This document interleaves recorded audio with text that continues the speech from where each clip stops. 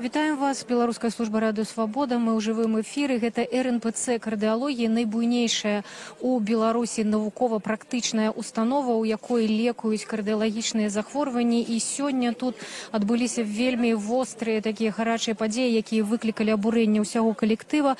Яшчэ учора стала вядома пра тое, што дырэктар РНПЦ кардыалогіі акадэмік Мрочак будзе звольнены. І сёння у гэты будынак прыехаў выконваючы абавязкі міністра аховы здароўя Дмітрий Піневіч і ў такой урачыстай, так скажем, у двух косцях форме заявіў пра тое, што акадэмік Мрочак будзе звольнены. Гэта адбылося на вачах ва ўсяго калектыва. Усе дактары, усе супрацоўнікі РНПЦ кардыалогія сабраліся у актавай зале, каб задаць пытанне выканаўца абавязкаў міністра аховы здароўя і таксама найперш абараніць свайго дырэктара. Выказалі незадавальненне дзеяннямі міністэрства аховы здароўя, якое звольніла такога высокакваліфікаванага унікальнага доктара і кіраўніка. І вот цяпер о 5 гадзіне калектыў РНПЦ кардыалогія сабраўся на такую акцыю перад уваходам у цэнтральны будынак. Я насамрэч не ведаю, я паглядзела наверх, так шмат людзей проста глядзіць з вокон. Я не ведаю, ці гэта супрацоўнікі, ці гэта пацыенты, але шмат людзей таксама назірае за тым, што тут адбываецца. Няма афіцыйнай прычыны звальнення акадэміка Мрочака, але па каментарах, якія ён сам даваў СМІ, у тым ліку і радыё Свабода, ён не забараняў сваім супрацоўнікаў выходзіць на акцыі супраць гвалту. І ён таксама заявіў, што не шкадуе, што ягоныя супрацоўнікі выходзілі на гэтыя акцыі супраць гвалту сілавікоў у дачыненні да мірных жыхароў, да мірных пратэстоўцаў. І таксама ён сказаў сёння радыё Свабода нашаму журналісту, што менавіта гэтыя акцыі дазволілі захаваць жыцці людзей. Дактары ўжо не першы раз выходзяць.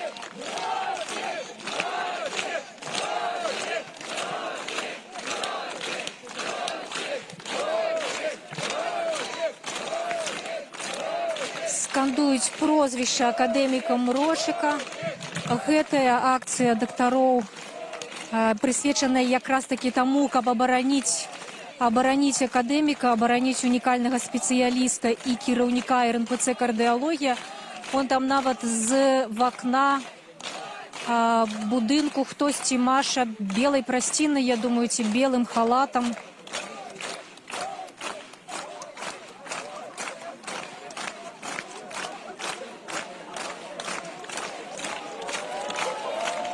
Беларускія дактары сталі такой вельмі згуртаванай супольнасцю, якія аднымі з першым заявілі пра гвалт у дачыненні да мірных пратэстоўцаў, да мірных людзей. Яны першымі выходзілі на акцыі пратэста, смела паведамлялі пра дыягназы, з якімі і траўмы, з якімі трапляюць людзі у шпіталі пасля таго, як выходзілі на акцыі пратэста, альбо былі выпадковымі затрыманымі, альбо траплялі ў шпіталі пасля збіцця ў русах, збіцця.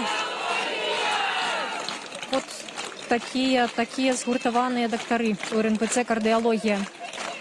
У гэтыя хвіліны калектыў абараняе свайго звольненага дырэктара, кіраўніка РНПЦ кардыалогія акадэміка Мрочака. Афіцыйнай прычыны звальнення няма, але вядома, што акадэмік Мрочак выступіў супраць гвалту ў дачыненні. Вярніце дырэктара, скандуюць. Выступаў супраць гвалту і не забараняў сваім супрацоўнікам выходзіць на акцыі супраць гвалту.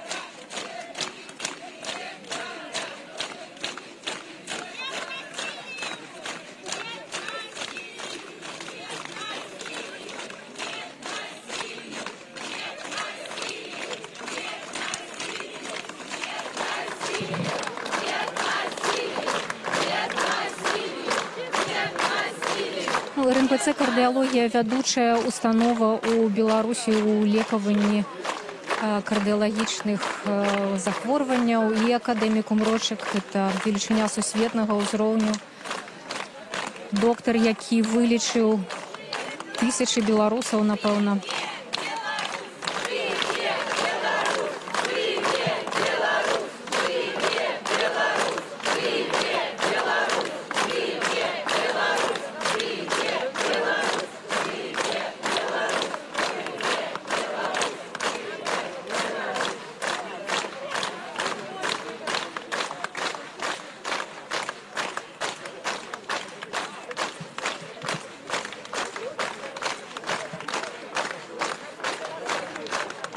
Некалькі чалавек проста падыходзяць, некалькі дзесяткаў, напэўна, проста выказаць падтрымку.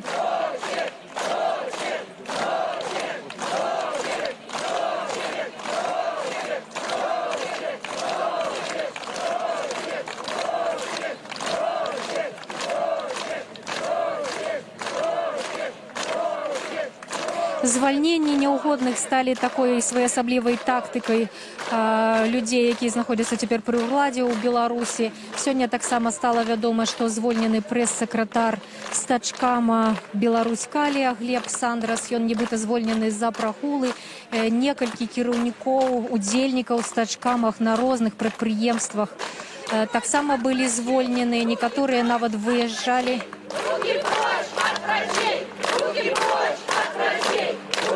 Выезжали за мяжу.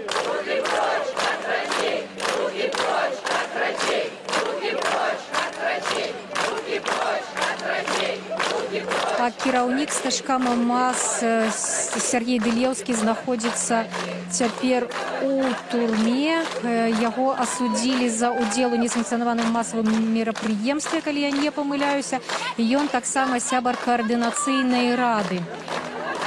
Затрымалі яго разам з Вольгай Кавальковай, таксама удзельніцай каардынацыйнай рады, і абодва гэтыя удзельнікі цяпер знаходзяцца у турме, ўжо асуджаныя за ўдзел у масавым мерапрыемстве.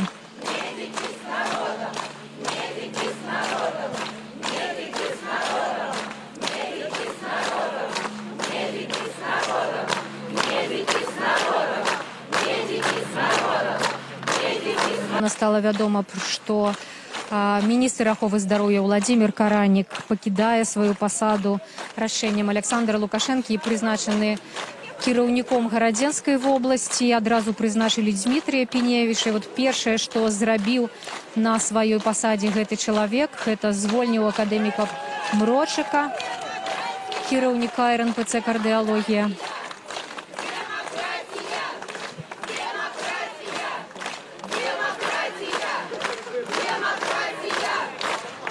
Вось так калектыў дактароў РНПЦ «Кардыалогія» абараняе свайго кіраўніка.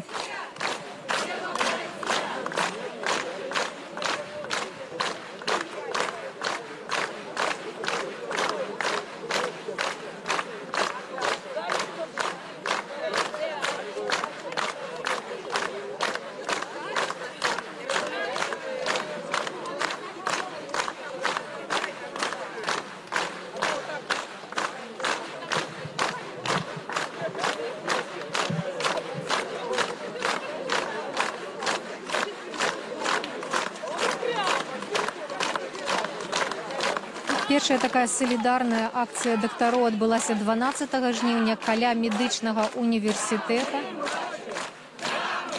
Яе наведаў таксама тагачасны міністр аховы здароўя Владзімір Каранік. Ён заявіў, што гэтыя акцыі зрэжысіраваныя, у іх удзельнічаюць праплачаныя людзі.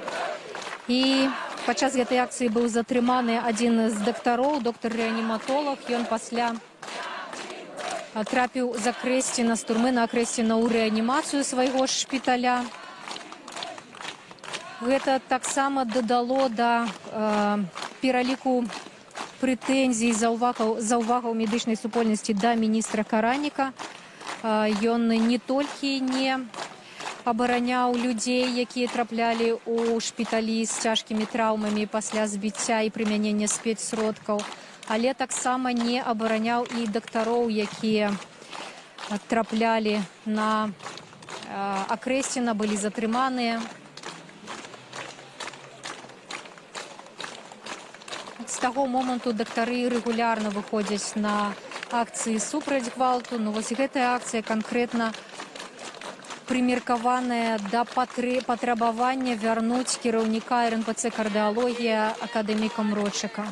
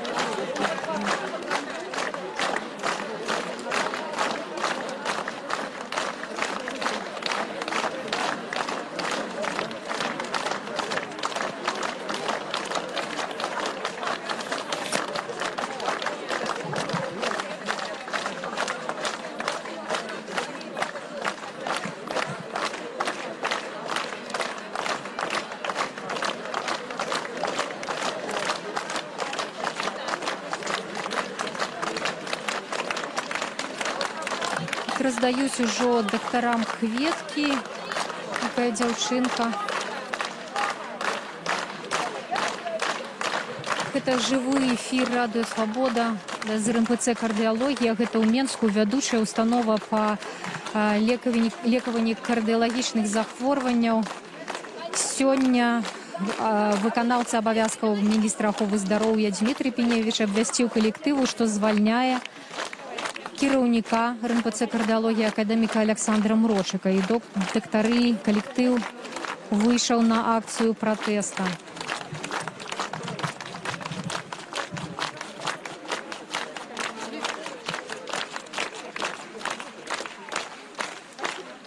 Калі ласка, пакуль вы назіраеце за тым, што адбываецца ў Менску, падпішыцеся на нашы сацыяльныя сеткі, калі яшчэ не падпісаліся. У любой сацыяльнай сетцы, якой вы карыстаецеся, ёсць радыё Свабода. Мы транслюем туды і жывыя эфіры, каб вы на свае вочы бачылі і рабілі свае ўласныя высновы з тых падзеяў, якія цяпер ёсць у Беларусі. І таксама у нас выйшла новая аплікацыя і для айфонаў, і для андроідаў. Калі ласка, можна ёю карыстацца, і ўсе апошнія навіны, нагадвалкі пра нашыя стрымы будуць там.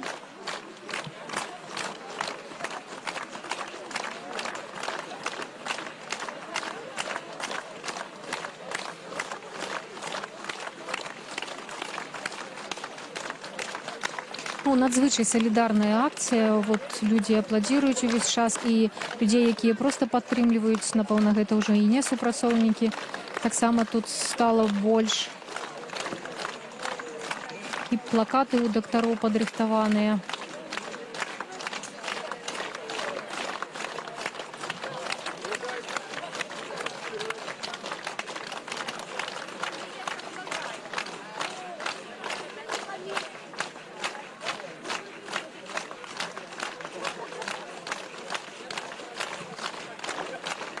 Штовечар таксама выходзяць людзі на плошчу Незалежнасці ў Менску. Учора ўжо не абышлося без затрыманняў і такіх вельмі незвычайных падзеяў. Нягледзячы на тое, што кожны дзень незвычайныя падзеі адбываюцца, але штодня штосьці такое здараецца, чаго раней немагчыма было сабе ўявіць. Учора, напрыклад, на плошчы Незалежнасці АМАП заблакаваў людзей у чырвоным касцёле. Каля 100 чалавек апынуліся там заблакаваныя. У сувязі з гэтым каталіцкія святары выказалі пратэст. І таксама на плошчы Незалежнасці учора былі затрыманыя 19 чалавек. Хтосьці з іх ужо атрымаў пакаранне за ўдзел у несанкцыянаваным масавым мерапрыемстве. І людзей затрымлівалі, вядома, што па ўсёй Беларусі каля 50 чалавек было затрымана толькі за ўчорашні дзень. Сёння таксама літаральна гадзіну паўтары таму стаяў ланцуг з жанчын, жаночы ланцуг супраць гвалту на плошчы Незалежнасці. Некалькі дзесяткаў чалавек у ім удзельнічалі. Магчыма, гэтай жанчыны цяпер там знаходзіцца, не правярала пакуль гэтую інфармацыю.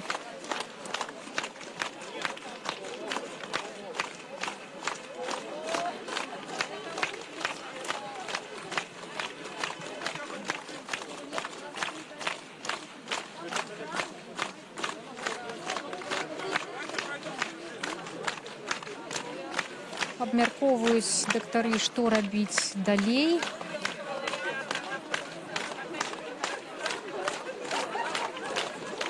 Прыйшла дзяўчына з плакатам нобелеўскага лаўрэата на допыт, акадэміка ў адстаўку, а нас да сценкі з пытальнікам. Апроч таго, што яна згадвае пра сённяшнія падзеі, калі акадэмік Александр Мурочак быў звольнены з пасады кіраўніка РНПЦ «Кардыалогія» фактычна за сваю пазіцыю, за тое, што ён падтрымаў свой калектыў і выступіў супраць гвалту у дачыненні да мірных жыхароў. Гэта таксама і нагадвае пра тое, што учора нобелеўскага лаўрэата па літаратуры Святлану Алексіевіч выклікалі ў следчы камітэт на допыт. Яна удзельніца каардынацыйнай рады. Координаційная рада цяпер уже аб'ядноўвае сотні чалавек, там нават уже не сотні, уже тысячи чалавек. Бо паводле правілаў туды можа кожны ахвотны падаць заяўку, але ёсць прэзідыум координаційнай рады, там таксама ёсць Святлана Алексіевіч. Была заведзеная крымінальная справа ў дачыненні да координаційнай рады. Штосьці там звязанае з пагрозай нацыянальнай бяспецы, і у выніку гэтага ўсіх сяброў выклікаюць цяпер на допыты. У следчы камітэт выклікалі і нобелеўскую лаўрэатку. Выдвинуться на улицу Дзяржынскага колонной и там как бы продолжить нашу акцию.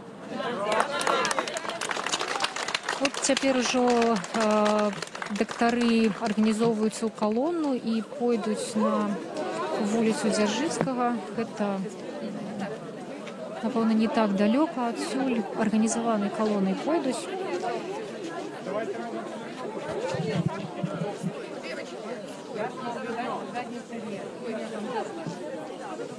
І пакуль вот будуць ісці, мы ўжо напэўна.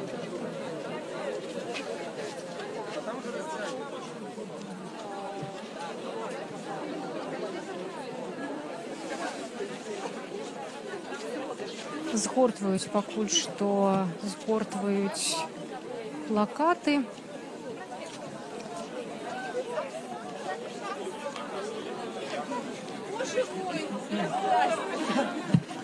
Я никого не узнаю. Оксана, боже мой, удел это безобразие. Можна да вас звярнуцца? Мы ў жывым эфіры Радыё Свабода. Хочам запытацца у вас, чаму так, я б сказала, што абураныя людзі, абураны калектыў, дактары абураныя звольнением господара Мурочака. Можете потлумачить, чему? Да, действительно, мы сегодня в очень, я даже не знаю, в очень сильных эмоциях на этот счет, потому что это абсолютно внезапное событие, которое случилось сегодня с утра. Еще вчера вечером у нас было все стабильно, и был свой директор, которого мы знали, с которым мы работали. А сегодня эта новость нас очень впечатлила, и поэтому, безусловно, мы вышли в его поддержку, потому что если могут уволить такого заслуженного человека, то, естественно, чего стоит, какова цена каждого из нас, любого рядового врача в отделении. А за что звольнили? Мы до конца не знаем, но поскольку это произошло так случайно, то мы не исключаем, что это может носить и политический характер. Мы не знаем, нам никто этого до конца не сказал. Дякую вялікі. Ідуць дактары калоннай да праспекта Дзяржынскага. Гэта такая шырокая вуліца. Можна з вами паразмаўляць? Да. Мы ў жывым эфіры Радыё Свабода. Вы працуеце, напэўна, у РНПЦ, альбо прынамсі вы медыкі, калі глядзець на вашу форму. Скажите, калі ласка, а за что звольнили академика Мрочика? Проблема в том, что его звольнили ни за что. Нет ни одного весомого аргумента, ни одной причины, по которой можно уволить нашего директора. А патлумачу, сёння до вас намеснік міністра, выканаўца абавязкаў міністра прыязджаў. Што казаў?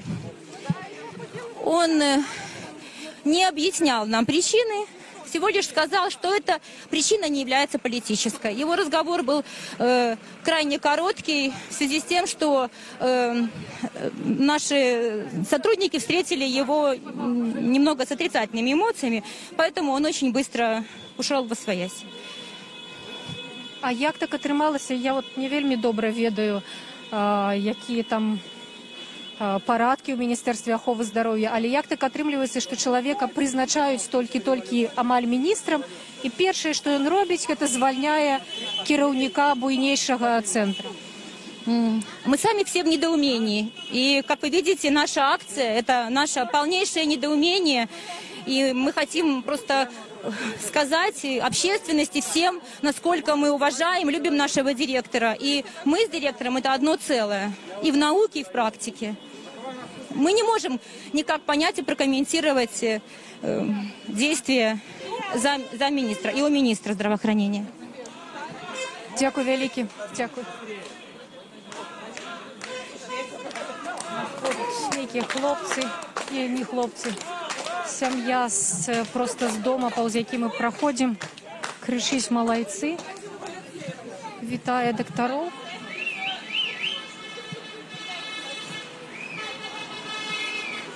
Добрый день, а можно до вас звярнуцца? Мы ў жывым эфіры Радыё Свабода. Ужо зразумелі, што вы абараняеце свайго кіраўніка, акадэміка Мрочика. А ўвогуле, якія цяпер настроі медычнай супольнасці ў сувязі з тым, што адбываецца ў Беларусі, может быть, у апошнія тыдні? Ну, прежде всего, наверное, чувство какой-то неопределенности в настоящее время существует в медицинской сфере. Но медики в целом, они готовы спасать жизни людей, всегда, в общем-то, являлась благородной профессией. Но в настоящее время мы переживаем за каждого нашего коллегу, который высказывает свое мнение. Это, наверное, очень важно, когда есть в стране демократия, и это должно быть, иметь уважение в стране. Поэтому мы прежде всего сейчас боремся за своего директора, которого мы очень уважаем, очень любим, с которым мы много сделали в нашей стране. И поэтому мы, в принципе, выражаем свое мнение сейчас именно за человека, с которым мы много лет вместе. Вы ведаеце, я ўжо размаўляла некалькі разоў з дактарамі, якія ўдзельнічалі у такіх ланцугах супраць гвалту. І часта людзі кажуць пра тое, што кіраўніцтва іх не чуе, не прыслухоўваецца да іхных патрабаванняў. Маецца на ўвазе найперш, канешне, Міністэрства аховы здароўя. Ці ёсць такія настроі? Это очень сложный вопрос. Сложно, потому что у каждого человека свое мнение, свой взгляд на то, что происходит в стране. Я, честно, за то, чтобы народ уважал, каждый человек уважал друг друга, не боялся высказывать свое мнение. Я прежде всего за это. Дякую вам вялікі. Дякую. У калоне супрацоўнікаў РНПЦ кардыалогіі рухаемся до праспекту Дзяржынскага ад будынку РНПЦ. Дактары выйшлі на акцыю у абарону звольненага кіраўніка РНПЦ кардыалогія акадэміка Александра Мрочика. Пару чалавек, з якімі мы паразмаўлялі, кажуць, што прычыну звальнення ім не патлумачылі.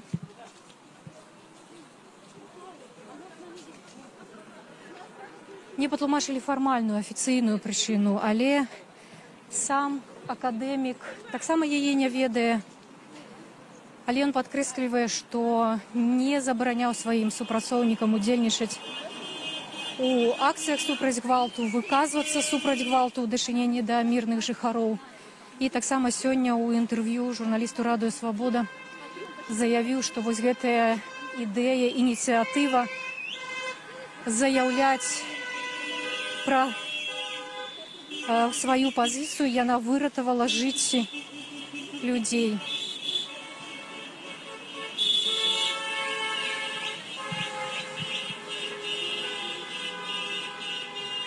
Падтрымліваюць гудкамі аўтамабільнымі.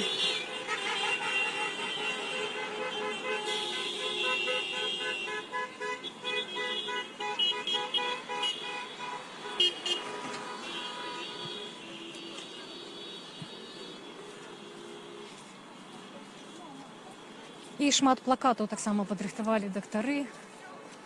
І вярніце Мрочыка, і не звальняйце дактароў, хто вас будзе лечыць.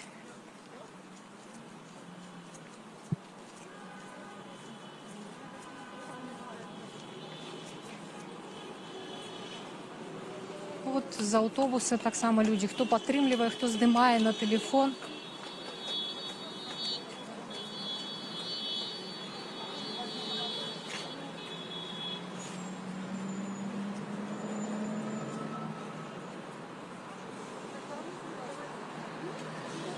Зараз, як толькі мы дойдзем да праспекта, людзі выстрояцца, напэўна, у ланцуг. Будзе магчымасць больш даведацца пра тое, што дактары думаюць пра цяперашнюю сітуацыю.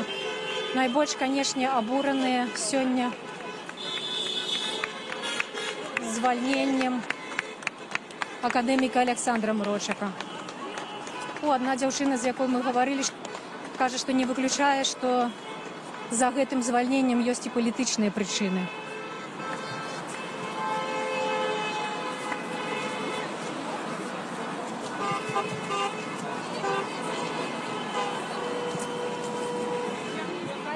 Дзяўчына з плакатам, дзе было пра нобелеўскага лаўрэата і пра Мрочыка. Зараз паспрабуем яе здагнаць і запытацца. Добрый день. А можно до вас звярнуцца? Мы ў жывым эфіры Радыё Свабода. Я уже звярнула ўвагу на ваш плакат яшчэ, калі мы стаялі каля РНПЦ. Мы можем рухацца. Скажите, калі ласка, вот на что вы звяртаеце ўвагу сваім гэтым допісам? Ну, логическую цепочку выстраиваю. А как иначе? Мрочик вообще был научный руководитель, честнейший человек. Ну, врач вообще со всех больших букв, какие можно вот написать. Ну, я не знаю, уже такие врачи... Як так атрымалася, што Беларусі не патрэбныя такія людзі? Ну, штучным и единичным белорусам, может, и не потребны, а народу нужны только такие врачи. Честные, смелые, талантливые. Он вообще, как врач, он, ну, вот просто мой учитель, можно сказать. И я обязательно, ну, прямо как узнала, еще вчера переживала за него. Поэтому и пришла. Дякую вялікі. Вельмі доўгі атрымаецца гэты ланцуг, бо вот людзі ідуць і ідуць, шмат супрацоўнікаў. Не ведаю, колькі дакладна супрацоўнікаў мае РНПЦ «Кардыалогія», але шмат супрацоўнікаў выйшлі.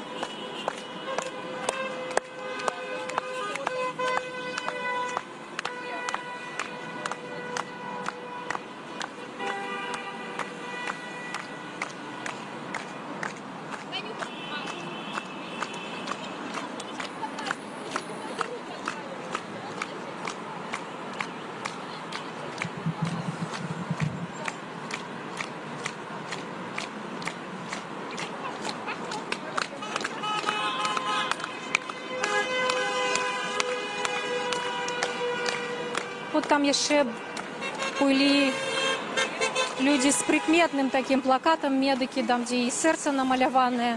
РНПЦ «Кардыалогія» займаецца якраз такі кардыялагічнымі захворваннямі. Можна да вас звярнуцца? Не? Але майстравіты плакат у вас.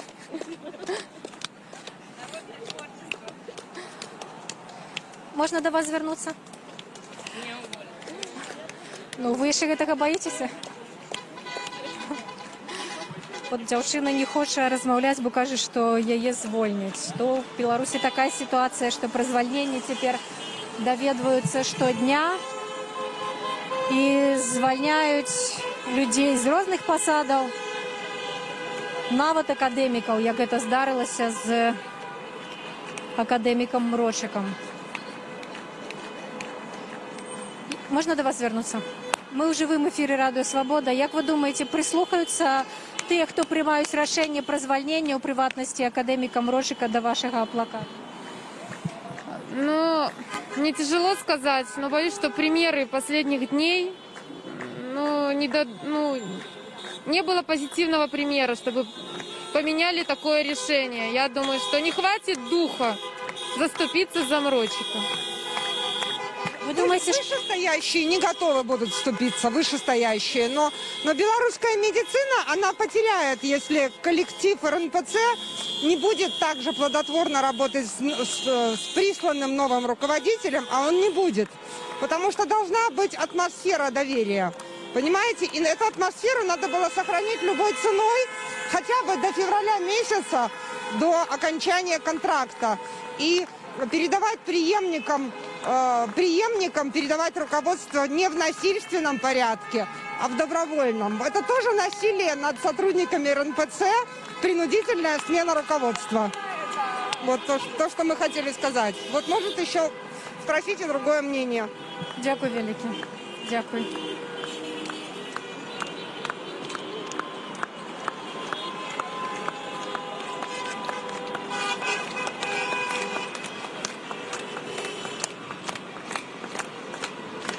Не ўсе ў медычнай форме, але мы падыходзілі і да людзей у такім звычайным адзенні. Яны таксама медыкі.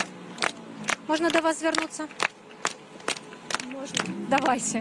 Мы ў жывым эфіры Радыё Свабода. Скажыце, калі ласка, з якімі пачуццямі цяпер медычная супольнасць працуе ў апошнія тыдні ў Беларусі? Нам очень тяжело, и я, и моим коллегам, и мне, и это все мы проносим через себя.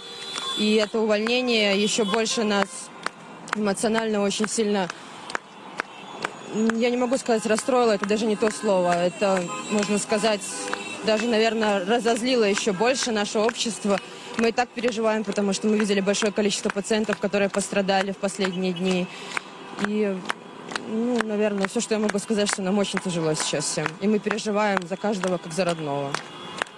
А скажите, калі ласка, вот у дачыненні да дактароў, гэта рэальна можа працуючая мера, калі дактарам будуць пагражаць звальненнем? Бо мне здаецца, што па тых абвестках, якія маюць асабліва рэгіянальныя шпіталі, вельмі вялікая нехватка медычнага персонала. Ну, насчет того, что лично про себя сказать могу, что мне никто увольнением не угрожал, но исходя из нашей ситуации в стране, все может сложиться. Все, что я могу сказать. Насчет нехватки докторов, да, она всегда есть и была, и будет. Потому что хорошие кадры, они на вес золота. Дякую велике.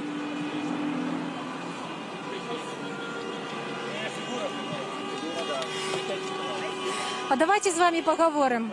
Все и так ясно, все видно. Ну, скажите что-нибудь натхняльное для людей. Я согласен полностью с коллегой.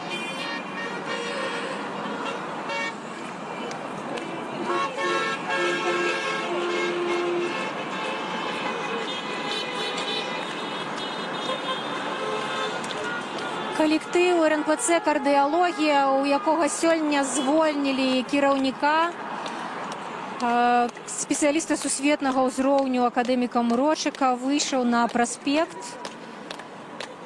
Патрабуюць вярнуць дырэктара, вярнуць кіраўніка.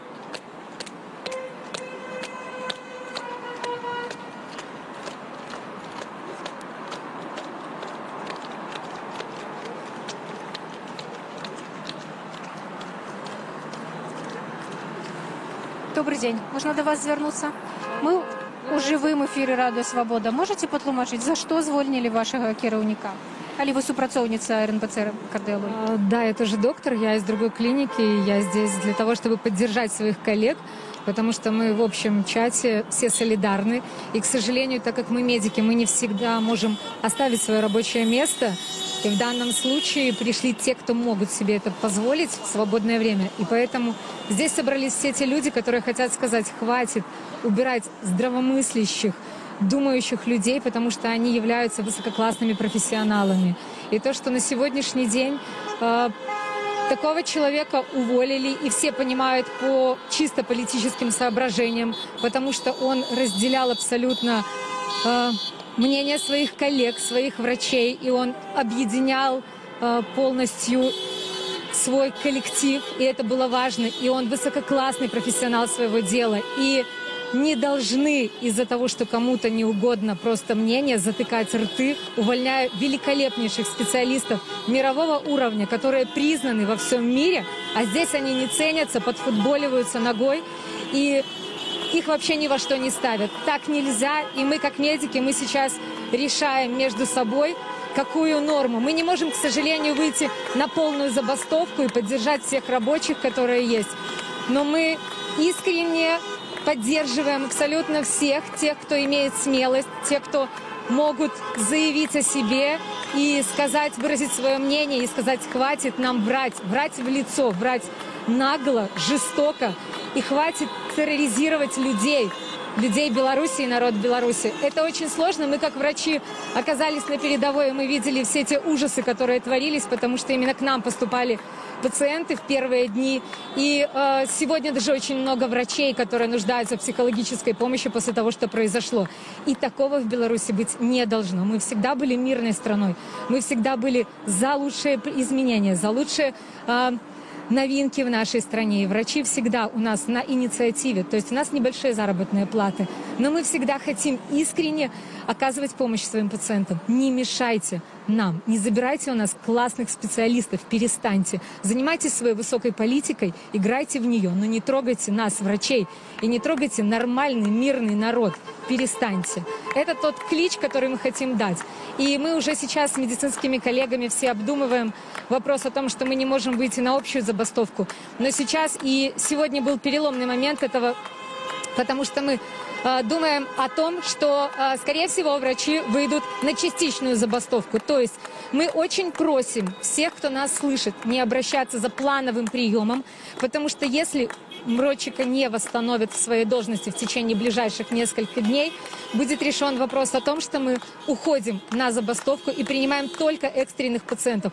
Поэтому, дорогие белорусы, поддержите нас, помогите нам вернуть наших классных специалистов, которые сейчас и находятся уже как не исполняющие должность, и которые сейчас находятся уже в местах лишения.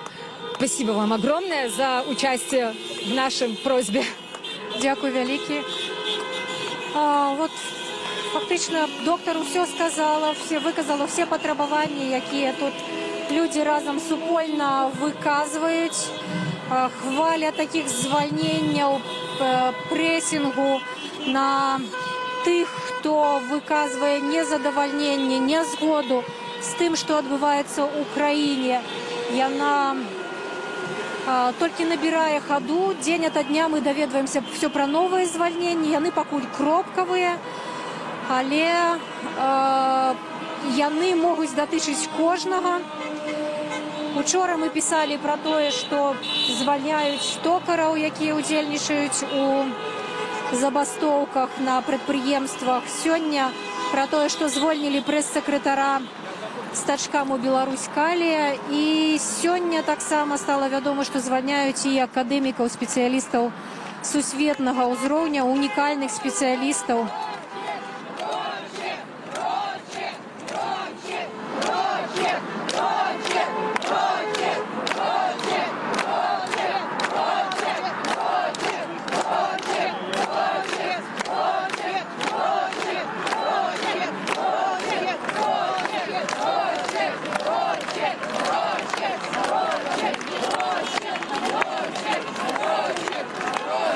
Добрый день. Вот медики с таким самым долгим плакатом выгукваюць Мрочык, прозвішча свайго кіраўніка. Вот до гэтай дзяўчыны, можа быць. Можна до вас? Мы ў жывым эфіры Радыё Свабода. Вы, я так разумею, у РНПЦ працуеце? Да. Можете сказать, чему звольнили вашего директора? Смею предположить, что из-за того, что он поддержал сотрудников, которые вышли на проспект Дзержинского, чтобы объявить свою какую-то гражданскую позицию, то, что люди имеют слово, имеют право на свободу и на какие-либо свободные действия. Я думаю, из-за этого. Скажите, калі ласка, а якія настроі цяпер сярод дактароў? Ці упэўненыя, што удастся вярнуць гаспадара Мрочыка на свою посаду? Ну, я думаю, остается только верить в лучшее. Надежда умирает последней.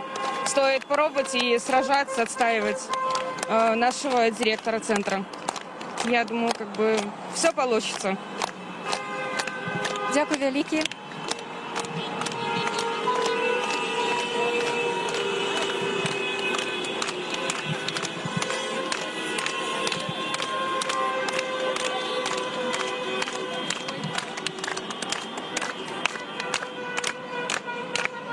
Можна до вас звернуться?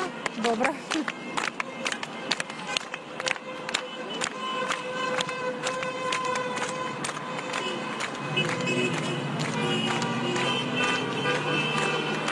Можно до вас вернуться? Можно до вас вернуться? Я просто с Мрочиком не работал, я здесь... Але вы медик? А? Вы медик? Ну да, я здесь просто как бы... Але можете, наприклад, адказаць на пытанне, ці медычная сістэма ў Беларусі можа вот так вот дазволіць сабе звальняць таких людей? Ну, вы знаете, тут же очевидный ответ. Конечно, нет, поэтому мы и здесь. Это, большой перегиб. Так нельзя делать. Вот, и, даже еще раз говорю, поэтому мы и здесь, понимаете, потому что мы против таких вот решений. Что плануете далее рабіць? Завтра Мрочик ізноў не выйдзе на право. Это произошло сегодня, и, как и многое сейчас в нашей стране, оно происходит просто с колес, понимаете, то есть вот сегодня день, сегодня решение. Что будет завтра, никто не знает, и это будет уже завтра решаться, понимаете, то есть все очень спонтанно происходит. Як ви думаєте, чому, наприклад, Міністерство аховы здароўя не прислуховується до голосу медиков? Вот выходят адукаваныя люди, профессионалы, выхованные, ветливые, спрабуюць донести свою позицию. Мы бачили не раз, як супрацоўнікі Міністерства аховы здароўя альбо просто сыходзяць, альбо не адказваюць на пытанні. Ці магчымыя размовы? Дело в том, что все государственные структуры и министерства, они же не ведут диалог с теми, кем они управляют. То есть они слушают сверху то, что им говорят. Поэтому они сами заложники этой ситуации. Да, я просто интервью. То есть министр, он же сам ничего тут и не решает, он просто рупор, понимаете, и, если бы он был независимым человеком, конечно, он бы этого не делал. Он же умный, грамотный человек и управленец, он лично знаком с академиком Мрочиком, он бы никогда этого не сделал. Вы теперь про Караника и про Пеневич? Я и про Караника, и про Пеневича. Это же люди, которые десятки лет работают вместе. Конечно, они друг друга знают, они взаимодействуют, они хорошо общаются. Поэтому... Але як так атрымліваецца? Вот, напрыклад, пра спадара Пеневіча я не ведаю, але спадар Каранік меў вельмі аўтарытэтную рэпутацыю выдатнага доктара, так? Ён не можа не разумець, што азначае для медицины белорусской звольнение такого человека. Они же выполняют приказ сверху, понимаете? Прошу приказа, есть решение. Сейчас, понимаете, это же военное время, то есть это подчеркивается на каждом каком-то, с любого телевизора, с любого митинга провластного, что сейчас военное время нам угрожает. Поэтому и решения такие же вот в духе военного времени, понимаете? Кто погрожает? Реально, кто погрожает? Мы слышим с гостелевидения, что нам угрожает НАТО, но мы не видим этой угрозы. Я ее не вижу, эту угрозу. Я не вижу. И никто ее не видит из тех, кого я знаю. Вот. И министр, он здесь просто рупор, он не решает ничего. Он ничего не решает, поэтому он такие вещи делает, которые он бы не хотел делать никогда в жизни своей. Они были хорошо знакомы, и просто надо было выполнить приказ сверху. Это очевидно. Дякую. Доктары, розныя доктары, не толькі РНПЦ «Кардыалогія», дзе сёння выканаўца абавязкі міністра аховы здароўя Дмітрий Піневіч заявіў пра звальненне кіраўніка РНПЦ «Кардыалогія» акадэміка Александра Мрочыка, але і з іншых установаў, з іншых шпіталёў, паліклінік прыходзяць медыкі падтрымаць патрабаванне калектыва, каб Мрочыка вярнулі.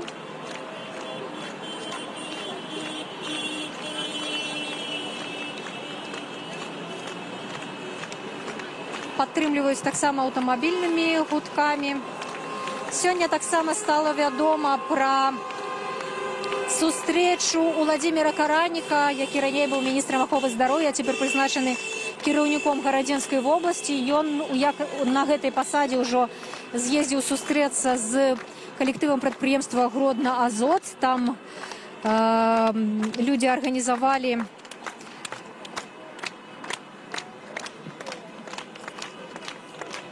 абмеркаванне тых падзеяў, якія адбываюцца ў краіне, абмяркоўваецца ідэя забастоўкі. І адным з такіх самых гучных абмяркоўваемых выказванняў Уладзіміра Караніка стала абвінавачанне 16-гадовага хлопца, бацькі якога заявілі, што яго катавалі ў міліцыі пасля затрымання, і які ляжаў у коме ў 3-м дзіцячым шпіталі. Міністр Каранік сказаў, што гэты хлапец знаходзіўся пад псіхатропамі. Пры гэтым не патлумачыў характар ягоных траўмаў, якія ён атрымаў. І таксама медычныя дакументы, якія ёсць у распараджэнні сям'і і ў распараджэнні адваката сям'і гэтага хлопца. Кажуць пра тое, што ў крыві гэтага 16-гадовага дзіцяці не было ані алкаголю, ані іншых псіхатропных рэчываў.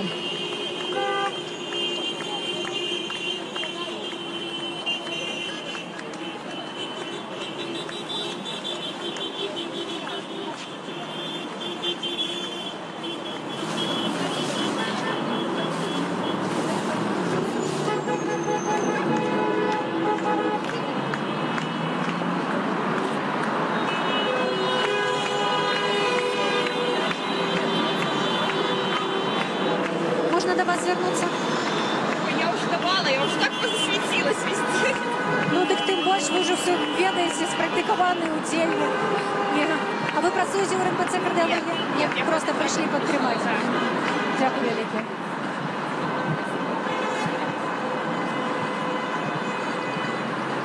Трымаюць таксама людзі партрэты палітычных зняволеных. За перыяд выбарчай кампаніі тысячы людзей без перабольшання ў Беларусі апынуліся ў турме. Шмат хто з іх прызнаны палітычным зняволеным. Толькі ў перыяд пратэстаў пасля дня выбараў было затрымана, паводле афіцыйных звестак, 7500 чалавек. Выказваюцца меркаванні, што гэта лічба можа быць большая. І сотні чалавек таксама трапілі ў шпіталі з цяжкімі траўмамі, як наступствы выкарыстання спецсродкаў з боку сілавікоў. Гэта светлашумавыя гранаты, гумовыя кулі. Былі забітыя людзі, 2 чалавекі дакладна загінулі падчас пратэстаў. Гэта Александр Тарайкоўскі і Геннадзь Шутаў. Адзін хлапец з Гомеля, 25-гадовы, памёр, калі быў затрыманы, памёр у турме. І пры невысветленых абставінах загінуў Мікіта Крыўцоў. 10 дзён яго лічылі зніклым. Пасля ягонае цела знайшлі ў Менску. Паводле афіцыйнай версіі гэта павешанне, але сям'я ў гэта не верыць.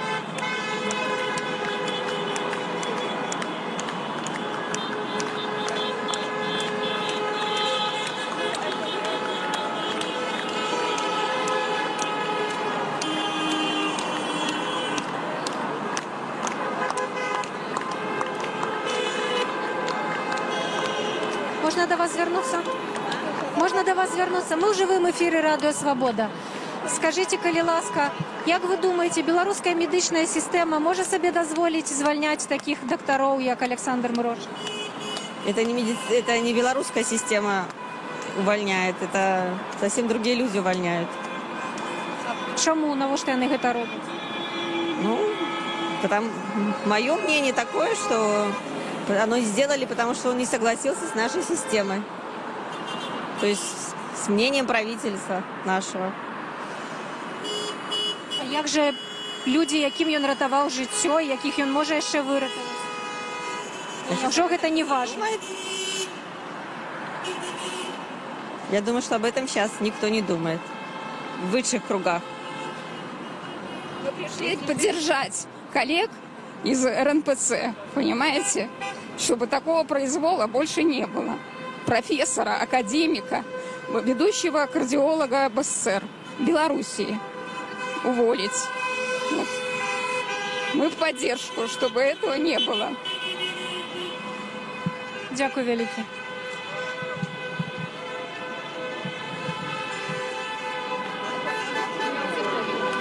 Працягваюць дактары акцыю пратэста супраць звальнення кіраўніка РНПЦ «Кардыалогія» акадэміка Александра Мирошика.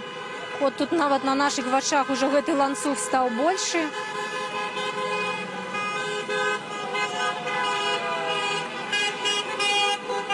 Можам пайсці ўжо, напэўна. Долучаюцца проста людзі, якія ідуць по праспекце, долучаюцца таксама дактары, у якіх сканчаецца змена, сканчаецца працоўны час.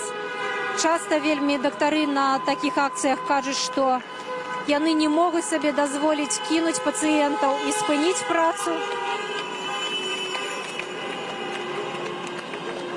Але гэта не азначае, што яны згодныя, часта кажуць слова «беспредел», да, з тым, што адбываецца.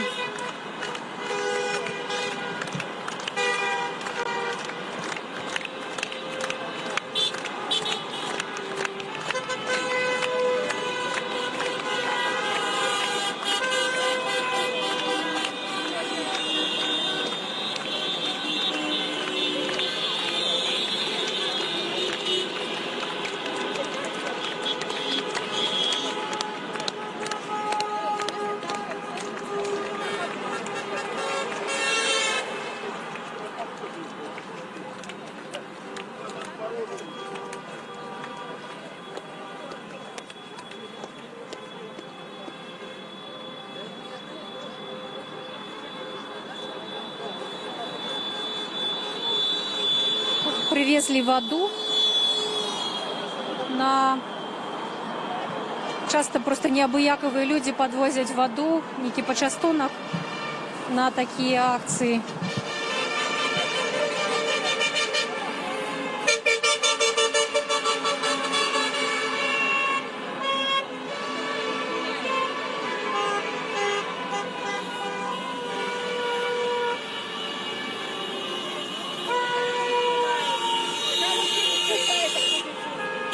Добрый день.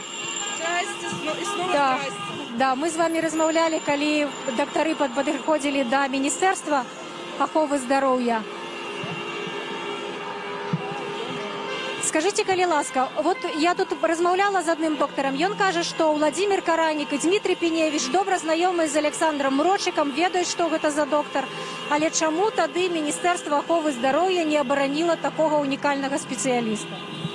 Ну, потому что у нас система здравоохранения, она направлена не на то, собственно, не столько и не только на то, чтобы помогать нам лечить людей, как на то, чтобы быть встроенную в вертикаль власти. И поэтому у нас доктора, как атланты, кариатиды, одной рукой, значит, пациентов лечат, а другой рукой поддерживают всю эту вертикаль властную. И поэтому любой врач, каким бы он ни был, как бы он попадает в эту систему, и он вынужден поддерживать эту вертикаль, и работать не на здравоохранение, а на то, чтобы наша система государственного управления выглядела хорошо. Оттуда это дешевый популизм на всех уровнях, оттуда эти многочисленные фальсификации, без которого система здравоохранения тоже не обходится. И врачи, получаются, тоже встроены поневоле в эту вертикаль власти. И собой поддерживают ее, поддерживают существующий строй. Тут вот как раз люди, які, напевно, з гэтым не згодны. Естественно, и структуры, которые пытаются нами управлять, они лишились нашего доверия на всех уровнях. А скажите, калі ласка, як вы оцениваете, ці, может быть, іншыя дактары, вот новое призначение Владимира Караніка і ягоныя заявы, якія ён зрабіў. Вот у прыватнасці была гучная гісторыя, якую я ведаю, медычнай супольнасці абмяркоўваюць з катаваннямі 16-гадовага хлопца, які пасля ляжаў у рэанімацыі 3-й дзіцячага шпіталя. І вот цяпер міністр Каранік кажа, што ён знаходзіўся пад псіхатропамі, пры гэтым нічога не кажа пра характар ягоных траўмаў. Ну, мне не хочется давать оценочные суждения какие-то Владимиру Степановичу как человеку, поскольку он многим коллегам известен как хороший специалист в прошлом. Но мне кажется, любой человек, который попадает в эту вертикаль, становится частью ее и вынужден говорить уже не как человек, не как гражданин, а как винтик этой системы. Дякую велике.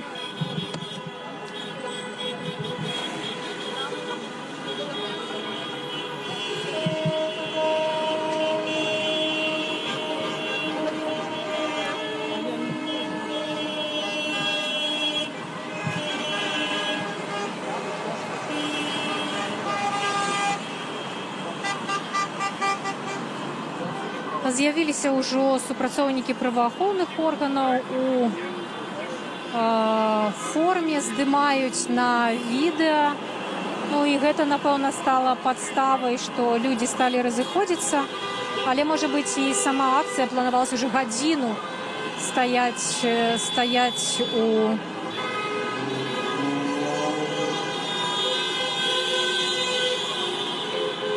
А можна до вас звярнуцца?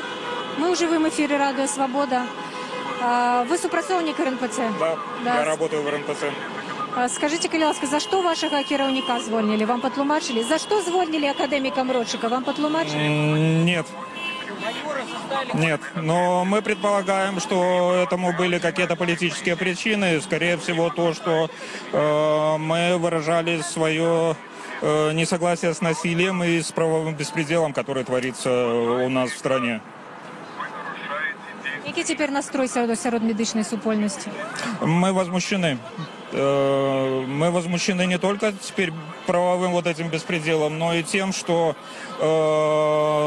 вновь назначенный министр, ну или исполняющий обязанности министра, начинает свою деятельность с того, что увольняет одного из самых известных ученых-кардиологов Белоруссии. Я считаю, мы считаем все, что это неправильно, и поэтому весь коллектив РНПЦ вышел просто-напросто, как вы видите, на акцию. Мы против этого. А вы кажете, весь сапраўды гэта заўважная колькасць з усіх людзей, якія працуюць у РНПЦ? Простите? Вы кажете, увесь коллектив вышел, это... Ну, конечно же, не весь. Те люди, которые неравнодушны и которым не все равно. Мы не можем сказать, что весь коллектив. Конечно же, в нашем коллективе есть разные люди, которые поддерживают разные позиции, имеют разные позиции, поддерживают разных кандидатов. Но те люди, которые за то, чтобы наша страна вернулась в какие-то правовые рамки, они неравнодушные люди, они вышли сегодня сюда. И очень много пришли наших коллег из других учреждений, чтобы нас поддержать. За что им большое, огромное спасибо. Дякую велике. Дякую. Подышла милиция, попередила про то, что акция не санкционованная, попередила про то, что это незаконно тут збираться. И не ведаю, ці гэта з гэтай причины, ці з іншай причины, але люди разыходзяцца. Насамрэч ужо гадзіну доўжыцца гэтая акцыя. Супрацоўнікі РНПЦ «Кардыалогія» патрабуюць вярнуць на пасаду кіраўніка гэтай установы акадэміка Александра Мрочика.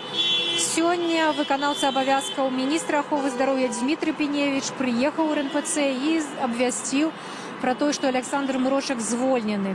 Афіцыйнай прычыны вот такой фармальнай не патлумачана. Шмат хто з тых, з кім мы размаўлялі, бачаць у гэтым звальненні палітычныя прычыны, кажуць пра тое, што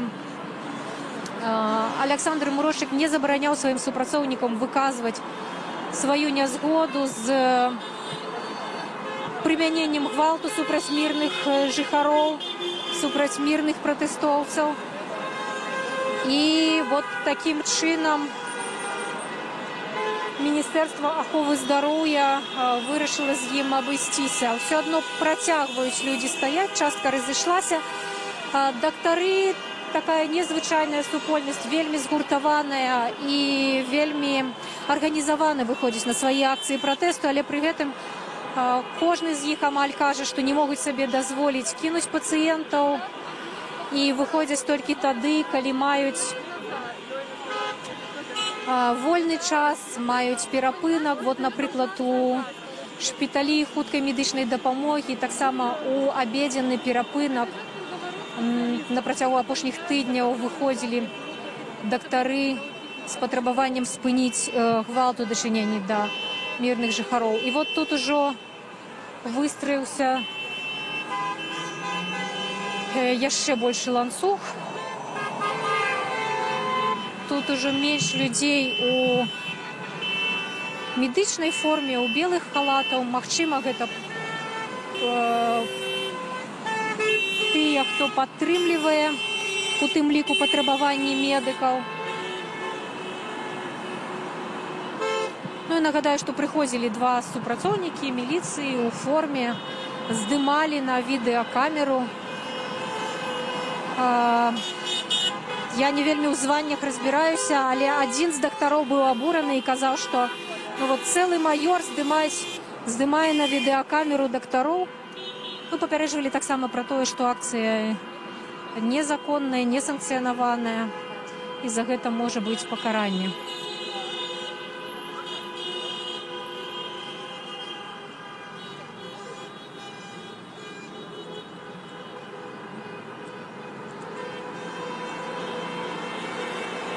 Калі ласка, пакуль вы глядзіце нашае жывое ўключэнне з вуліц Менску, падпішыцеся на нашы сацыяльныя сеткі, калі вы яшчэ не падпісаны.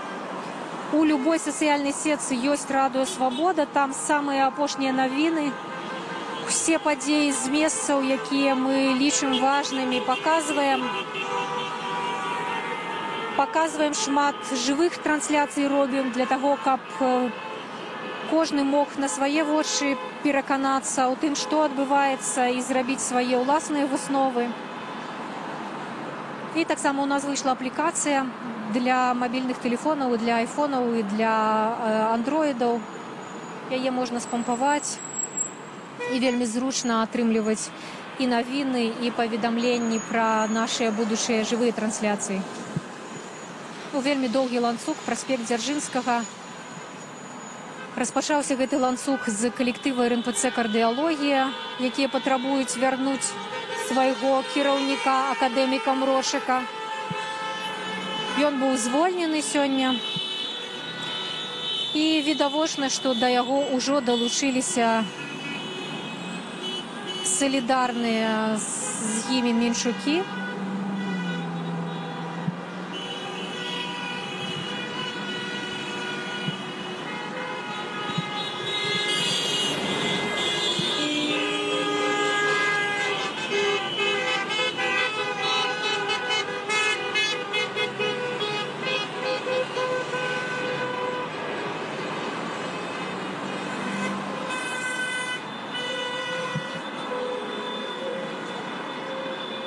Падыдзем да жанчын з кветкамі. Жанчыны з кветкамі сталі таксама сімвалем гэтых пратэстных акцый. Яны сімвалізуюць мірныя патрабаванні, мірны пратэст.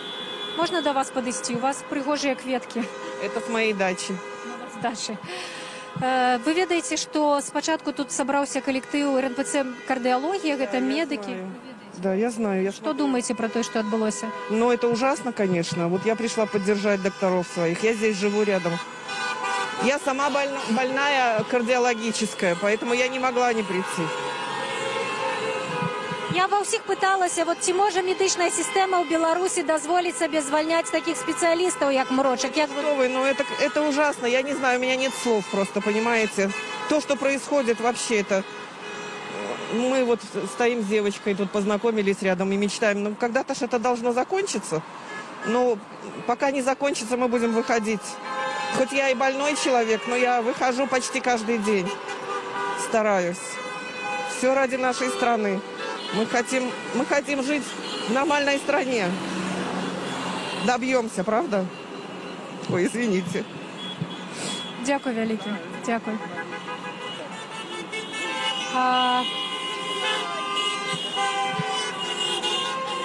Пасля таго, як з'явіліся першыя сведчанні пра жорсткія катаванні, збіццё і траўмы, якія атрымалі людзі, жанчыны выйшлі з кветкамі у цэнтр Менску,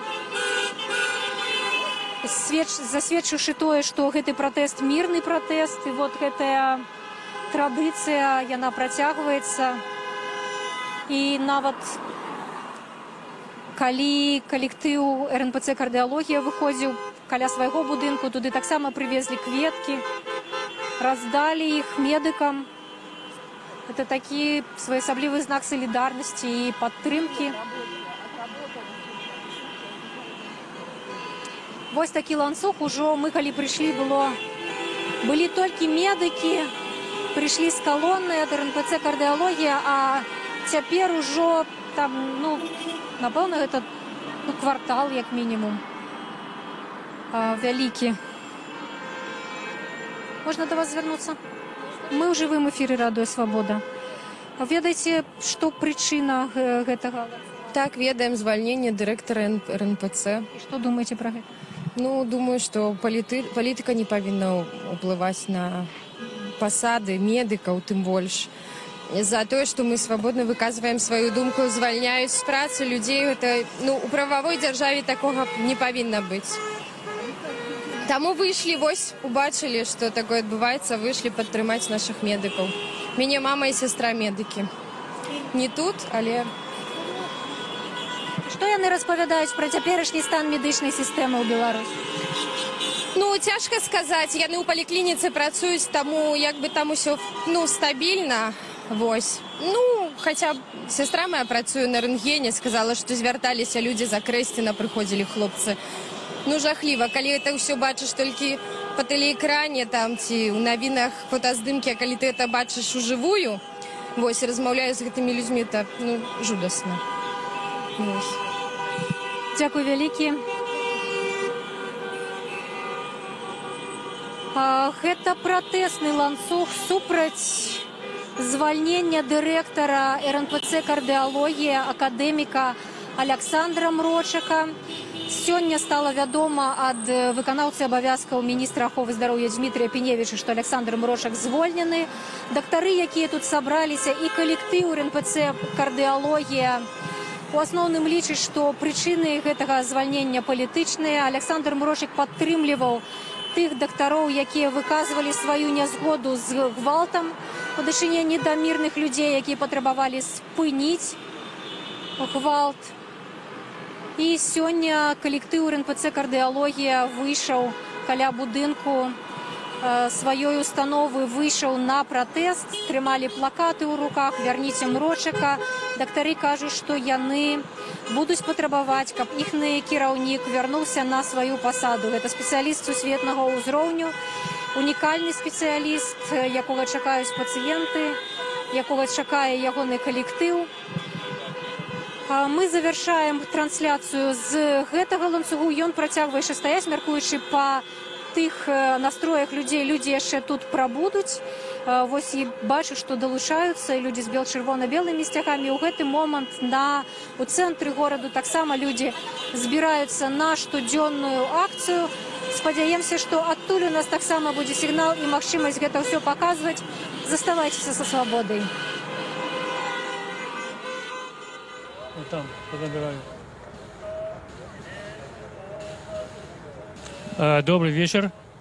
Радио Свобода протягивает сегодняшний напростовый репортаж с площади Свободы. Тут мало отбыться в 6 годин акцыя з пратэсных акцыяў супраць выбараў, і яна яшчэ не пачалася, але ўжо ёсць першыя затрыманыя вось там каля сквера на плошчы Свабоды, дзе групай стаялі журналісты, да іх падышлі міліцыянты і забралі іх, і, як кажуць, упакавалі у бусика. Это нам рассказали люди, и уже не первый человек, сведка сказал, ваших хлопцев затрымали. Там были журналисты разных белорусских выданий, там были фотокорреспонденты, операторы, те, кто працует на белорусские выдания, те, кто працует на замежные выдания. Ну, мы пока не ведаем, сколько человек, но люди сказали, что все, кто стояли вот там, каля ратуши, то этих людей сопроводили у милицейский бус, и они там застались. А вот мы назираем теперь за пляцовкой каля кафедрального собору. Нагадаю, инициаторы акции, якая мае мэту пратэсту супраць учорашніх гвалтоўных дзеянняў на плошчы Незалежнасці каля касцёлу чырвонага. Вот мне падказвае наш рэдактар, што затрыманы таксама наш фотокарэспандэнт Радыё Свабода Уладзь Грызін.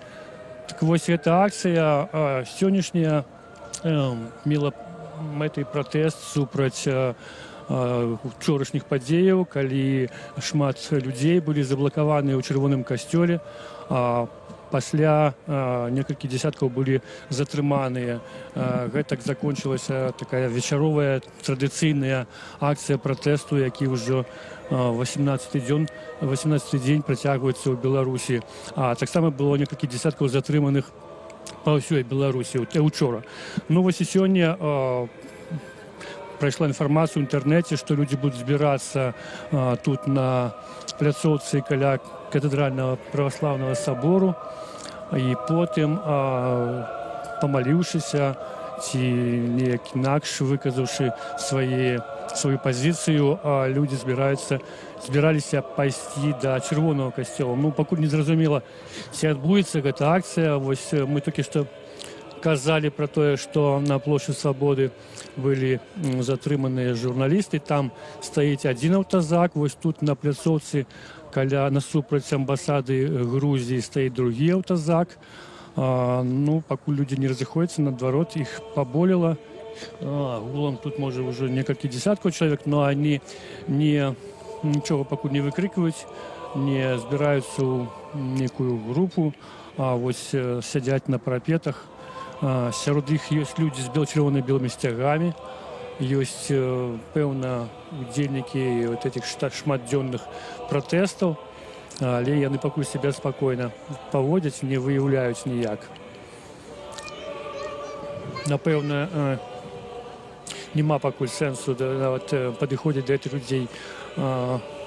Я, во всякім разе, не бачу сэнсу падыходзіць да іх і пытацца задаваць нашы традыцыйныя пытанні, навошта вы тут знаходзіцеся, чаго вы тут прыйшлі, таму што гэта можа справакаваць пэўныя дзеянні сілавікоў супраць гэтых людзей, таму мы будзем проста назіраць, што тут адбываецца. Тым часам у кафедральным саборы ось 6 гадзінаў пачалася служба, сюды ідуць вернікі.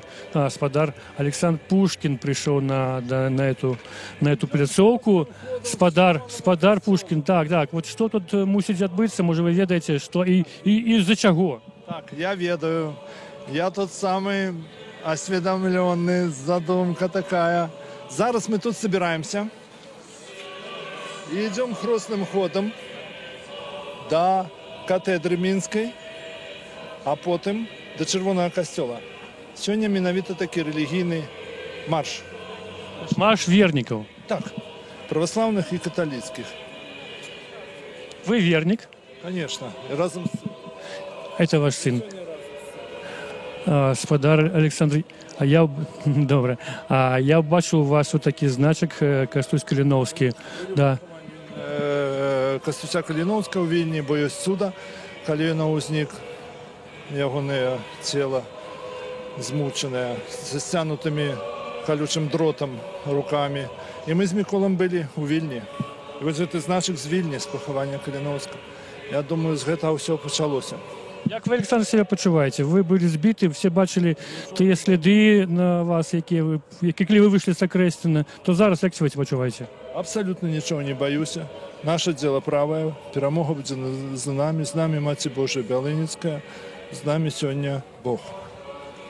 Кроў на Лукашенко. Дагэтуль не ўзбуджаны крымінальныя справы по факту забойства брэсцкага гэтага хлопца, по факту забойства Тарайковскага, по факту іншых забойств не ўзбуджаны. Зато ўзбуджаныя все крымінальныя справы по тых, хто кідаў коктейлі Молотова, тых, хто змагаўся, будаваў барыкады, которые гэтыя хлопцы, здаецца, 191 справа. Александр, расскажите, будь ласка, вось мы бачили ваши побои, вы их даровали, ці написали заяву? Конечно, я пошел в следчий комитет Советского района, и вельмі тяжко не хотели узбуджать криминальную справу по факту перевышения службовых полномочий. И только когда я там настойлива потребовал, замначальника следчего отдела Советского района, и он выдал следователя молодого, который накіраваў меня на судово-медицинскую экспертизу на Даўгінаўскі тракт. Там все вельмі добра змерили, все зафиксовали и дали накіраванне на те бесплатные клиники, где зараз прохожу томографию, заключение ортопеда, невролога, заключение нашего, інших там специалистов ЛАД, томография, центр, зуб уставили, коронку, которую выбили, подчас там катаванню. Тому... А справу завялите, не? Справу следчий Советского района города Минска, следчего комитета, следчий комитет Советского района города Минска завел от меня по факту... Взяли от вас заяву, это разные речи. Заяву, конечно. Я 4 годины отказ. Проинформовали, что справа заведена, вам дали документ? Документ не дали, но я написал заяву, и 4 годины, и он задавал мне 40 пытаний у моего удела. И все эти пытания были на то, что я сам, конечно, пошел на несанкционированное шествие с плакатами, я кажу, так, я пошел, але прошу узбудзіць по факту неправомоцнага, бо ёсць відеозапіс ОМОНовцаў, которые меня захапливают с этими плакатами, и ёсць, яны снимали каждый плакат на видео ОМОНовцы, а потом уже в автозак меня, и потом уже на Окрестина. На что, певно, вы скардились? Что вас затрымали, ці что вас сбили? Я скардзіўся на то, что неадекватное применение и жесткое применение силы до затрыманага, который шоў свядома на несанкционированный митинг, потому что пролилась кровь, и режим стал кровавым. Вот так вот я сформулировал свою позву. Вот сегодня стало ведомо, что створена межведомственная комиссия, следчий комитет и прокуратура створили такую комиссию, да, и нават нібыта будут там депутаты палаты прадстаўнікоў, але еще пакуль няма информации, что заведена хоть одна криминальная справа. Больше за 500 заяваў есть, а таких, как ваша, але няма информации, что заведена криминальная справа, хоть одна. Ну вот вы стверджаете, что нібыта заведена. Ну, мой следчий, я его могу назвать прозвище, это Пашинин, лейтенант следчий. И он принял заяву и полностью завел эту справу. Ну, я вот, когда соберу все докладно до медицинского... Может, только проверка покуль? Для заведения справы еще мусит быть проверка? Я, когда соберу все документы, я их отксеру медицинские. Мне осталось пройти ортопеда, и мне осталось пройти физиотерапевта. И я, когда все отксеру, я одразу иду знову к этому следчему и глядим дальше, дошиваем до справ до этих, и начинается вся сапраўдная, рух гэты. Господа Александр, а можна вам нагадаць ваше інтэрв'ю перед выбарамі, у якім вы часткова крытыкавалі вельмі жорстка Александра Лукашенко, часткова яго хвалили. Да, что зараз вы думаете? Интервью. Цалком не несу отказность за это интервью. Не отмовляюсь нет одного слова. И прошу зазначить, что я сказал, что не повязу тачку гноя, але не повязу тачку руж. Есть плюс, есть минусы. И после того, як 11 жніўня я ўбачыў першага забітага па Евроньюз, бо інтэрнэт быў адключаны. И я зразумеў, что режим стал крывавый, открыто крывавый. Это уже не просто зниклые люди, не просто Карпенко, не просто Захаренко, не просто Завадский, правда, которых можно сказать, что живут в Германии, а реальный человек, который загинул на баррикадах. И это мирный жихар, не ОМОНовец и не солдат внутренних войск. Так? И я тогда все пошел одразу, взял плакаты и пошел до палаца, хотел пройти до Палаца Незалежности. Так? Не удалось мне это сделать. арыштаваны быў каля стэлы Мінск горад герояў 23:00 11. Але цяпер я хочу сказаць, все, рэжым стаў дакладна сатанінскі, крывавы. Эта ўлада становіцца ўжо абсалютна злая. Это в открытую уже зробили. А наколькі она легітимная, на вашу думку? Прабачце, я вас перапыню. Тут мне редактор паведаміў, што журналісты, які толькі што былі перад этой акцыяй затрыманы, іх уже вязуць у Кастрычніцкі раус. То бок вось вот такое стаўленне ўладаў да прэсы, якая асвятляе гэтыя падзеі. Як вы это каментуеце? Это вельмі жорсткае, неправільнае стаўленне да прэсы. Я чытаў, што ўчора пачались уже арышты. Учора быў затрыманы Артём Лява, корэспондэнт Белапа. І выпушчаны раніцай. Я ўсё прачытаў гэта. І гэтыя фоты Тутбая на ганку Чырвонага касцёла, это я ўсё бачыў. Конечно, гэта вельмі нахабнае. Пачалося ўсё з аўтамата і з тэатральнай пастаноўкі з аўтаматам. Это все пачалося вот с этой демонстрации силы. Сила жесткая, сила неправомоцная такая, нахабная, это хамская такая сила. Ну, поглядим, чем это скончится. Принамсі, я думаю, я верю, что в эту неделю... Есть у вас меркаванне, чаму затрымалі найперш журналістаў замежных выданняў? Ну, беларускія таксама, Нива, Тутбай, але там Рейтер, там Associated Press журналісты. Так, да, вось чаму іх затрымліваюць, як вы думаеце? Ну, каб не распаўсюдзілася інфармацыя, потому что зараз, напрыклад, я таксама всем сябрам и гляжу, это «Настоящее время», российский канал. Евроньюз бачыць? Евроньюз гляжу. На жаль, Белсат у меня отключены с компьютера, не могу зайти. Гляжу только телеграм-канал Белсат, гляжу Нехта Лайф. Вот основное, что я отрымливаю вот информацию, это сегодня, это Нехта Лайф. Вот чему я сегодня пришел. 18:00 я пришел сюда. Там ничего не боюсь. Все будет нормально. Я думаю, в эту неделю, если будет доброе надворье, не дождя, снова пройдет такой марш, и снова таким маршрутом от площади Незалежности до нового палаца Незалежности. Менавито снова до этих заградителей, которые там стоят. Потому что, я думаю, надо каждый раз подходить к ним и говорить: пустите, я ж подошел, махал стягом, говорю, пустите поразмовлять с Лукашенком, пустите поразмовлять с Лукашенком. Яны моўчкі навялі вадзяную пушку эту, да, и здымали меня на камеры, ничего не говорячи, вот просто навялі эту вадзяную синюю пушку с этой вот броневика и здымали на камеру. Не боялись, что у вас стрелять с этого пневмо ружья? Это же однозначно, только откинуть водой моцной там в бок, и все. Я это не боюсь, потому что, по сути, ну, я ведаю, что стрелять они не будут. Магазины были отсоединены, и у солдат Министерства обороны. Впершыню армия задействована вельмі брыдкай справе. И впершыню министр обороны Хренин, и впершыню наш Андрей Раўкоў, белорус, который высказал вот такую брыдкую речь, что, маўляў, з'язджайце, калі вам тут не подобается. Это вельмі брыдкое выказывание высоких офицеров, генералов. Это вельмі... Александр, а вот вы мастак, человек такой творчай натуры, так, какие пачуцці вы адчувалі гэты дні? Шмат людей кажут, что у них такая, знаете, карусель, то они адчуваюць адчай, то радость, то гонор, то прыкрасць. Что вы адчувалі гэтыя дні 18? Я у Крупках ходил, и мало людей, я просил дапамагчы паваліць Ленина. Я показал своему прокурору, своему главе администрации, начальнику милиции Крупской червоную вяроўку. Сказал, что разумные люди не говорят, вот поглядите и подумайте над этим. И достал из рюкзака червоную толстую вяроўку. Это было роспач. И люди меня не падтрымалі крупские. Я махал им: поможите, я не могу сам повалить Ленина. Давайте накинем эту вяроўку, повалим. И они обошли. Лечили меня так само неким провокатором. Ну, добро. Потом, когда я приехал в Минск в неделю и прошел все этим маршем, вот в эту неделю, я был ураженный. Я был самый счастливый за эти 26 год. Такого не было. Я памятаю митинг 90-го года, когда воюешь. Вы были уражены колькостью людей, что пришли? И массовостью, и мудростью. Строем их? И строем, что они подошли к заграждению, не стали биться, и отошли помаленьку все. И все дисциплинованно разошлись. Из этих 200 тысяч в этот день никого не было арештовано. Это ураживает меня, вельми ураживает.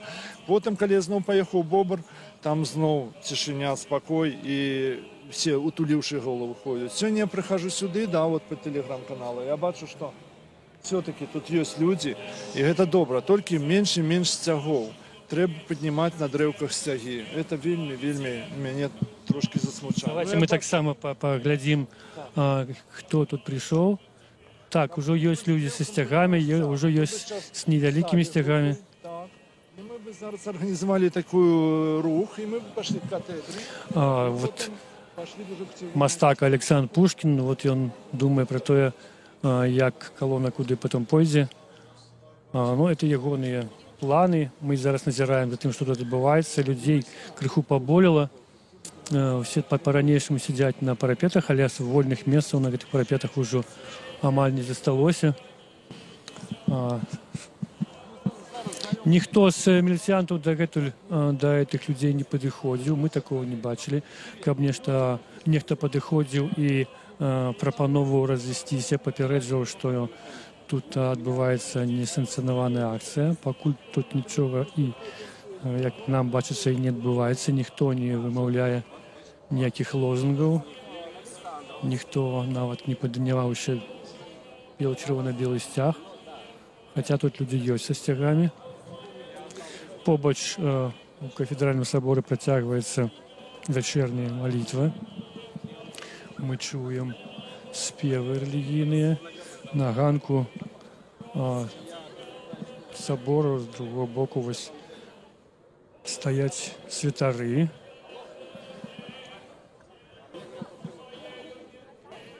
До их подыходят люди и благословляют. Под паводле Александра Пушкина сэнс гэтай акцыі гэта молитва і такія вот рэакцыя людзей на учорашнія падзеі, калі шмат некалькі дзясяткаў вернікаў былі заплікаваныя амапам у чырвоным касцёле. Некалькіх десяткаў хвілін, можа, там паўгадзіны, гадзіну гэта працягвалася. Дакладна не буду казаць, таму што не быў там, але вот я ведаю з медый, што у выніку людзей ўсё ж такі касцёл быў разблакаваны, людзі выйшлі, але папярэдне былі затрыманыя у асноўным маладыя людзі, хлопцы, якія ўдзельнічалі ў такой традыцыйнай акцыі пратэсту на плошчы Незалежнасці. Цяпер ужо некалькі дзён гэтая акцыя перамясцілася ад месца каля помніка Леніна да чырвонага касцёла.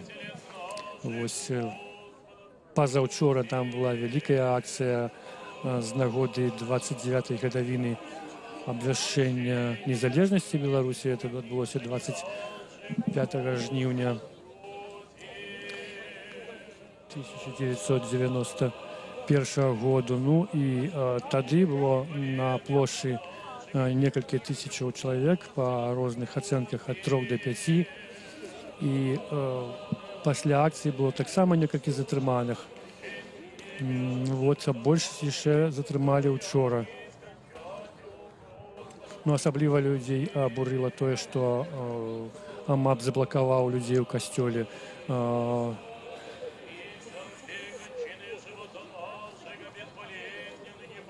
Кіраўнік тады, мітрапаліт Кандрусевіч, найвышэйшы святар каталікоў у Беларусі, выказаўся вельмі рашуча, што такія дзеянні ён назваў неадэкватнымі і заклікаў улады расследаваць перавышэнне ўлады з боку праваахоўнікаў, разабрацца з этой сітуацыі і ні ў якім разе не замінаць вернікам умаленні. А вось рэакцыяй людзей стала жаданне прыйсці сёння да чырвонага касцёлу, памаліцца і выказаць сваё стаўленне да гэтых падзеяў. Но вот эта акцыя мусіла пачацца тут, каля кафедральнага сабора праваслаўнага, потым перамясціцца нібыта да каталіцкага кафедральнага сабору, а пасля этого вернікі збіраліся ісці да чырвонага касцёла. Ці будзе гэта, ці не, мы не ведаем. Мы не маем такой інфармацыі пакуль. Мы толькі назіраем за тым, што тут адбываецца, а ніякай акцыі тут пакуль не адбываецца. Вот мы бачым на пляцоўцы перад саборам наўпрост яшчэ некалькі чалавек прэсы, у ліку фотакарэспандэнтаў. Это тое, што засталося ад нас. ад нашага соцатраду тут, бо яшчэ да акцыі, дзе-то недзе за 5 хвілінаў да 6 гадзінаў групу журналістаў, якія стаялі каля ратушы, затрымалі супрацоўнікі міліцыі. Як это было непасрэдна, мы не бачылі, бо мы тут былі тут каля кафедральнага сабору, магчыма, гэта нас і ўратавала ад затрымання. Но людзі, якія адыходзілі з таго боку, ад ратушы, аж 3 чалавекі нас папярэдзілі, што вашых хлопцаў затрымалі.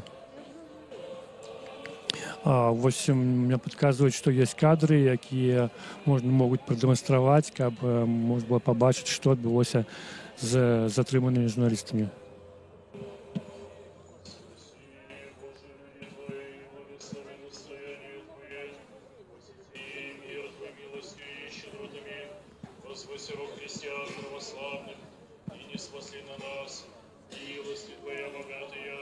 Вядома, што гэтыя журналісты дастаўленыя, ці іх пакуль вядома, што іх павезлі ў каслічніцкі раус магчыма, для разбіральніцтва, для высвятлення асобаў. Па свайму досведу скажу, што на гэта звычайна уходзяць некалькі гадзінаў.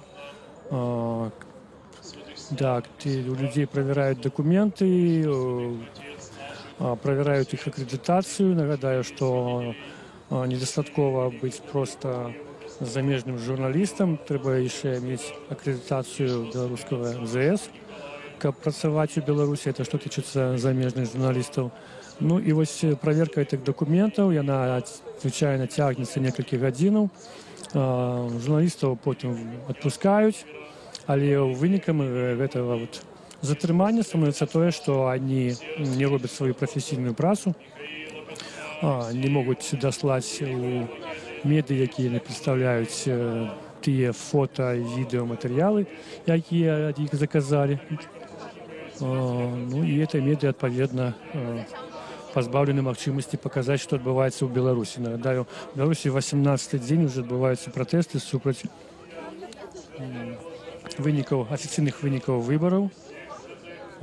Людзі не згодны з тым, што Цэнтр выбарком абвясціў перамогу Александра Лукашэнкі, і нібыта ён атрымаў паводле Цэнтрвыбаркама, ён атрымаў 80% галасоў, а Святлана Ціхановская значна меней, 10%. Но вот людзі, ті, хто пратэстуюць супраць гэтага, з гэтым не згодны. Шмат хто з прадстаўнікоў коордынацыйнай рады кажуць, што насамрэч нас большасць, іх большасць, тых, хто прагаласаваў супраць Александра Лукашэнкі. Гэта казаў і Павел Латушка, гэта казала координатор штаба Бабарыкі Марыя Калеснікава, іншыя актывісты. А тыя, хто падтрымаў гэтых людзей, это рабочыя, прадстаўнікі творчай інтэлігенцыі, як акторы Купалаўскага тэатра і рэжысэры ягоныя. Іншыя людзі дамагаюцца новых выбараў, дамагаюцца адстаўкі Александра Лукашэнкі, вызвалення палітвязняў і правядзення новых сумленных выбараў.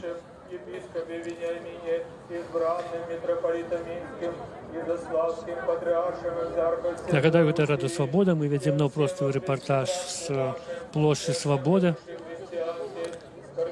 Мы зараз знаходзімся каля кафедральнага сабору. Тут сабраліся людзі на заклік ініцыятараў, якія былі абураныя падзеямі учорашнімі каля чырвонага касцёлу. Людзей заклікалі прыйсці, выказаць сваё меркаванне, сваю пазіцыю і таксама выказаць сваю пазіцыю адносна выбараў. 18-й дзень ужо працягваюцца пратэсты супраць афіцыйных вынікаў прэзідэнцкіх выбараў Беларусі. Людзей тут ужо некалькі дзесяткаў, можа ўжо пад сотню. Зусім недалёка ад этого месца стаіць два аўтазака, адзін на пляцоўцы каля насупраць амбасады Грузіі, а другі каля сувенірных лавак недалёка ад ратушы. Таксама там вось на паркоўцы каля Дому прафсаюзаў стаяць такія бусікі з цёмным шклом. Звычайна вот менавіта гэты бусікі пакуюць затрыманых. Людзі паціху збіраюцца. Можа, я падыйду зараз да аднаго чалавека, якога пазнаў. Спадзяюся, ён не адмовіцца нам. Андрусь, добрый день. Радио «Свобода», Олег Разделович. Можно до вас вернуться? Вы не боитесь? Да нечего не бояться уже. Андрусь Комлик-Яматин, працаўнік Минского моторного завода. Какая ситуация на вашем заводе, коли у вас есть звестки? И какая ситуация на іншых підприємствах? Что вы можете сказать? Ну, зараз фактично такой гвалтовный протест, який обурення було у людей, якби раптовне, ситуаційне, воно якби пройшло. Зараз, я так розумію, пройшло усвідомлення ніяких певних процесів. Ну, зараз фактична декристалізація ніякого супротиву на заводах, я так розумію, і на нашим, і на інших.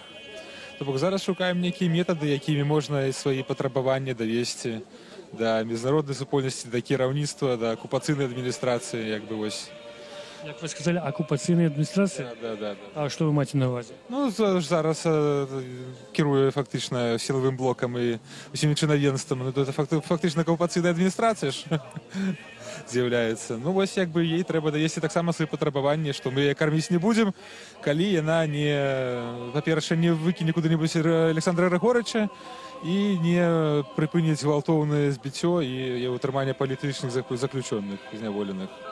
А як за робочі ось на вашому підприємстві, на інших поставилися до арешту Сергія Делєвського, інших лідерів Сачкамова? Ну, зрозуміло, що тоді більше на заполохування усього якби руху протестного на заводах страйкового. Ну, як, звісно, всі відсочують їх, це, ну, якби вельми обураються, тому що відбувається.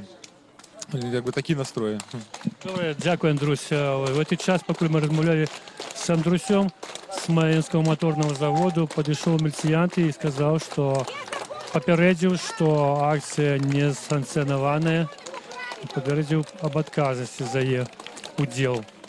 Ну і ось люди з міліціянтом тепер розмовляє Олександр Пушкін. Законов нет. Вы будете привлечены к установленной законом. Полиция законы нарушает. Каким законом? А у нас православие. А вы верующие? Побойтесь Бога. Побойтесь Бога. Вы Женщина, скажите, ласка, а як ви ставитеся до вот этого попереджения? Это безобразие полное. У нас, да потому что у нас все нарушают законы, силовики, президент, нарушает законы милиция, а людей, которые просто могут выйти и сказать правду, им шьют дела, понимаете? Что это такое вообще? Тогда у нас нет, мы бесправные, понимаете? Ну, ось вы вышли, не побоялись? Нет, Чему? я выхожу каждый день. Понимаете? Потому что я хочу добиться правды в этой стране. А какой правды? Что вы лечите? Что вы называете правдой? Вы маете на увазі... Честные выборы, конечно. То, что они фальсифицируются постоянно, то, что арестовываются все, кто мог бы оппонентом быть, это каждый раз. Мы уже перестали на них ходить. В этом году оппонент показался неожиданно. И мы 4 часа в очереди стояли, чтобы проголосовать. Это что? Вы так стояли? Я стояла, я с утра пошла. Но у меня стояли дети так. А где ваш участок? У меня 13-й участок. У нас в основном... Где это? Это парк, это Севастопольский парк. Вот. И по нашим данным, все проголосовали не за Лукашенко. Так, а протокол вы бачили выниковый? Я не бачила выниковый протокол. Я вот смотрела результаты по нашему голосу. По платформе «Голос». Конечно. И какие там были выники? Я уже не помню, но гораздо больше людей пришло, чем там было отмечено. И даже я знаю, что у моей дочки были такое, что приходили некоторых людей, вот ее, допустим, соседка даже в списках не занесена была. В общем, нарушений было очень много. То есть вот это вам дало подставу не верить официальным выникам выборов? Я никогда не верила в них.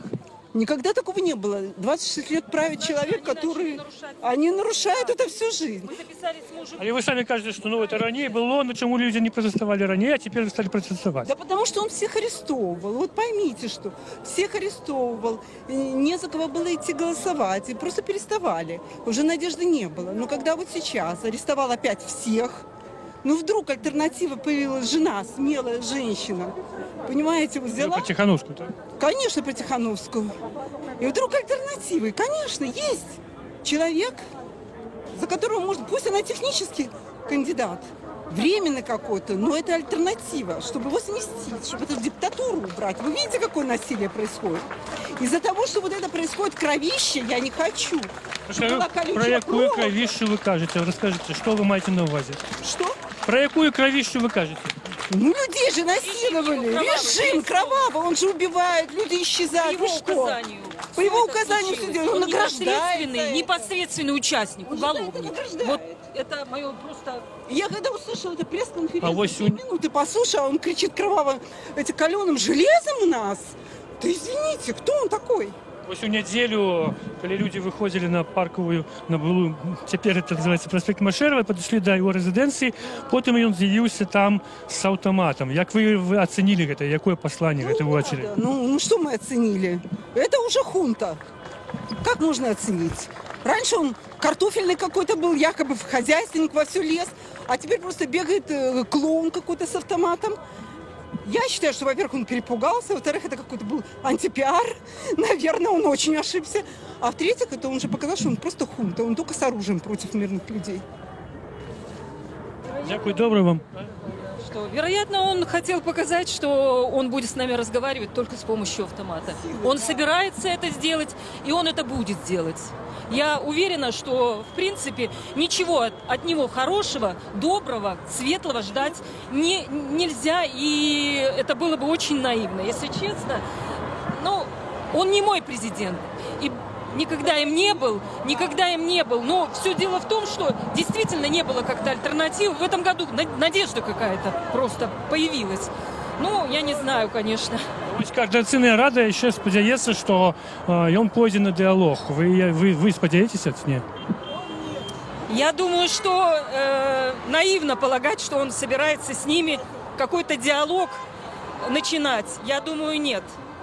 Он же вцепился, вы видите, как он вцепился в власть. А что, на вашу думку, может его подштовхнуть до диалога? Мне кажется, Россия, если только Россия, опять же, Россия уже собрала ему допомогу, уже все, уже милицию собрала, резерв помочь Лукашенко. То есть они и так вмешиваются втихаря. Добре, дякую вам велике. Дякую вам велике. Я ось скажу кілька слов. То, що я тут бачу, а я бачу вже, може, кілька сотень чоловік, які переходять на зелене світло, перейшло ось туди до Гранд Кафе, былий ресторан Потсдам. Там стоїть на рагу вулиці, от проспекта Переможців, там стоїть, може, сотня чоловік, і ще стоїть сотня, ось тут, ще ми знаходимося на площі Свободи. Насупроти катедрального собору людей нема. Я так розумію, що ті, хто там збирався, підійшли до ратуші і долучилися ось до цієї колони. Традиційні в ці дні люди йдуть вздовж вулиці, піднявши руки з пальцями, двома пальцями. Цей жест символізує перемогу, вікторі. Машини так само, шмат машин їм сигналять, ми це чуємо. Хоча збільшого сигналу вже, на мою думку, криху менше, ніж у перші дні протесту. Максима спрацювало те, що некоторих кіровців покарали за використання сигналу. Люди йдуть мирно, я поки не чув ні одного вокліша. Я чую только спевы. Ребята, мы не сдаемся. Мы держимся. Поддержите нас. И мы будем бороться до конца. А что вам вот допомагает триматься, как вы кажете, не сдаваться? Вера. Вера. Вера в Бога, или что? Бога поддерживает нас. Она тоже нас поддерживает, потому что это дьявол. Мы не знаем, как с ним справиться, понимаете? Не знаем. Это страшный человек, который держит в кулаке всю страну, и мы не знаем, как. И вот пытаемся к Богу обратиться, чтобы Он нам помог. Может быть, Он нам поможет, потому что мы не знаем, как справиться. Мы только что размовляли с женщиной на эту тему, и она сказала, что и он сам сполохался, и тому бегал с автоматом. Вы так думаете? Это конечно, потому что он испугался, потому что нормальный человек с автоматом бегать не будет. Вы же понимаете, правда? То есть его никто не собирается убивать, поймите, мы же мирные люди. И когда разговор идет о том, что у нас нету оружия, мы безоружны, вот у нас икона наше оружие, как мы можем кого-то убить? И он там был в бронежилете, вы бачите? Да, он боится, и сыну своему одела обмундирование. Разве так можно? 15-летний ребенок. А вот насчет сына, да. Что вы, женщина, мать, можете сказать? Это, как вы оцениваете это? У меня очень хороший сын. И не дай бог, чтобы у меня был такой сын, потому что психика поломана у ребенка, вы понимаете?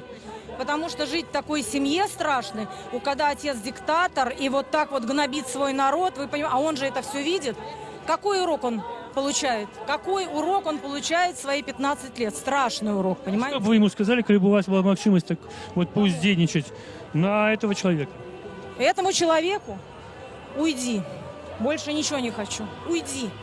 Отпусти нашу страну. Я с ним 26 лет живу. Это ад. Поверьте мне. Это ад. Ну вот женщина недавно, я бачу по Евроньюсу, женщина на митингу около Комаровского рынка сказала, что она была в захоплении, то есть тем, что она живет с Лукашенко. Она же сказала, что уже сжилась за ним. Бачите, разные меркования. Вы знаете что? Вы откуда сам? Радио Свобода. Да. А у вас президент сидит по 26 лет на одном месте? Нет? Нет. Я с Беларуси. Ну, неважно, да. Значит, тем более, получается, во всем мире президенты сменяются, у нас нет. К чему он привел страну, вы видите. У нас коллапс будет, понимаете? Это что-то страшное. Сейчас доллар растет, предприятия останавливаются. Что будет дальше? Что, война? Вы працуете? Нет, я пенсионерка уже. Ну вот вы кажете так упевнено, что у нас коллапс. У нас шмат підприємств, я викажуся, у нас шмат таких буйних підприємств, які працюють. От зараз була така спроба... Какие-то нет. Какие-то уже не работают, вы понимаете, предприятия некоторые бастуют, но вы же видите, какой идет прессинг мощный. Они же давят на самое больное, вот они крадут людей, не можем знать, вот сейчас ваших человек, я лично была свидетелем, как 20 человек, прессы, вот таких жилетах. А вы бачили этот момент, вы про его сказали? Да, в автозак при мне, я практически... В автозак в машину, так в бусик? В бус, да. Для проверки документов я лично слышала. Ну и какие документы? Какие документы? У вас все официальное, понимаете? Да. То есть, Вот проверьте мои документы. Да, все. я вам верю, я вам верю. Не, я к тому, что вот можно проверить, и пусть нехай работает. Я думала, что сначала они зайдут и выйдут, а они зашли и уехали. Все. Всех 20 человек там запаковали сразу же. А на вот что это робится, ваша версия? Запугать. Только запугать. Сейчас у него политика запугивания людей, вы понимаете? Нет, я маю на увазі, чому затримали журналистов. Чтобы они не видели, что творится. Вот вас осталось немножко. Я даже 4 каких-то, наверное, англичан шло. Я сразу к ним подошла, говорю, уходите отсюда, потому что вас сейчас заберут. Они раз развернулись и пошли. Потому что понимают, что против лома нет приема. Правильно? Все. Заберут и ничего не будет. Ой, ужасно все. Ужасно. А скажите, а вы верница католичка или православная? Православная. А то, что вчера відбулося біля Червоного костюма? Это страшно. Вот як верник, скажите. Это страшно, это страшно. А что тут такого страшного? Что, не знаю, для меня церковь это что-то святое, когда к ней подходит ОМОН и какие-то действия в отношении ее оказывает. Но вы представляете, да, как это может быть? Женщин они бьют, мы это уже знаем. Мужчин они избивают, мы это знаем. Теперь мы знаем, что они могут посягнуть на церковь, а завтра они туда войдут. Церковь исторично такое место, где люди шукают порятунку, так? Несут свои какие-то чаяния, хотят поделиться, защиту ищут церкви, понимаете? Оказывается, защиты нет. Защиты нет. Церковь уже не может нас защитить. Вы же видели, они тут на площади нас разгоняли. А вы видите, что змінився патріарх Екзарх Беларуси? Да, конечно. А як ви це прокоментуєте? Вы знаете, Чому так? не знаю даже. Даже не знаю почему. Что будет лучше, хуже, без понятия. Потому что... Ну, ви не ведаєте хіба, що спочатку він повіншував Олександру Лукашенку з перемогою, а потім вибачався перед верниками, що поспішався. Да. Ведаете? Да, конечно. Может быть, поэтому они его убрали, чтобы не раздражать вот паству свою. Наверное, для этого. Не знаю. З іншого боку, Пушиню новим патріаршим екзархом обраний представник Білорусі. Да. Ну, а что? Это вас тешит? Ну, может быть, но посмотрим, по делам надо судить. Правильно? Господь сказал. По делам твоим воздастся. Поэтому что тут говорить? Посмотрим, как он будет себя вести. Если он поддержит диктатора, то, соответственно, к нему будет отношение народа. Вы же поймите, тут вот эту массу отрицать нельзя, что она здесь идет, и ее здесь нету. Да, вот видите, вон автозаки поехали уже. Это нормально? А ведь тут мирное население на 99%. Понимаете? Не знаю, что... А ви не здивлені, що стільки людей прийшло? Ось ще скільки? Вот годину тому я бачив одинки и... Вообще без 10-6 вообще никого не было. Я думала, я одна, что ли, где, что, кто. Все. Все. Это называется солидарность, правильно? Ось уже стільки днів не стихають ці протести. Чому? Они не... На вашу думку? А я думаю, что они не стихнут, потому что я же вам сказала, что я терплю это 26 лет. Когда я была предпринимателем, я ходила на митинги, и на меня ходил ОМОН. Еще автозак стоит. Да, их миллион, там уже вся площадь оцеплена, понимаете? Какая ерунда. И вас это не полохает, вы все равно идете на площадь. Иду. С иконой. Страшно, но по-другому нельзя. Если я буду сидеть дома, а вот люди пойдут, мне вот неприятно, как я не могу поддержать людей. Это мои единомышленники, во всяком случае. Хоть это я никого здесь не знаю, но это мои единомышленники, правильно? Мы все хотим только одного – честных выборов и наказания за избиение людей. Потому что каждый день выясняются новые подробности этих зверств, не побоюсь этого слова. И в 21 веке, чтобы было вот так вот... А какие зверства, вот, вы кажете? Назовите, перелечите их. Что это было? Ну, во-первых, избивали и мужчин, и женщин. А последнее мужчина снял в автозаке. Слышали? На Тутбае было. Я все время читаю. Видео? Да, ну там показывали, да. Там же ужас один. Вы понимаете? Вы бачили это? Да, конечно. Я все смотрю, я все читаю. Я сама журналист по образованию.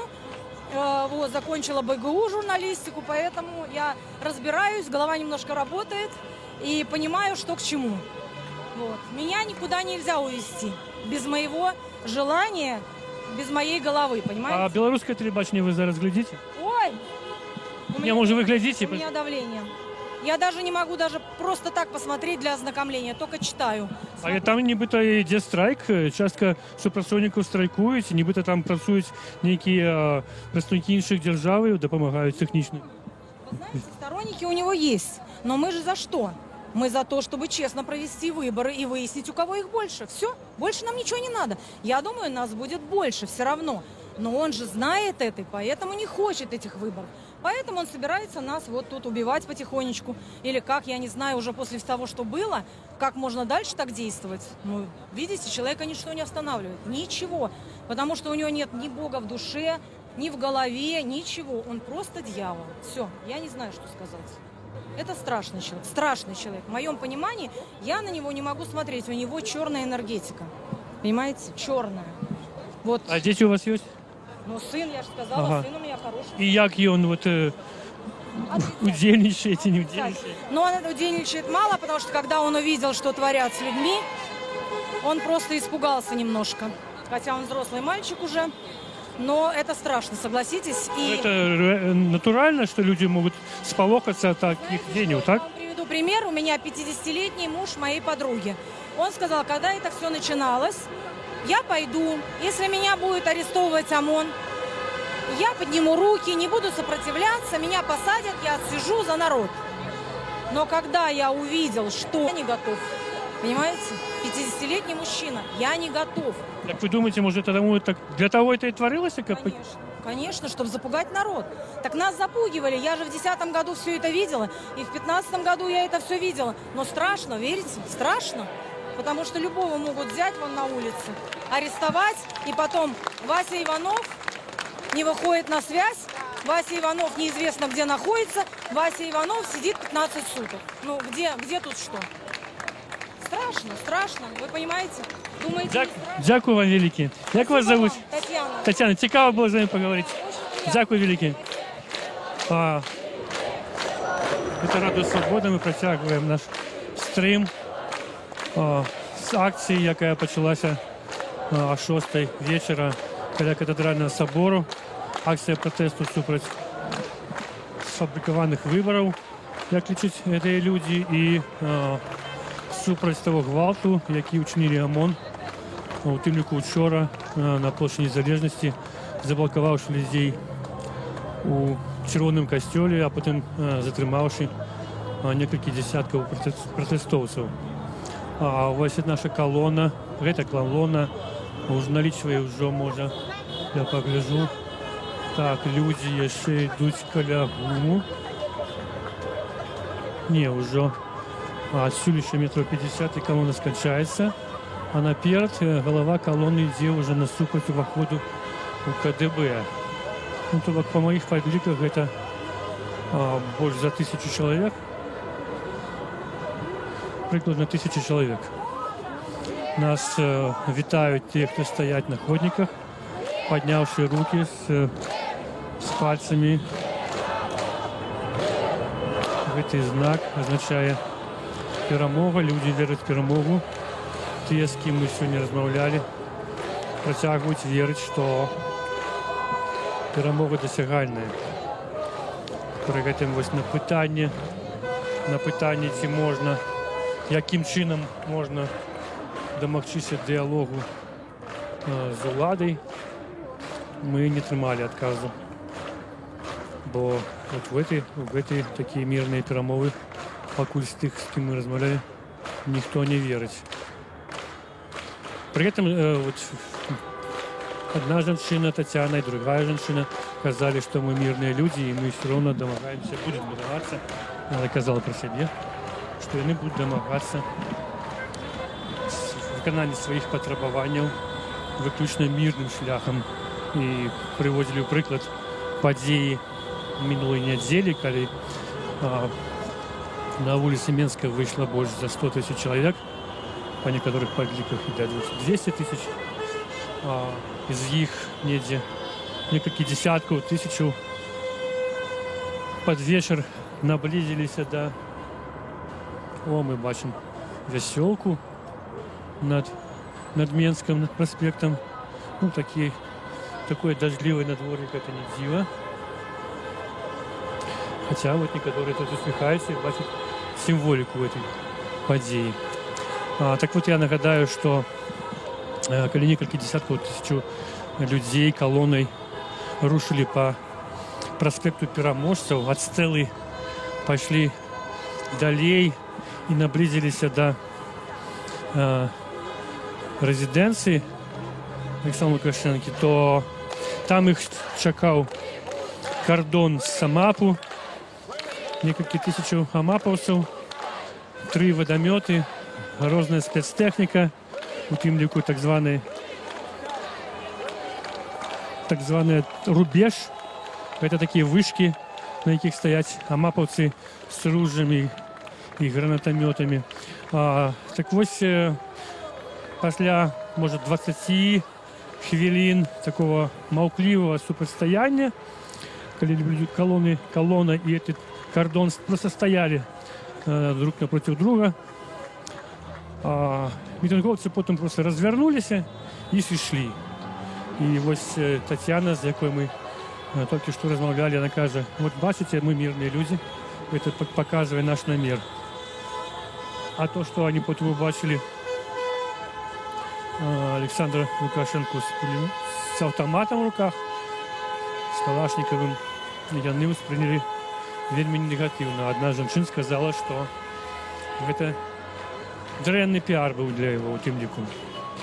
Ну, а больше всего приняли это как месседж, что он соступать не будет. Я вертаюся до розмови про то, что и магчимый диалог з уладай. Нагадаю, координаційна рада, у яку увайшли представники беларускай грамадскасці, у тым ліку Нобелевский лауреат Светлана Алексеевич, былы директор Купаловского театра, былы министр культуры и амбассадор у Франции и Польши Павел Латушка, іншыя вядомыя асобы.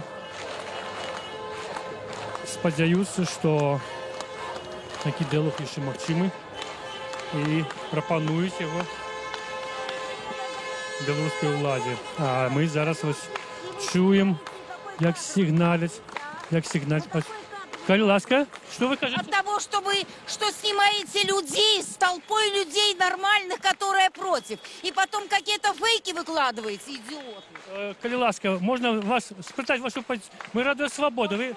Радио Свобода? Женщина выказывала претензии, что выкладывают фейки, но я так зрозумел, что это не наш адрес.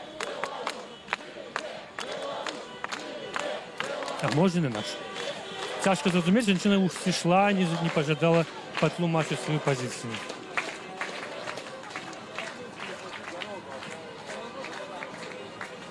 Але она назвала людей, которые тут идут, нормальными людьми. То, максимум, она подумала, что мы некая іншая медиа, якое представляет этих митинговцев в негативном світлі. Вядома, што вельмі складаным пытаннем застаецца тое, як асвятляецца падзеі ў Беларусі. Гучыць шмат крытыкі на адрас дзяржаўных медыяў, а з боку дзяржавы на адрас незалежных медыяў, што падзея асвятляецца толькі з аднаго боку. Мы спрабуем рабіць нашу справу аб'ектыўна. І вось калі мы пачулі такие критичные зауваги на наш адрес, то поспробовали высветлить, у чым их сенс, но пока не удалось. Мы каля кинотеатра «Центральный». Шмат уже разов проходили митинговцы по этому месту. У неделю тут в Огуле было полно людей. Вся улица была у людях. Протестовцах. Ну, вот зараз мы бачим такую цікавую картинку, когда человек на другим поверсе, открывший окна, вышел под червоным парасончиком, опранувший белый халат. Видать, белый червоный колер он подобрал не дарма.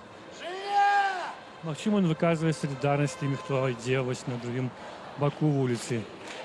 По моих подвигах, по моих назираниях нас поболело. Тут людей поболело.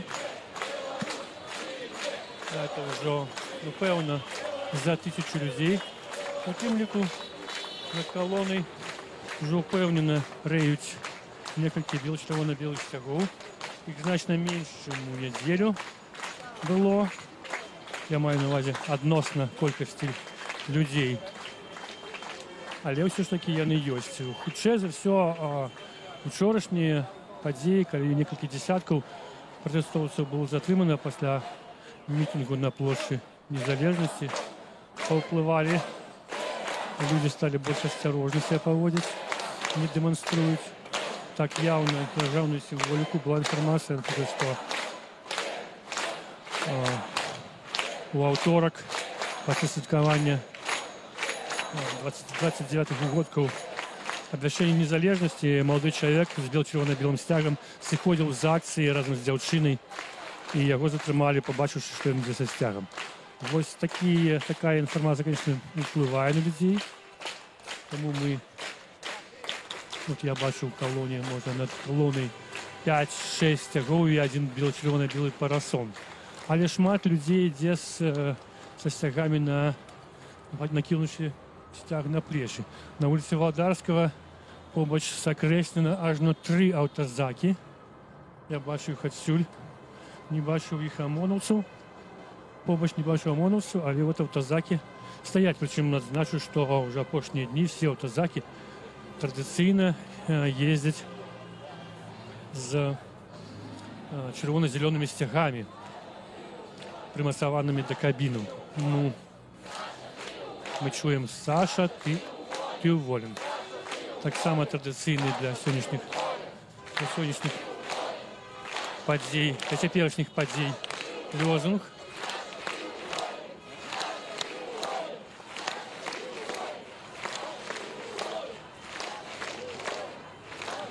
Я хочу поговорить с женщиной.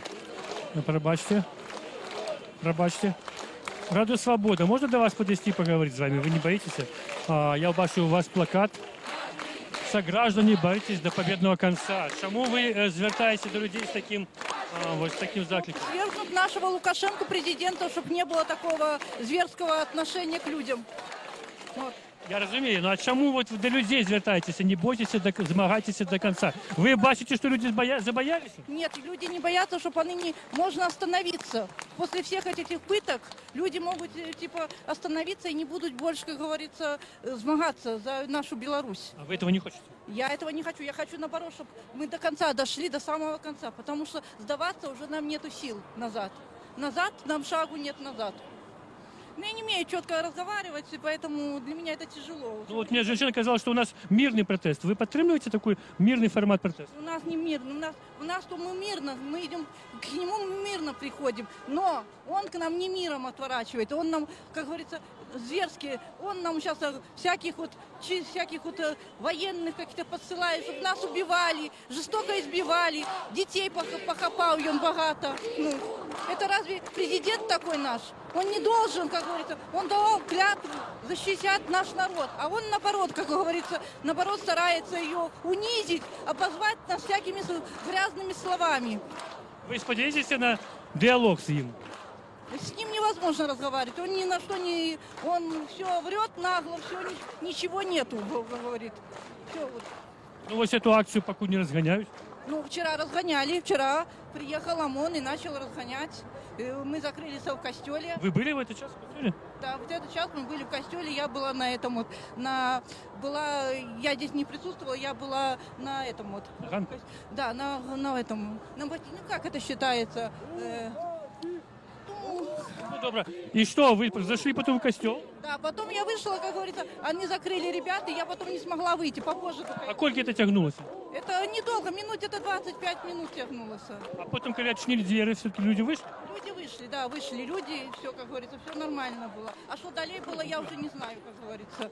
Потому что очень было жутко, потому что они очень жутко избивают, очень жутко. По коленям бьют, по ногам бьют, вытягивают силой, особенно вот этих сербов, которых он позвал 10-11 числа.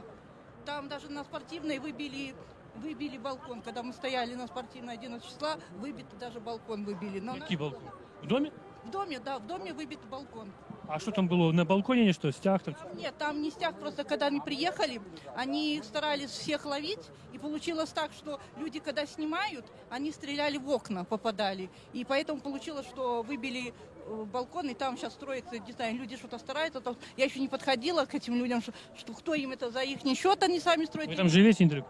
Да, я недалеко живу, на Сухарева я живу. Добре, дякую вам велике. Пробачте. Дякую вам за ваші слова. Тим часом ми прийшли на площу Незалежності. Ось це таке символічне зараз місце, де відбувається основна маса протестних акцій. Колона наближається до Червоного костюла. Я там бачу маповців у чорних шлемах біля людей. Люди там зустрічають колону овацій. Это вот, видать, односно тих амаповців, яких я бачу. Ось їм скандують космонавти на Луну.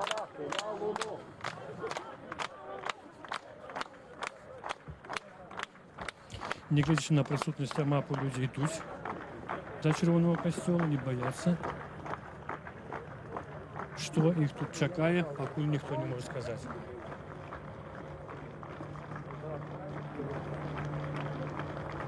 Женщина, з якою ми таки розмовляли, вона живе в мікрорайоні Сухарева, і вона казала, що вельми важна зараз солідарність, тому вона ось з цим плакатом прийшла сюди на площу. А на плакаті написано «Люди, не бойтеся». І вона вельми сама опасается, что стишатся протесты и не будет досягнута тая мета, якую потребують протестовці. Нагадаю, это новые выборы, отставка діючої влади, визволення політв'язнів, тих, хто був затриманий ще до виборів. І часто під час акцій у протестах гучать їх прізвища. Це Віктор Бабарика, це Олександр Тихановський, Павел Северинець, Миколай Статкевич, інші в'язні. І тих, кого затримали під час протестів, після виборних. Спочатку, як відомо, таких людей було кілька тисяч. Частку з них визволили, но шмат ще залишаються за кратами. Причому ця кількість затриманих весь час поповняється. Сьогодні у самому початку цієї акції були затримані журналісти, але нам ніколи не відомо, що з ними. Нібито їх повезли у Хастичівський раус для висвітлення особів. Відомий опозиціонер, поет Ян Гриб спробує говорити з амапівцями. 5 амапівців стоять на приступках біля Червоного костьолу.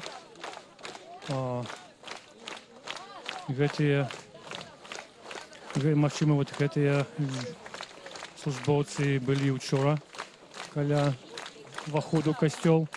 Є кілька таких заставших історичними здимків, як амапівці стоять побач з Червоним костьолом. Не зрозуміло, що вони зараз тут демонструють, бо і за ними люди, і перед ними люди. Господар Гриб нечто каже, мы зараз предпочтите его. Господар Гриб, о чем вы размовляли вы с супрацовниками АМАП? Оказывается, напрямик нельзя пойти помолиться. Треба вокол идти. А мне вокол идти долго и утомительно.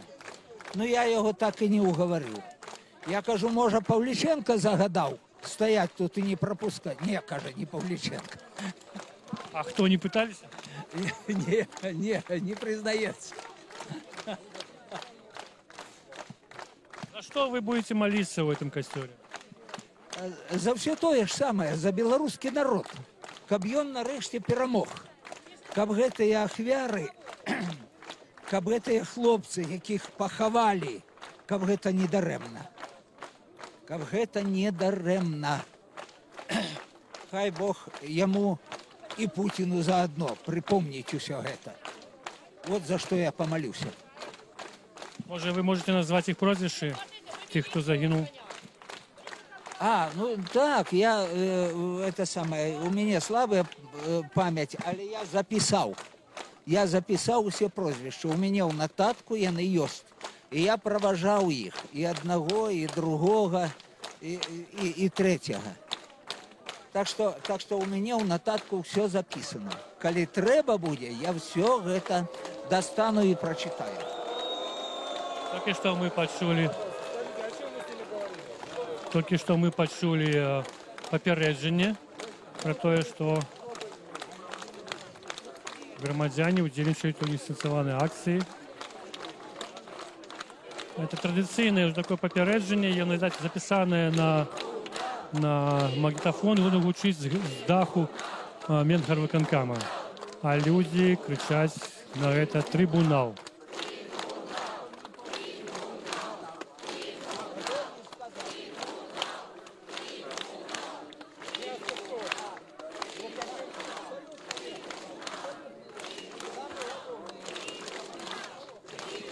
А вось Александр Пушкин ідзе з іконай. Он спрабуе пройти праз на ганок подняться, но его Камаповец не пустил. Александр Пушкин развернулся.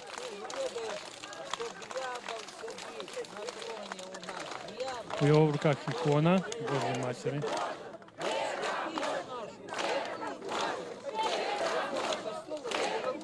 И в этот час люди кричат: «Веры можем, переможем».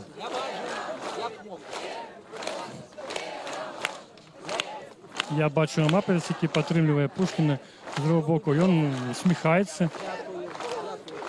Ну, сприймає це як жарт. А Олександр Пушкін відомий мастак, автор шмат яких перформансів, який протестував ще у кінці 80-х років, коли зародився Народний фронт. Він був автором яких вельми таких гучних перформансів. У Темнюку привез течку навозу до гною до будинку ЦК Компартії Білорусі.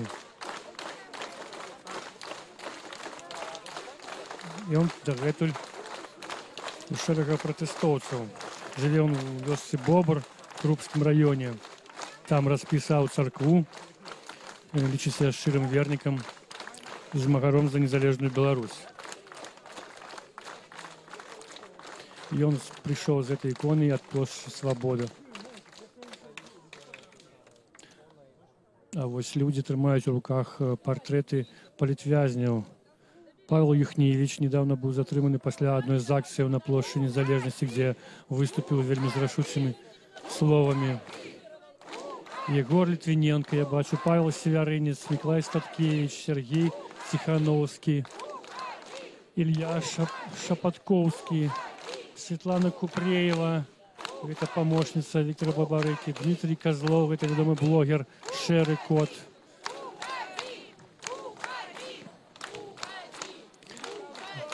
Ігор Лосік, так само відомий блогер, який супрацовничав з Радіо Свобода. Іван Комар.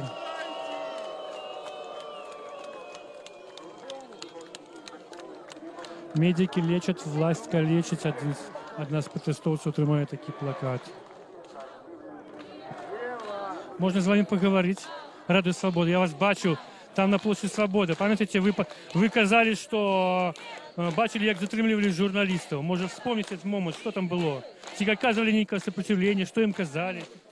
Нет, просто это произошло так. Я на русском буду говорить, потому что у меня только школьная... Не проблема. Ну, я шла на эту акцию, потому что я не хочу быть равнодушной, я не могу быть равнодушной. Я поднялась через ратушу, я христианка, мы каждый день собираемся в 13 там для молитвы. Вот. И это так произошло неожиданно. Стояли просто ваши ребята, вот разные, там, я не знаю, человек 10, может, больше было. Резко так подъехал бус, он просто как подъехал до самой ратуши с торца, просто как ворвался. Вот. Но людей как бы там не было, вот, но люди шли к храму. Вот. И их просто не знаю сколько, но их было много с этого буса затонированного. Ну, ваши ребята, они культурно, так вежливо, спокойно пошли туда. И они уехали. Вот все, что я видела. Потому что я пошла к храму. Но... Какие у вас думки возникли, на что это было робить? Устрашающий момент. Вот и всего лишь. Это раз. Второе, я подумала, что этим они хотят, чтобы люди правду не узнали. Но это же смешно. У каждого андроиды, у каждого телефоны, все что угодно. И уже сразу же стало это известным. Поэтому... Ну, это агония. Это агония. Вы лечите, что это уже агония? Конечно. Не жалко некоторых, может быть, служителей так называемого закона. Они просто оказались заложниками. Ты про АМАП? Да. Ну, больше я могу сказать за тех ребят, которые срочную службу служат. Потому что... Это внутренние войска? Да, да. Ребята, которые здесь работают, они это уже понимают, что они осознанно пришли на контракт, на зарплату. Мне, как бабушке, у которого внук 3 месяца как служит. Отвешенная хвилина молчания. Молчим. Минута молчания!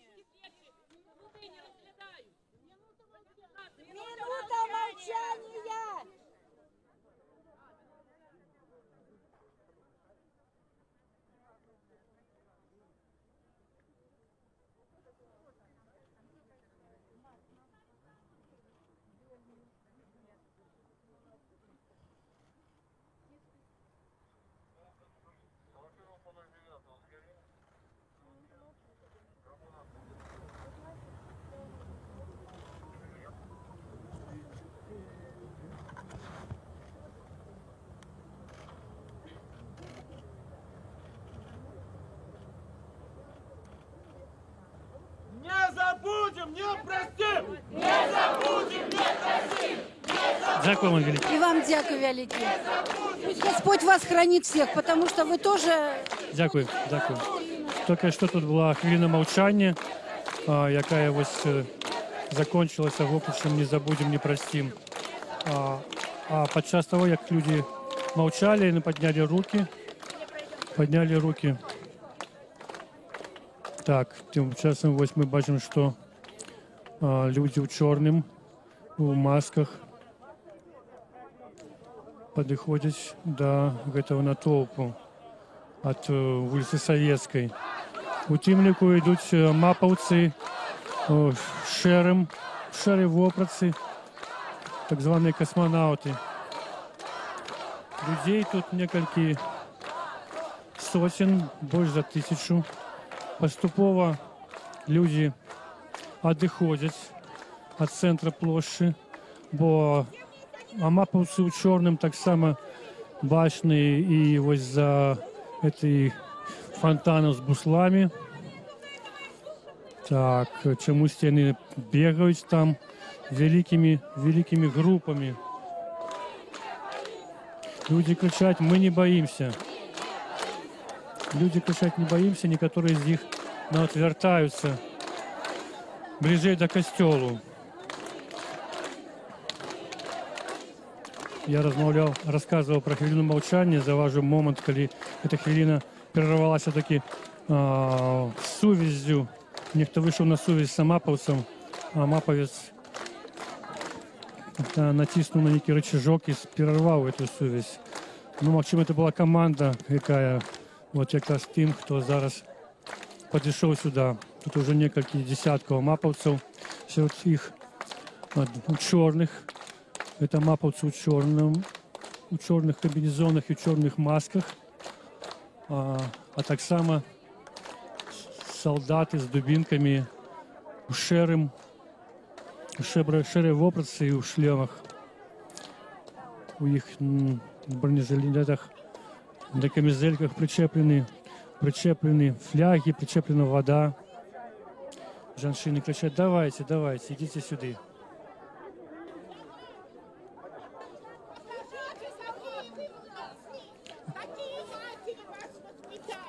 Скажите, какие матери вас воспитали?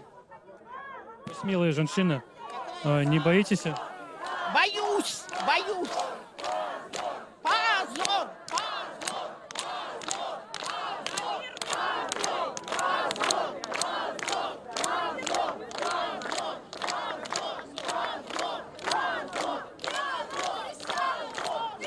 АМАП наближается до нас. Люди кричат: «Ты давал присягу». Так, ну нас уже з усіх боків оточили амаповці в чорному. Женщины не сдаются. Женщины тут и дети. Ну вы все чуете, что тут бывает. Тут есть и мужчины, они взялись за руки.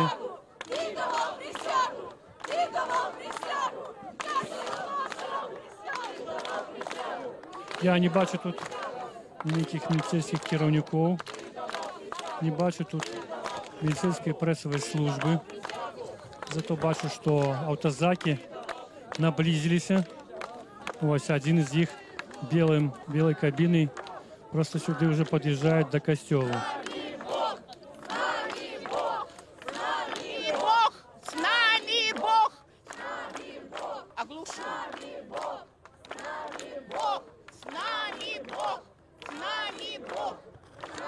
Вельми емоційний момент. Я бачу жінку, яка поруч зі мною, вона плаче.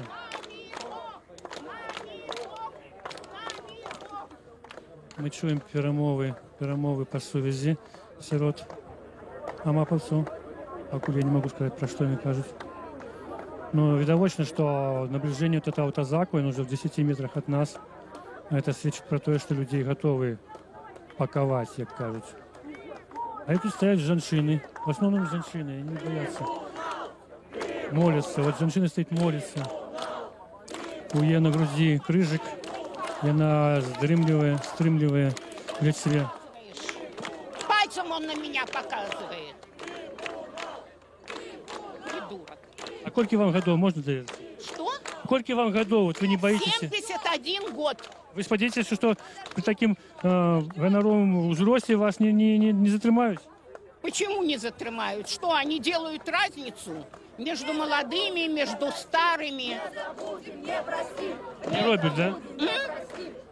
Вы ведаете выпадки, когда пожилых людей забирали? Не знаю, точно не знаю, но догадываюсь. Так, уже ось пошли первые затримания. 2 молодых человека запросили ОТЗАК. Один с червоно-белым стягом, другий с желтым заплечником. Еще один молодой человек, его везут в ОТЗАК, и он кричит «Живе Беларусь». Молодую девчину забрали, и она была разом с ними. Так, еще человек. Он каже, чему?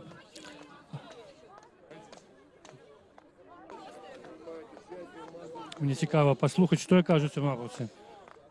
Что вы кажете людям? Им тут нельзя находиться. Крылашка. Радио Свобода. Меня проверяют аккредитацию. Меня так само забирают. Ага, проверяют документы. Ну, добро. Так, меня забирают. Так само проверяют документы. Певно, меня зараз повезут в какой-нибудь посторонок. А вот проверьте, Крылашка, у меня документы. Радио Свобода. Добро. Люди проказывают. Я протягиваю весь репортаж, я працую. Меня зовут Олег Груздилович, Радио Свобода. Я не ховаюсь. Як вас зовут? Покажитесь. Покажите, Крылашка. Я не могу учиться, я ничего не понимаю по связи. Вы показали посмотрите. Телефон.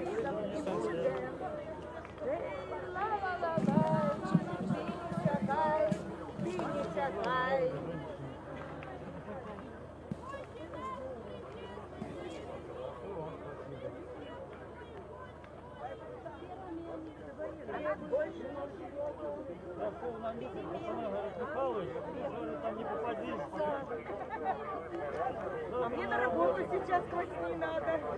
Куда ты уйдешь? Вот они у меня там не ходит. Я не могу это вчера сделать. Фашизм снова.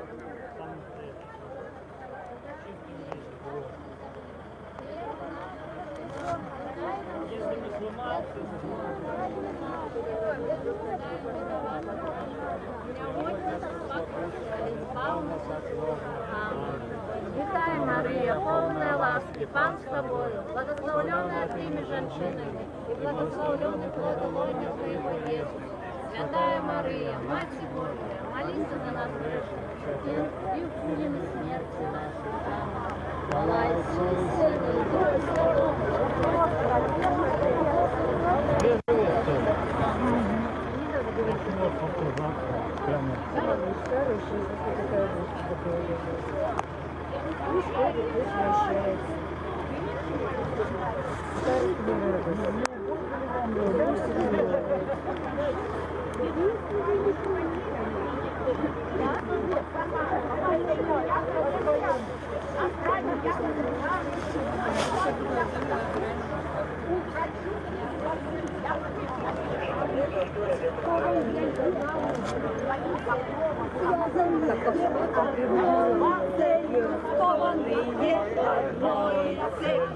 Связанные одной целью, скованные одной цепью, связанные одной целью, скованные одной цепью, связанные одной целью.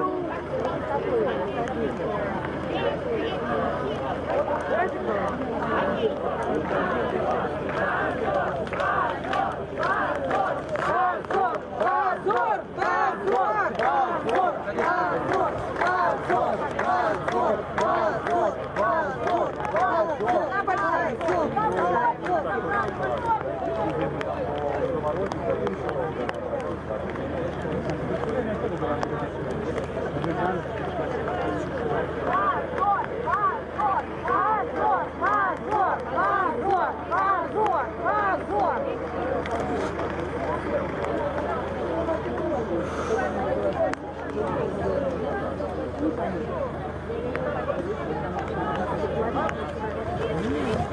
you.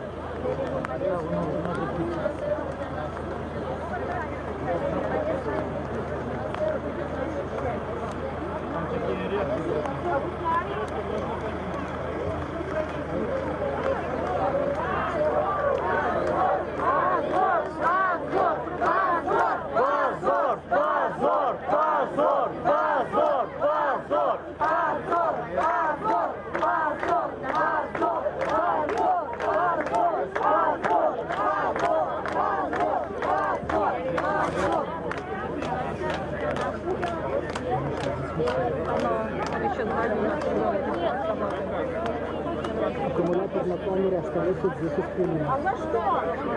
Зависит от того, что интернет. Какой порядок? Не трогайте.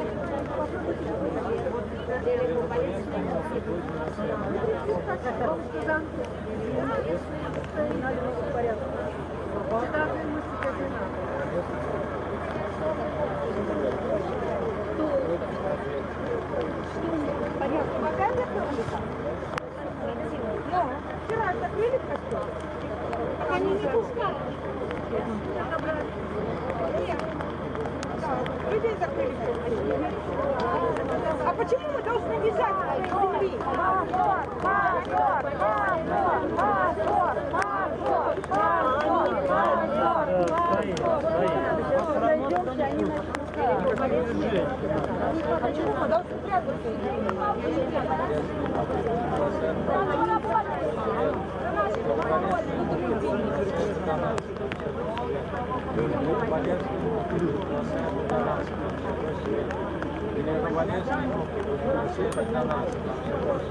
Радио свободы.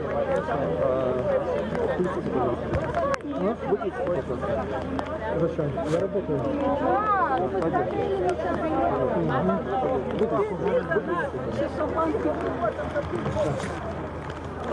Все, смотрите.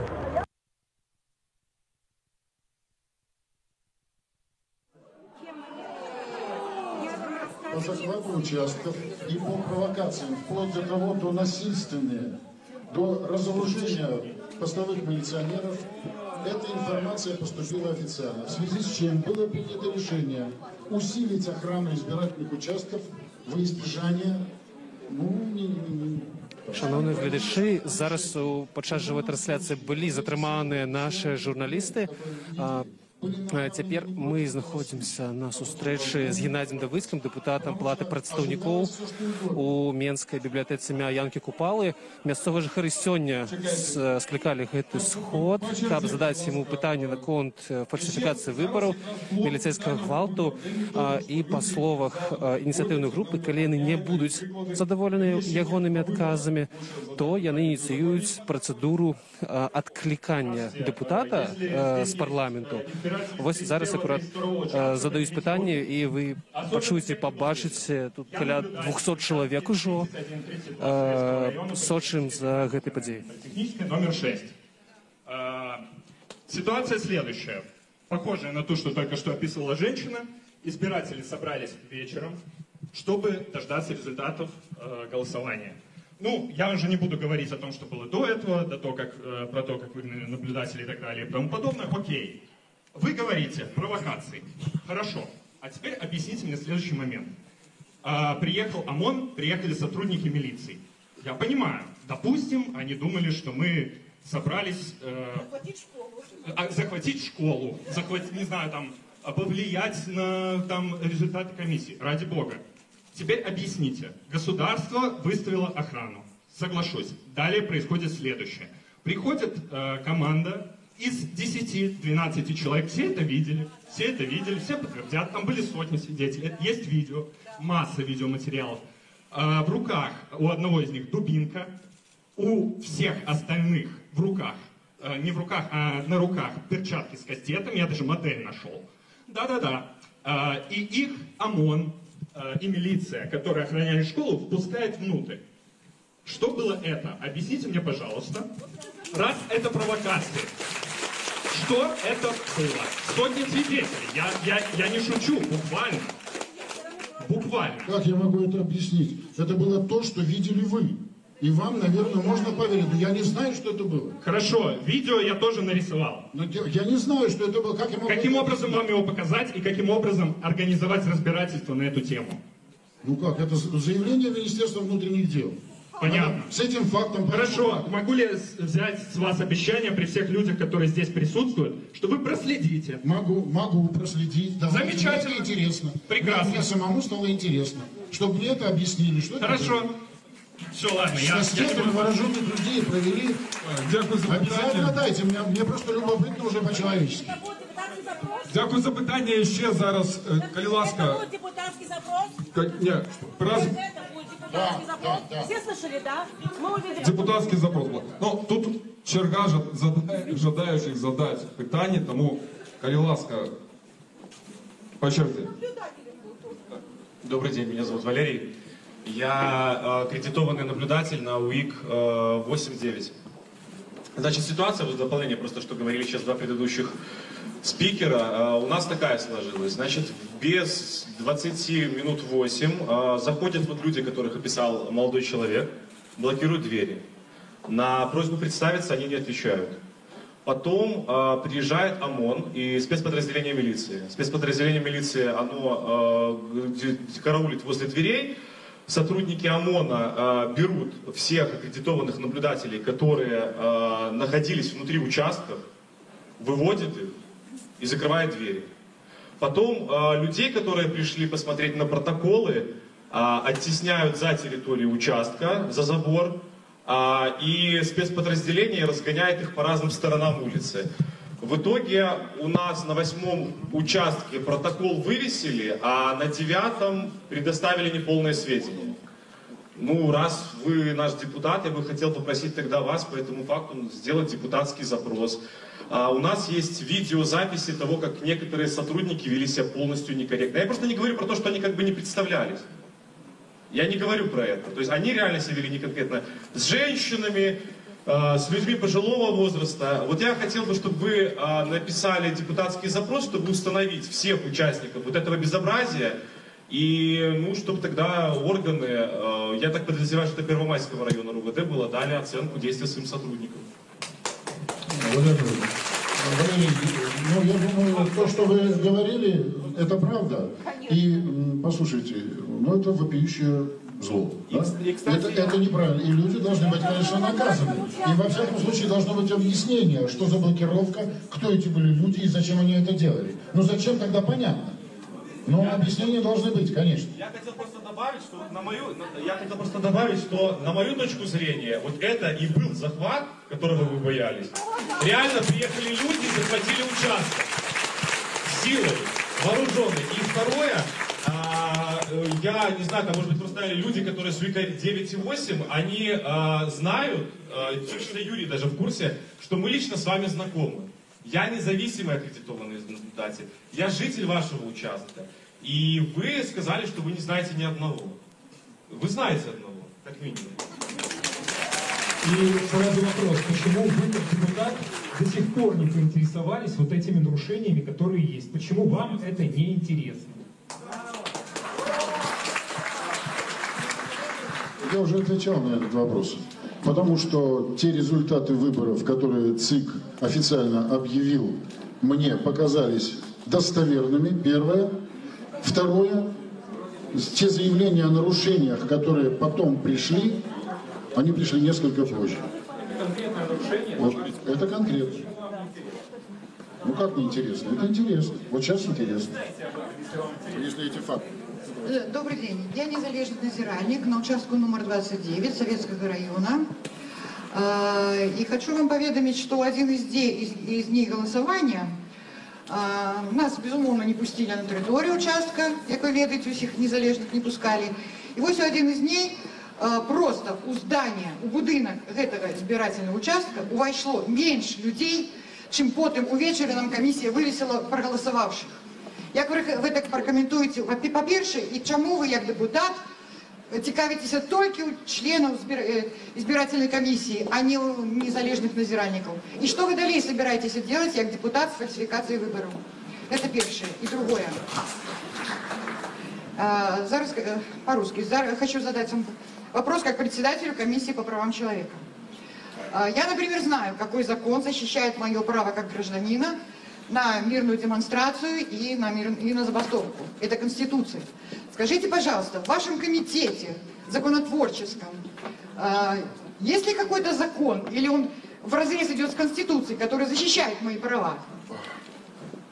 Значит, отказ на первое питание. Можна підлічувати, скільки людей увійшло у помешкання, навіть робити відео, але це не факт, що це достовірна інформація. Яна не може, послухайте, яна не може фігурувати як доказ, як безумовний доказ. І це ваше міркування, це не з'являється доказом, бо пленку можна змонтувати і так далі. Я вам вірю, як чоловіку. Так. Значит, вы снова... Значит, выборы были сфальсификованы.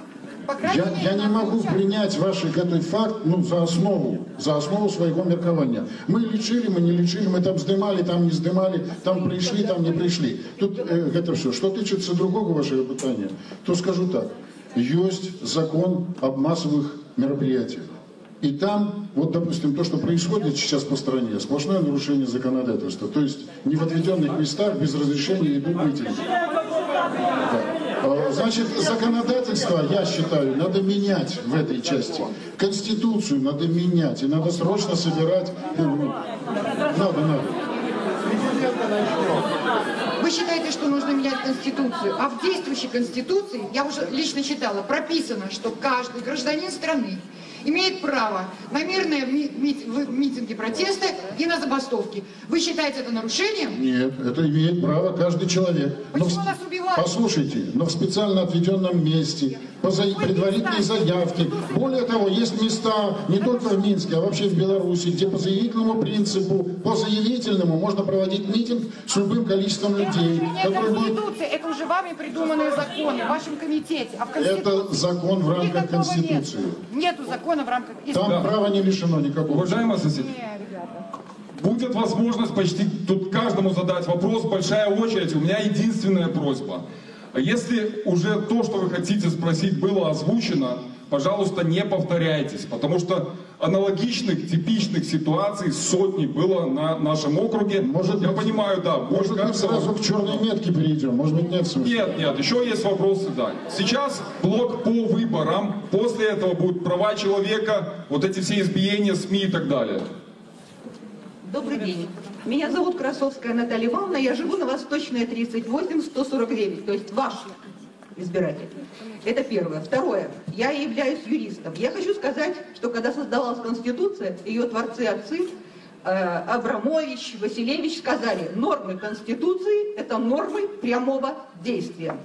Значит, закон, который, извините меня, должен помочь реализовать это право человека, должен быть только в той мере, в какой он позволяет организовать, но не содержать целое огромное количество норм, которые просто лишают этого права весь, можно сказать, весь, я хочу сказать, народ Белоруссии, только за исключением тех, кого привозят на автобусах и которые подходят к трибунам просто так.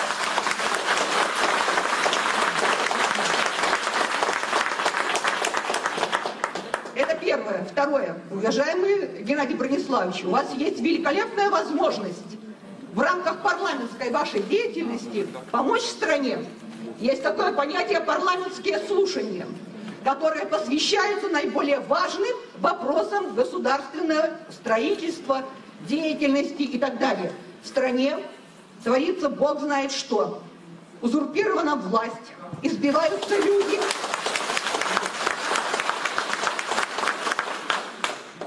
Нарушаются права, пропадают действительно, нарушаются права. Простите меня, просто идет измывательство над целым народом. Проведите парламентские слушания, будьте их инициаторами. У вас есть такая возможность? Депутаты, да, у нас власть разделена на исполнительную, законодательную, но каждая ветвь власти обладает определенным набором прав, позволяющих а уж тем более депутатская власть, позволяющим им помочь своему народу. Это два. А третье, простите, я хочу задать такой риторический вопрос. Законы в Германии 1933 года, они тоже были в рамках страны. И кто нарушал эти законы? Тут люди грамотные попадали в концлагеря, попадали на улицы под штурмовые отряды. Это мне очень напоминает времена Мао Цзэдуна с хунвейбинами и штурмовые отряды коричнево-рубашечников. Когда люди выходят...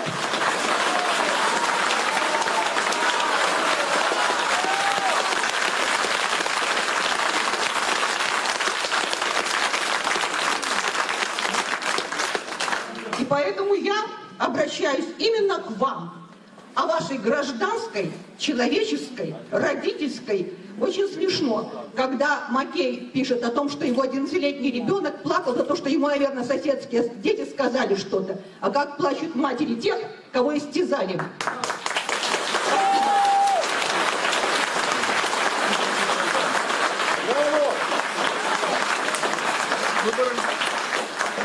Значит, с инициативой собрать внеочередную сессию и провести там парламентские слушания мы выступили уже.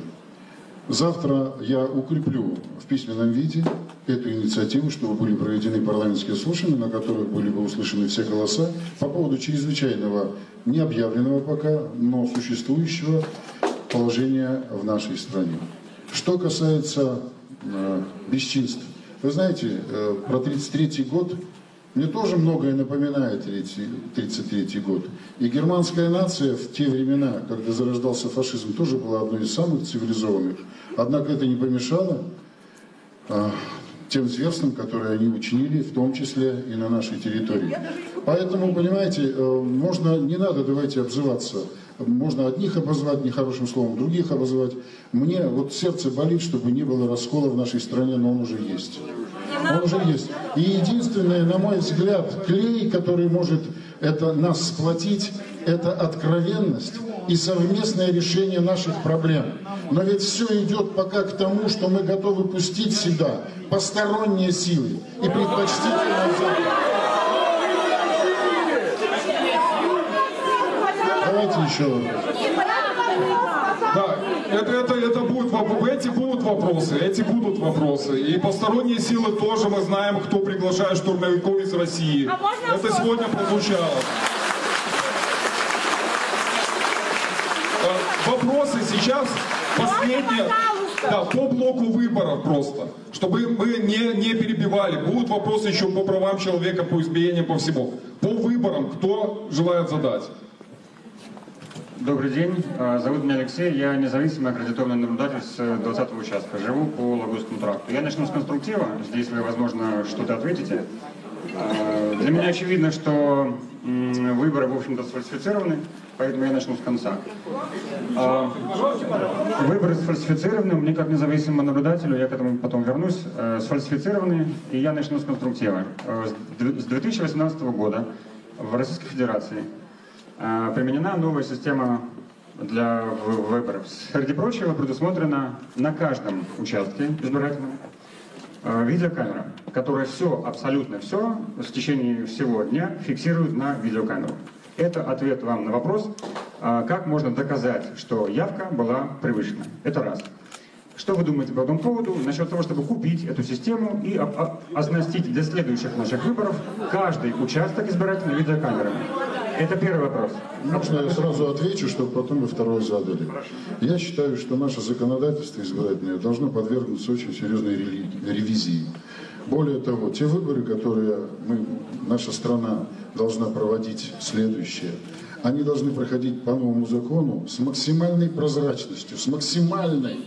И это, пожалуй, самое главное, что вот сейчас у нас происходит в стране. Установка камер не противоречит избирательному кодексу. Установка камер обязательно, подсчет под камерами обязательно. Хорошо, почему тогда вы, как депутат, не отреагировали на отказ ЦИК оборудовать избирательные участки камерой за денежные средства избирателей? Потому что я был уверен, что выборы пройдут честно, и справедливо. Поэтому не отреагировал. У меня не было оснований подозревать, что будет по-другому. Потому что я знал истинный рейтинг и уважение к нашему действующему президенту. Да. По выборам, напоминаю, еще продолжаем. И тут было одно уточнение по прозвучавшей тезе, что закон должен подвергнут быть ревизии, избирательный кодекс. Геннадий Давыдько уже 3-й срок в Палате представителей был в Совете Республики. Вот уточнение такое. Вот за это время вы хоть одно предложение внесли, чтобы изменить избирательный кодекс? Нет, я не вносил такие предложения. Но и не было оснований вносить эти предложения. У меня предложение как раз-таки по избирательному кодексу. Вбросы происходят при непосредственном участии, а то, что они есть, меня в сомнении вызывает, председателя комиссии. Все остальные молчат из-за страха. У меня будет... Тише. А все остальные, будучи в прямом подчинении от председателя комиссии, это касается и наблюдателей, и членов комиссии, как правило, у нас ситуация такая. Директор школы является председателем, учителя являются членами комиссии и наблюдателями. Что вы думаете по поводу того, чтобы внести поправку в избирательный кодекс, чтобы на корню исключить такие ситуации, когда председатель напрямую является руководителем наблюдателя и члена избирательной комиссии? Это первая часть. Это очень важно. Прямого и вторая часть исключить в принципе работников государственных предприятий от председательства на избирательных участках, потому что на них также может оказываться давление. Первое полностью принимается предложение, готов за эту поправку бороться. Что касается второго, мне кажется, это определенное нарушение прав человека будет. Ну, человек, руководитель государства. Когда можно ожидать результата по той части, с которой вы согласны? Конкретного результата? Изменения в законодательство и в избирательное в первую очередь. Это то, что, к чему надо сейчас приступать. Когда можно ждать результата? Ну, когда сессия сейчас чрезвычайная соберется или 2 октября, согласно Конституции, начнется сессия. Ну, хорошо, тогда я перейду к быстрым вопросам, на которые вы вряд ли что-то вразумительно ответите. Тогда и не задавайте. Вы хотите на публику, давайте ради аплодисментов задавайте. Значит, будущим наблюдателем мы связались с наблюдателем, которые являются учителями наблюдателями. Мы зафиксировали точную явку в дни предварительного голосования 241 человек. Согласно протоколу, якобы пришло на участок в дни предварительного голосования 750. Это точные цифры, у вас нет никаких оснований им не доверять, поскольку они собраны были учителями школы, аккредитованными наблюдателями, постоянно находящимися на участке. Это к вопросу о честности. 8 августа, половину без 15:07, ОМОН забрал наших 3 наблюдателей. Больше не забрал, потому что в бусик не вместилось. В этот же день, в последний день предварительного голосования, 2 в штатском зашли в школу, где находился 17 и 20 участок, закрыли двери и меня, как аккредитованного наблюдателя, не допустили к процедуре опечатывания урны и установки ее в сейф. Это нарушение избирательного законодательства. Третье.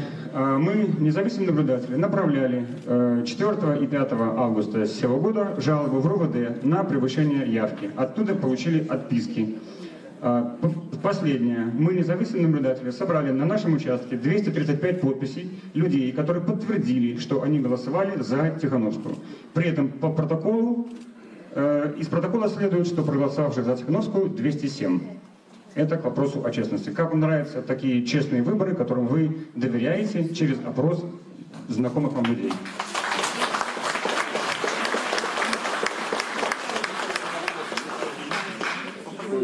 Вы можете ответить? Да, вы можете Я не убежден, что это правда. На каком основании?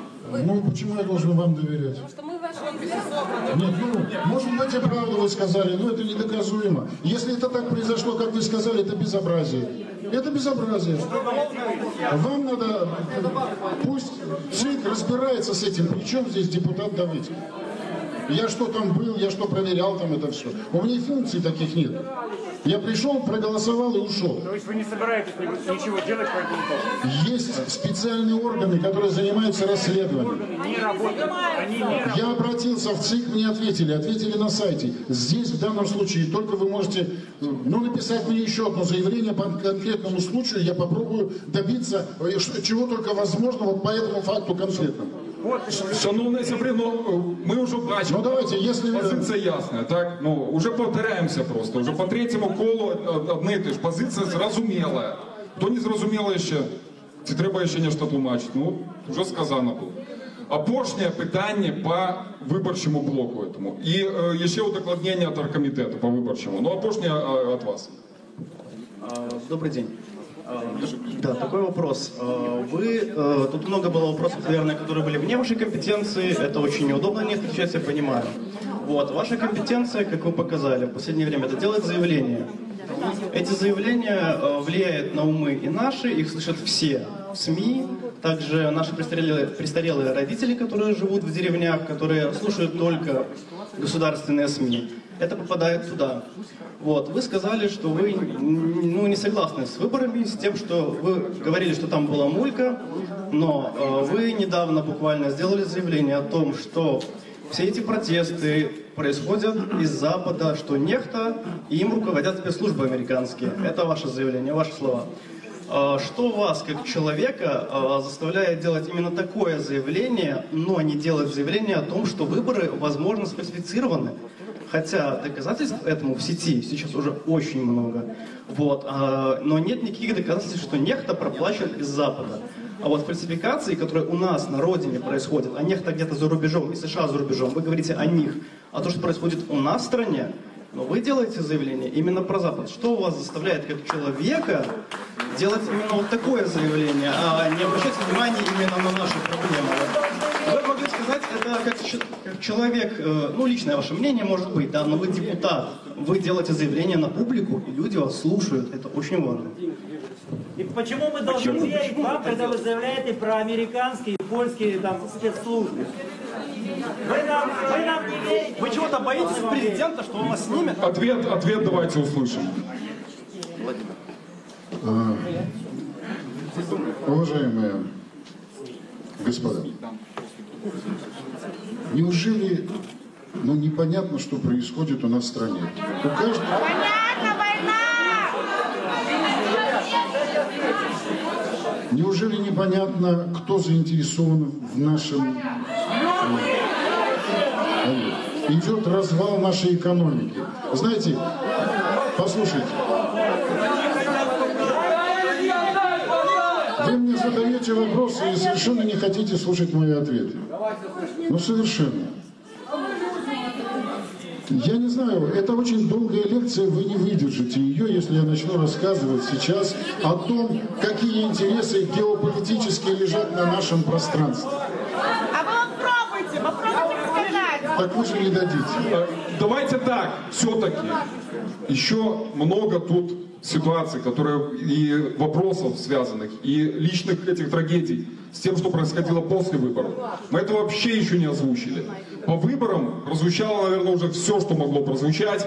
Итоговый от оргкомитета, последний подводящий, и переходим к тем вещам, которые связаны с правами человека, с этими всеми избиениями, пытками, задержаниями. Только я хочу еще одно сделать, такое не заявление, но я же понимаю, что бы я ни сказал, какие бы пламенные аргументы я сейчас не привел, я не буду принят, потому что вы собрались для того, чтобы устроить мне обструкцию.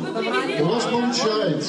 Вы не даете мне слова сказать. Геннадий, знакомьтесь, это белорусский народ. Это народ сейчас согласен. Это часть белорусского народа. Это часть белорусского народа, мнение которого я уважаю. И со многими согласен. И собираюсь работать в этом направлении.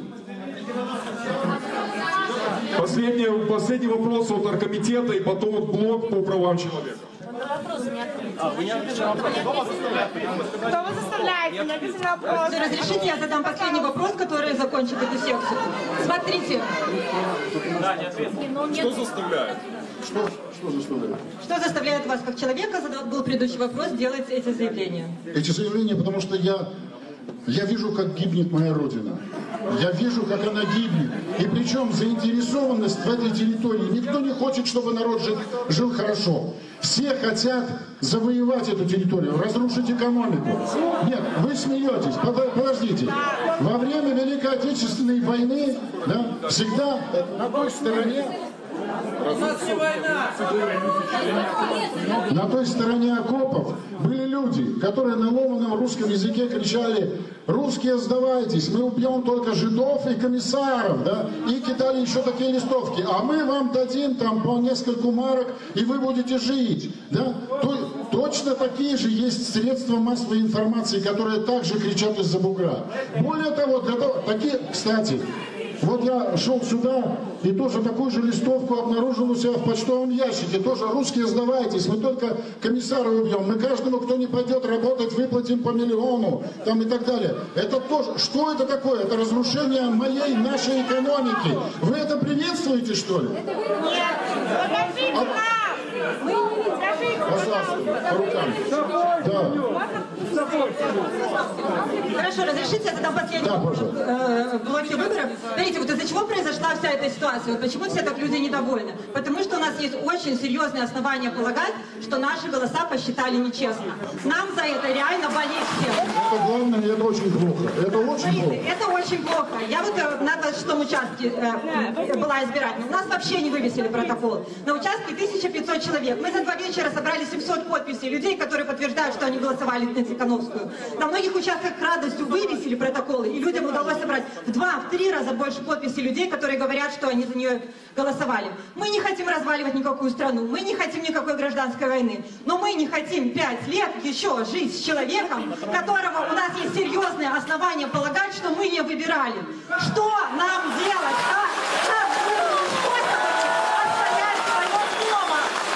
Если убрать эмоции, фальсификация — это очень плохо. Да. Если есть подозрение, что выборы нечестные, это крайне плохо. Да.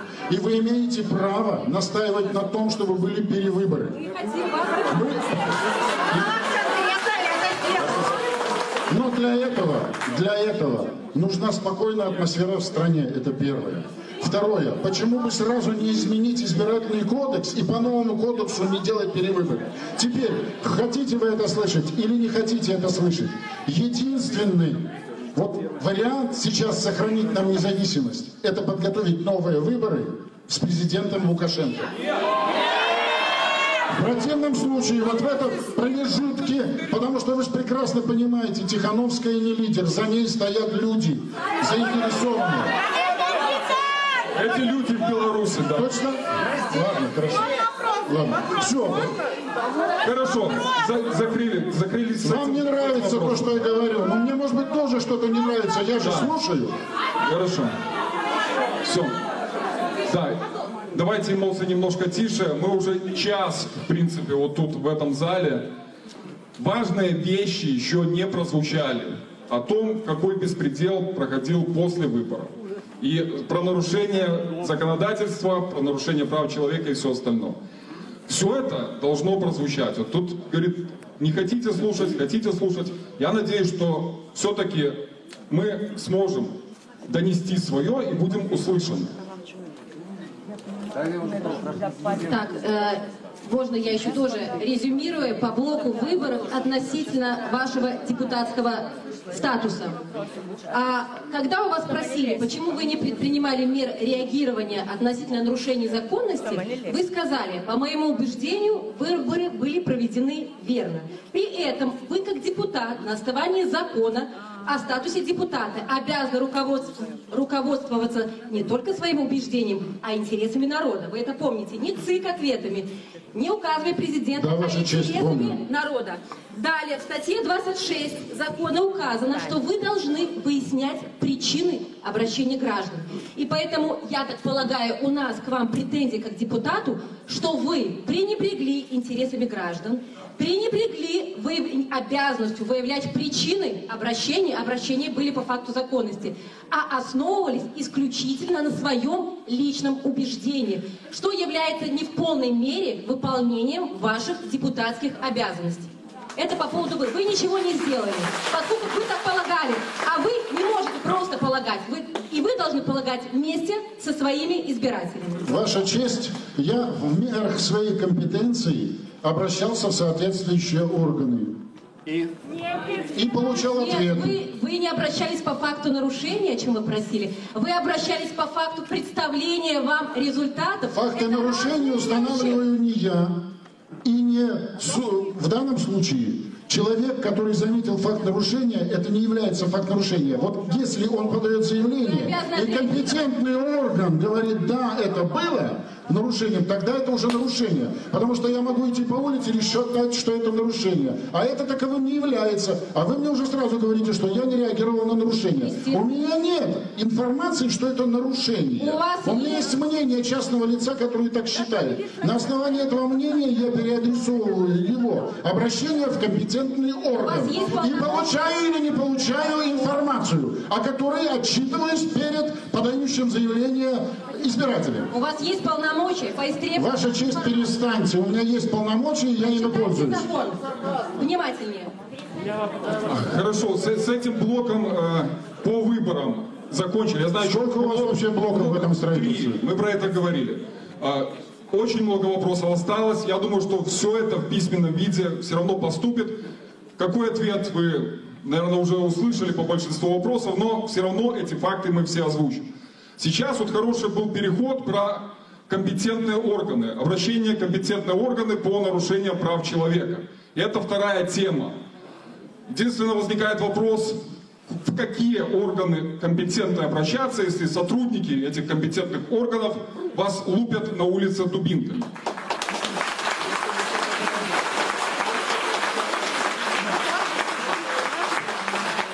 Добрый вечер. Беляковский Дмитрий Александрович, улица Кольцова.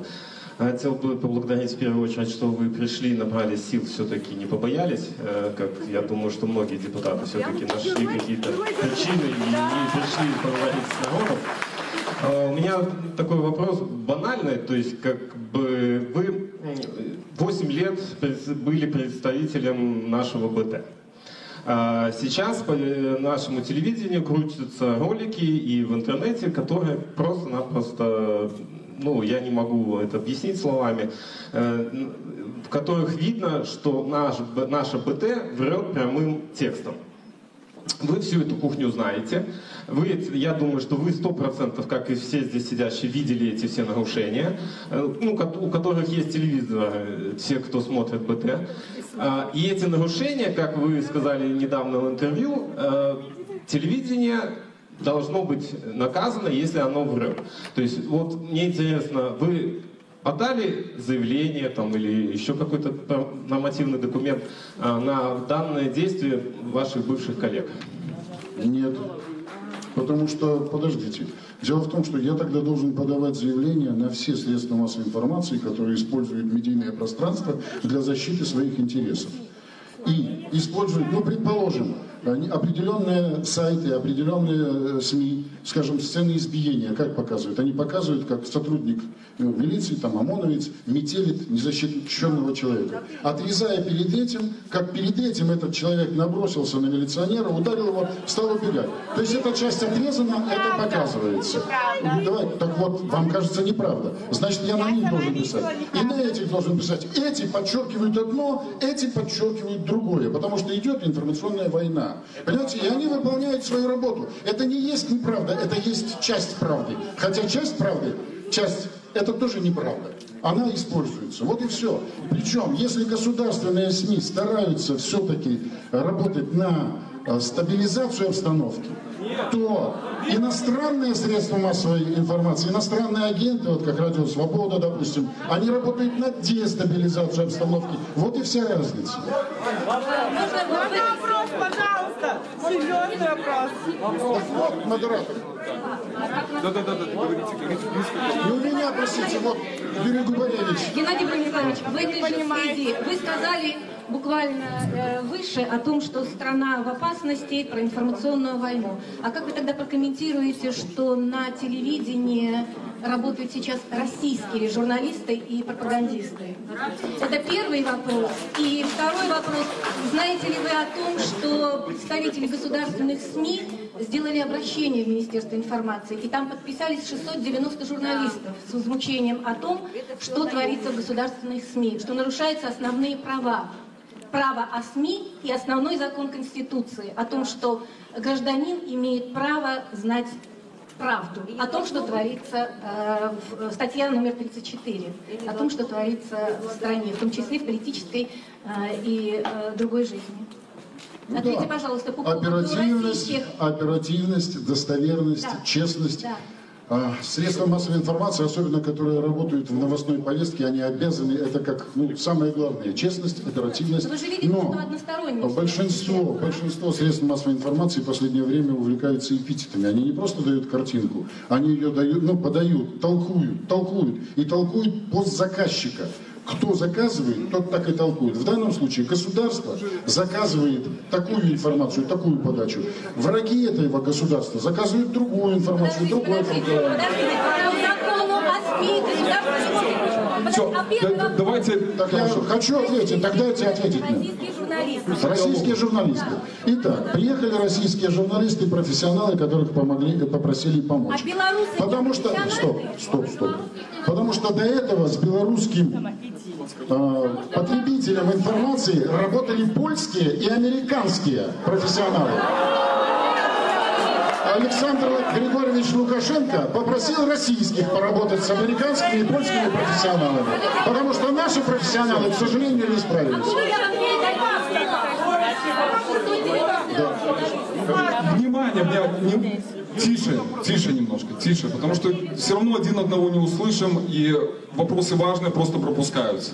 Последний вопрос по СМИ, потому что действительно это сейчас волнует людей, так как госканалы живут за счет наш, за бюджет, тут уже немножко другой должен быть подход, это не американская, не польская, это белорусская, но работает в одну копилку.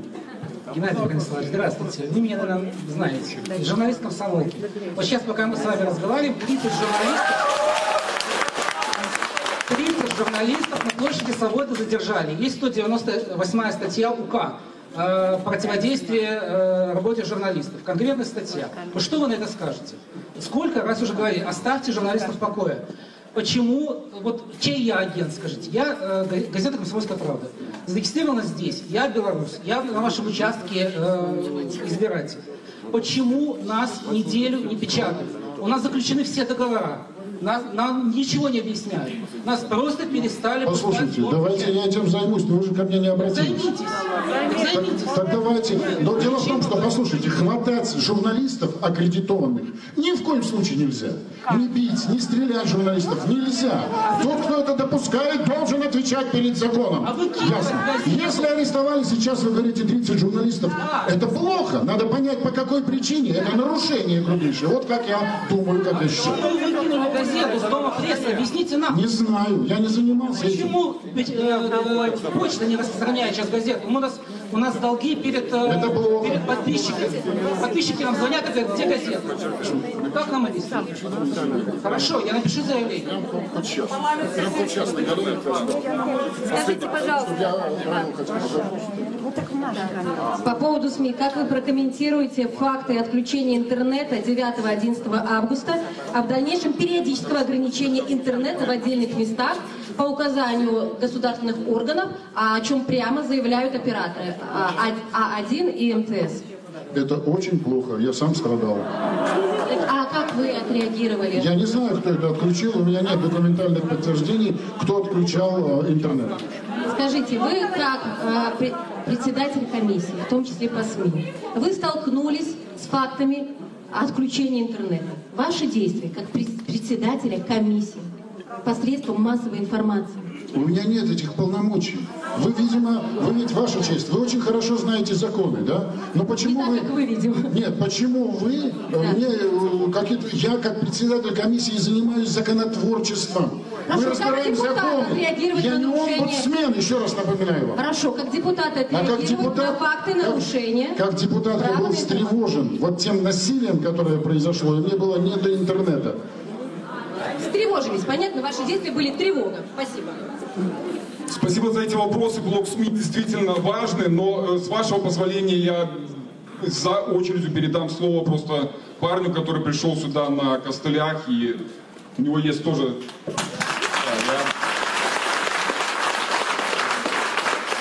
Я должен сказать, потому что мы нашей командой готовили блок с насилием, мы искали людей, которые пострадали, к сожалению, в нашем участке. И я вынужден констатировать факт, что очень много людей просто боится даже показаться, как-то появиться, подать заявление в Следственный комитет, в милицию.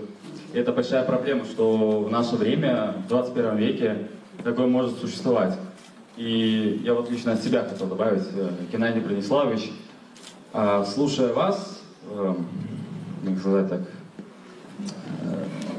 я, понимаете, вот эти все вопросы не должны были быть. Мы не должны были уже задавать эти вопросы, мы должны уже были получить ответы. Вы должны были идти спереди всех, не должно было быть Риги, вы должны, может, вы хотите созидать, но не было вас ни на Риге, там, ни на Пушкинской, вы представитель от народа. И чтобы, может, как-то соединить наши миры, мы нашли людей, смельчаков, которые действительно пришли сюда и готовы рассказать свои истории. Чтобы вы действительно убедились, что они не фейки, они реально существуют. И это не газетные, да, это не газетные заголовки, это реальные случаи. Так что... Предупредили бы меня, я бы силовиков, которые раненые, тоже привел бы сюда. На самом деле я согласен, все, я согласен, что созидать это хорошо, но давайте все-таки послушаем истории этих ребят. Так, ну, па-першае, усім прывітанне, і першае, што я хочу зрабіць, это попросіць вас усіх захоўваць культуру нашага сходу, і калі гаспадар дэпутат будзе штосьці адказваць, нават калі вам не падабаецца, даць яму сказаць тое, што ён хоча. Дзякую. Меня зовут Станислав, я пачну крыху з іншага. Я быў таксама назіральнікам на двух участках, на 36-м Савецкага района і на 28-м. У прынцыпе, ўсё тое, што казалі раней, плюс-мінус было і на тых участках, на якіх я назіраў. Але яшчэ адзін момант, который датычыцца кампетэнтнасці органаў. 36-й участак знаходзіўся ў 53-й школе. Мяне туды не пусцілі у будынак школы з нагоды таго, што ў мяне не было на руках дакумента назіральніка. Пытанне, які дакумент у мяне павінен быў на руках? Я быў акрэдытаваны. У вас не было? У мяне быў пашпарт, я быў акрэдытаваны і запісаны ў журнал. И там вы были у журнала? Вы были у журнале? Его не пустили. И паспорт был с собой. И вас не пустили? Да. Ну, порушение, грубое порушение. Вас не могли? Ну, а может, там места не хапало, что я не сказали? Места не хапало на участку, это особное питание. Меня не пустили у сам будинок. Не пустили... А на какой подставе? Что я не сказал? На подставе того, что у меня нема с собой такого документа. А ён існує? Ні, яго не існує. Ну, это порушение, это неправильно, ну что я могу сказать? Вось, это першае, что я хотел сказать. Далей меня попросили рассказать историю. Ну, я побывал у ЦИП на Крестина, як это ўсё адбылося. Я з сяброўкай ішоў по парку Дружбы народу. Это было 11 жніўня вечером. 10 крыху пасля 11 вечера. Побач каля нас нікога абсолютно не было, быў адзін прахожы. Спыніліся побач два цёмна-сініх буса з таніраванымі вокнамі. З другога з іх выйшаў чалавек з ружом у руках. Мы ў яго спыталіся, ці бяспечна ісці нам далей, ці лепш кудысьці ў іншы бок. Ён нам параіў развярнуцца і ісці назад. Пасля гэтага з буса выйшлі яшчэ некалькі чалавек, падышлі да нас, папрасілі паказаць тэлефон, разблакіраваць і прайсці ў машыну. Мы не хацелі паказваць нашыя тэлефоны, тым не менш, пад пагрозамі мы разблакіравалі і паказалі. Ужо знаходзячыся ў мікрааўтобусе, мяне пачалі біць за тое, што ў мяне была стужка на руке. Вось такая ж. Таксама за тое, што ў мяне быў ремень на штанах чырвона-белого колеру. Гэта, у прынцыпе, гэта было ім дастаткова для того, каб мяне біць. Хвілін праз, па маіх адчуваннях, 10-15-20, мы сидзелі на той момант на крэслах з сяброўкамі і побач з намі, я не ведаю, якія гэта службы былі, гэта падобна на спецназ. У зеленой форме. У гэты бус хтосьці папаў белай фарбай. Пасля гэтага мяне папрасілі легчы на падлогу, я лёг, мне моцна заціснулі рукі так, што вось прайшло больш за 2 тыдні, у мяне дазарачныя часу свет. Таксама, пакуль я там ляжаў, некалькі разоў на мяне наступалі, білі нагамі. У нейкі момант, вось якраз тады, по-моему, я назаўважыў мяне мой ремень, яго разрэзалі і пацянулі за трусы так, што яны парваліся па швам. Праз некаторы час мы яшчэ пабылі ў гэтым бусе, нас перадалі ОМОНу. ОМОН мяне завёў спачатку ў адзін аўтазак. Адразу скажу, каб не траціць час потым, кожны раз, калі пераводзілі з аднаго транспарта ў іншы, нас білі. З першага аўтазака мяне вывелі праз хвіліну. Вывелі, паставілі на калені і вылілі на галаву белую фарбу, таму я зараз амаль лысы. Таксама мы ўзялі маю галаву і працерлі бус, у который попалі фарбай, у которым я ўжо на гэты момант знаходзіўся. Маёй галавой просто працерлі яго. Потым павялі ў іншы аўтазак. Там таксама білі, там ляжалі людзі просто адзін на адным на падлозе. Я аказаўся знізу, было вельмі складана дыхаць. Але я не ведаю, магчыма, мне пашанцавала, таму што тых, хто быў зверху, білі. А я не мог дыхаць. Дзе было лепей, я не ведаю. Нас некалькі разоў перасаджвалі ў розныя транспарты. Гэта аўтобус МАЗ быў, гэта таксама іншыя нейкія шэры аўтазакі. Там у нас забралі тэлефоны без ніякіх дакументаў, што іх увогуле забіралі ў нас. То бишь, калі раптам што-то даказаць, што гэта ў супрацоўнікаў было б немагчыма. На шчасце, мае тэлефоны знайшліся. Потым нас привезлі да Крэсціна, вывелі з аўтазакаў і паставілі ўсіх у рад на калені каля сцяны. На калені і галаву ўніз, у зямлю. І нельга было глядзець па бакам і гэтак далей. Там мы стаялі прыблізна каля 3 гадзін. Гэта па адчуванням, там часу ні ў каго не было. І ўсе гэтыя 3 гадзіны да нас час ад часу падыходзілі, білі. Мяне білі па спіне, па нагам у асноўным. З-за таго, што ў мяне была белая фарба, як аказалася, што гэта была паметка, што мяне чамусьці трэба больш біць, чым астатніх. Мяне некалькі разоў выцягвалі з гэтай шырэнкі, которая стаяла на каленях, і білі яшчэ асобна, таксама па нагам, па спіне. Усе пабоі, которые былі, у першы дзень, калі мяне адпусцілі, это было 14-го, заснятыя на камеру. Калі будзе жаданне, я магу гэтыя фотаграфіі вам або паказаць, або даслаць. Усе фотаграфіі пабояў. Потым нас завялі у цып ужо. У цыпе мне стало дрэнна, пачало цямнець у вачах, я папрасіў нашатыра. Ніякай рэакцыі на маю просьбу аб нашатыры, аб дапамозе не было ніякай.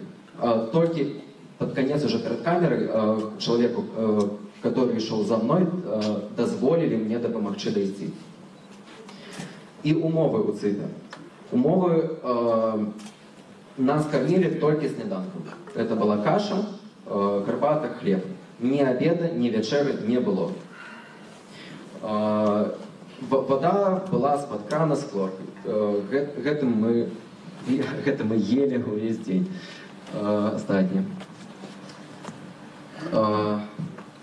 І вось, напэўна, гэта дастаткова коротка, я ўсё расказаў. Цяпер да вас пытанне. Ці лічыце вы гэтыя органы кампетэнтнымі? І тых людей, которые все это робили. Жудасная история. Я лічу, что, конечно, кто здзекаваўся над вами, павінны адказаць. І тут прабачэння недастаткова. Яны павінны быць пакараныя.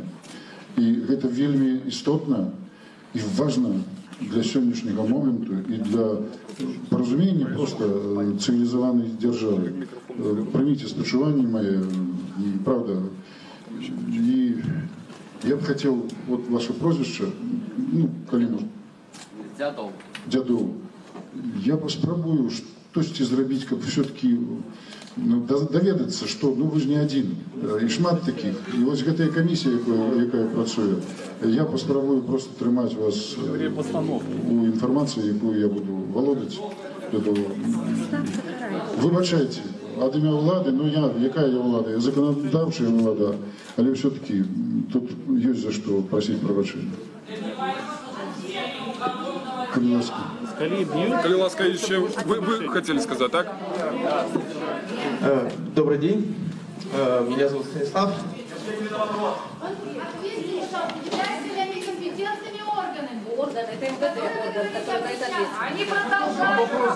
Является ли компетентным орган МВД, который ответственен за это? Вопрос риторический.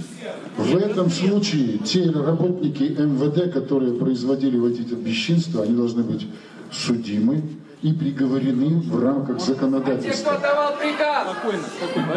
Я не знаю, кто там отдавал приказ. Надо расследовать. Это надо расследовать. И я очень надеюсь, и даже я уверен, потому что, вот послушайте, пожалуйста, пока вот хоть один вопрос по этим катаванням заставаться будет в нашем громадстве, не будет ладу в громадстве. Это может, нават самое первое и самое главное, нават больше важное, чем там выборчая ситуация. Яна так само важная, але вось тут катаванні, гэта просто, ну, просто жахлівыя рэчы. І по поводу компетенции, яны били, бадай што компетентна. Але ці маюць яны на гэта права, каб заставацца пасля гэтага у органах? Не маюць. Давайте далее. Калі ласка, кажите, да. Не, кажите. Добрый день. Меня зовут Станислав. Как-то последние полгода я странно появляюсь на пике разных ситуаций. Значит, объясню. Я до марта был абсолютно аполитичный человек. Абсолютно предан нашей стране. И так случилось, что страна в какой-то момент, пока я был студентом, сказала: нужно создать рабочие места в районе. Сказано, сделано. Дальше мне страна говорит: нужно деревообрабатывающее производство. Сказано, сделано. Нужно экспортно-ориентированное. Сказано, сделано. Я работал, там всякие ситуации бывали, и я там не самый подарок и так далее, да? Ну, моя ситуация в чем? Все началось с того, что я просто с мамой пошел пить кофе в кафе. Я вышел в переулок, где не успел ничего сказать. Меня взял под руки ОМОН и увезли, в РОВД. Еще в самом начале, да, там, когда посадили Виктора Баварину. Я просто шел в кафе. Когда на суде я показал чеки с кафе, я показал, что вот у меня офис, вот рядом, и вот мой путь, кафе. Вызвали сотрудника ОМОН, который дал показания о том, что он меня видел, я хлопал, я стоял, я кричал. Хотя по факту этого не было. Доказать я ничего не смог, так скажем, проглотил. Да? Оплатил штраф, все, решили, забыли, окей. Дальше. После выборов началась катавасия в стране. Я честно, я за мир. Да? Но когда я увидел разные ситуации, как и вы в интернете, да, мне стало не безразлично.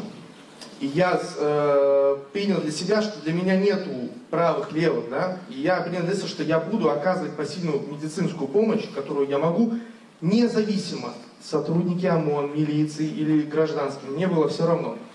Я поехал, оказал помощь там, я не лез, не выкрикивал, ничего.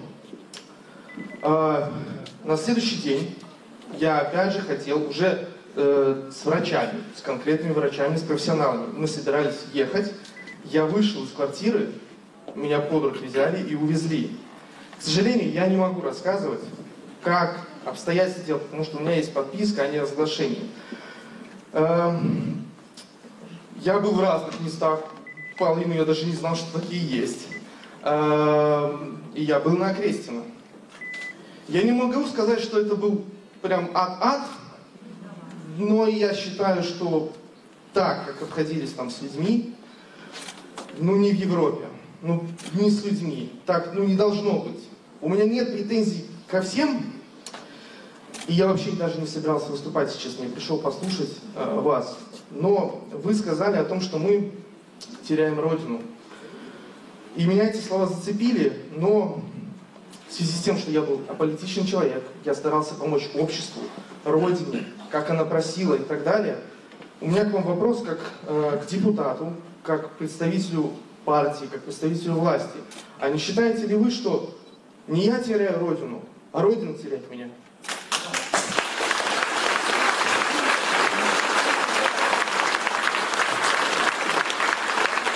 Необходимо усиливать партийное строительство. Те люди, которые выходят с протестными настроениями на площади, должны объединиться. Должны объединиться и выработать свою политическую идею. Не просто Лукашенко уходи, а цель строения, будущее, какое они видят. Да? И тогда побеждать, тогда декларировать свои политические убеждения. И вот строение, партийное строительство, именно в этом тоже я вижу будущее нашей страны и возможность найти какую-то консолидацию в нашем обществе. И, допустим, Родина не может вас потерять. Родина вас не теряет, и вы ее не теряете. Но вы определились, чего вы хотите с вашими идеалами, и вы вполне можете вступить в какую-то общность людей, которые исповедуют... Я боюсь. А это бояться не Так, ні, отказ почут. Є ще ось представники тих, хто потерпів, ну реально ось прийшли, не попросили слова. Ті самі, хто потерпів по затриманню, ті это.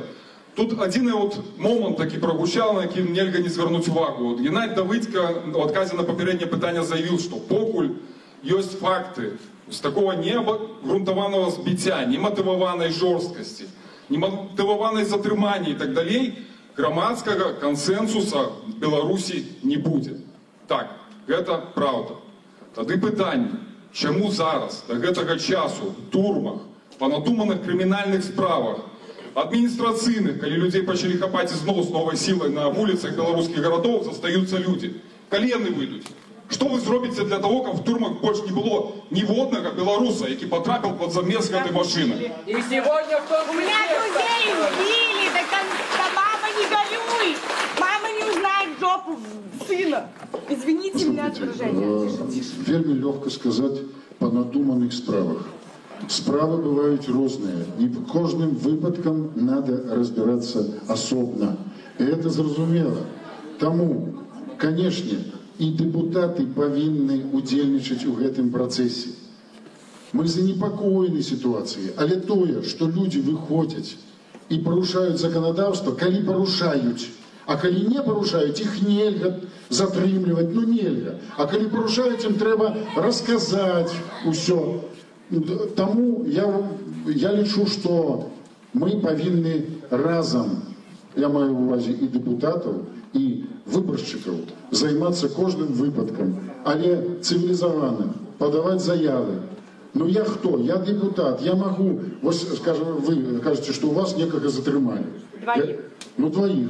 Ну давайте так, мы же не можем потелефоновать у МУС. Мы можем просто звернуться официально. Такие прозвища, чему их затримали? Дайте отказ. Я не откажу. Я скажу, как их задержали. Я видела сама лично, как их убили. Мне было страшно. Вот им сказать можно что завгодно. Есть факты. Кожный человек каже, что он, вот возьмите кожного человека, и он каже, я ни в чем не виноватый. Я ни в чем, я просто шел, я просто сидел, меня затримали, и можно дать веры, а можно не дать веры. Можно я скажу? Я не говорю. Вот выпадок страшный. Я вам Давайте, не говорю другого. Можно я скажу? Здравствуйте, меня зовут Лена, я мать Станислава.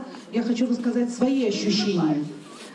Мои ощущения, когда пропал сын, и 72 часа я не знала, где он.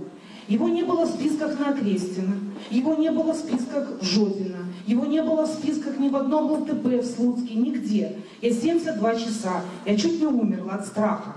Понимаете? И я, точно мой сын сказал, мы абсолютно были аполитичными людьми. Вы сегодня сказали, вот тут Байер распечатал, что мы все, нам платят нефта, нам платят американцы, нам платят все. А мне обидно это слышать от вас. Я пережила свою личную трагедию.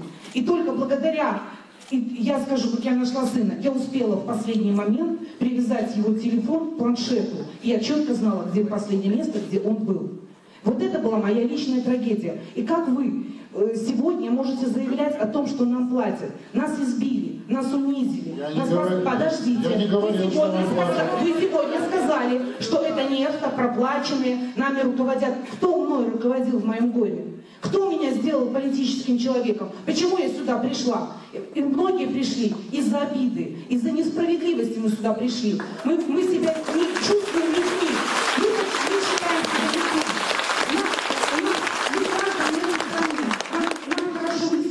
У нас в руках у многих ремесло. Мы не боимся ни любой ситуации. Мы заработаем. Мы будем работать. Мы будем трудиться. Мы хотим жить в этой стране. Но меня поставили в такую ситуацию. Мне стыдно и обидно слушать вас, и я не знаю, что вам дает такое право считать, что вот нами кто-то руководит. У меня к вам этот вопрос.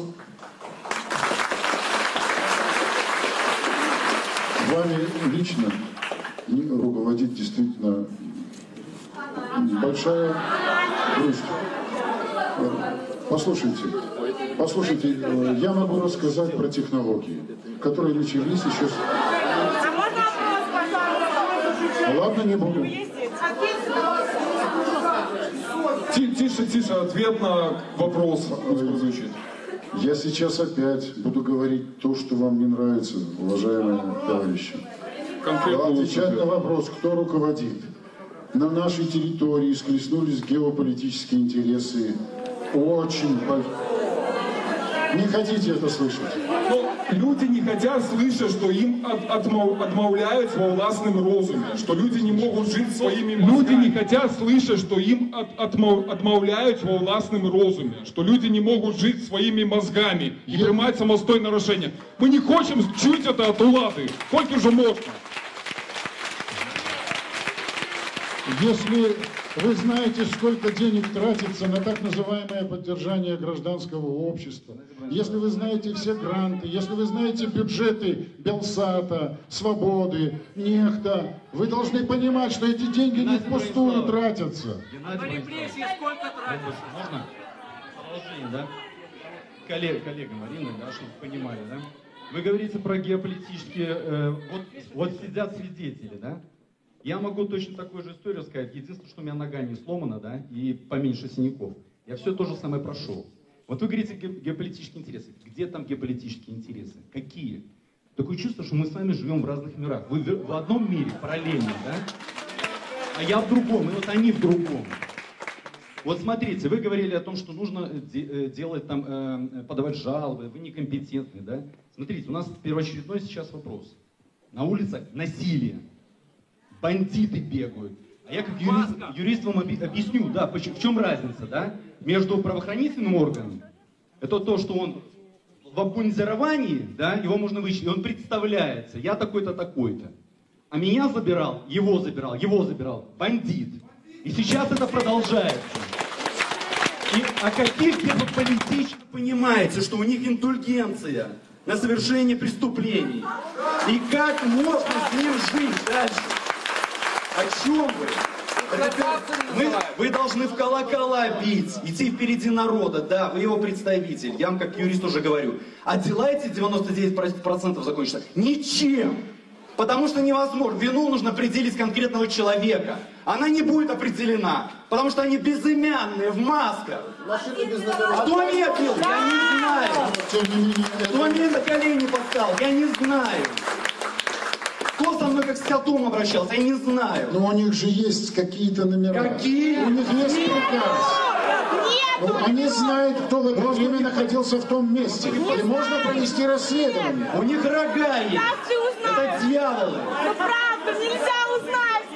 Я с друзьями стояла, что автобусом задержали, избили. Как узнать? Как мне узнать? Можно меня сказать? Подскажите, пожалуйста. Добре. Можна? Дякую. Можна, пожалуйста? Отказ в тим же речі, що є комісія і... Вы, парламент, возьмите власть в свои руки. Объявите импичмент! У меня вопрос про проплаченность, да? Вот здесь сидят люди, их очень много. Это меньшинство тех людей, которые выходят сейчас на улицы на мирные митинги. А скажите, за чей счет по нашим улицам ездят автозаки, ездят военные машины, ездят водометы и приезжают автобусы с людьми из региона? За чей это счет?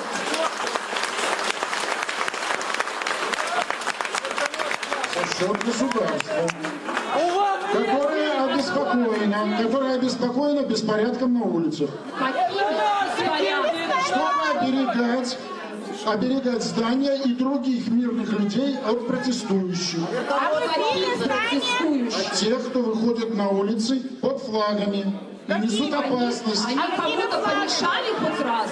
Да. Кому? Помешали многим. А можно вопрос? Вы обратите внимание на последние 2 митинга, которые были в воскресенье? А том, как эти митинги проходят. А вы знаете, кто их координирует?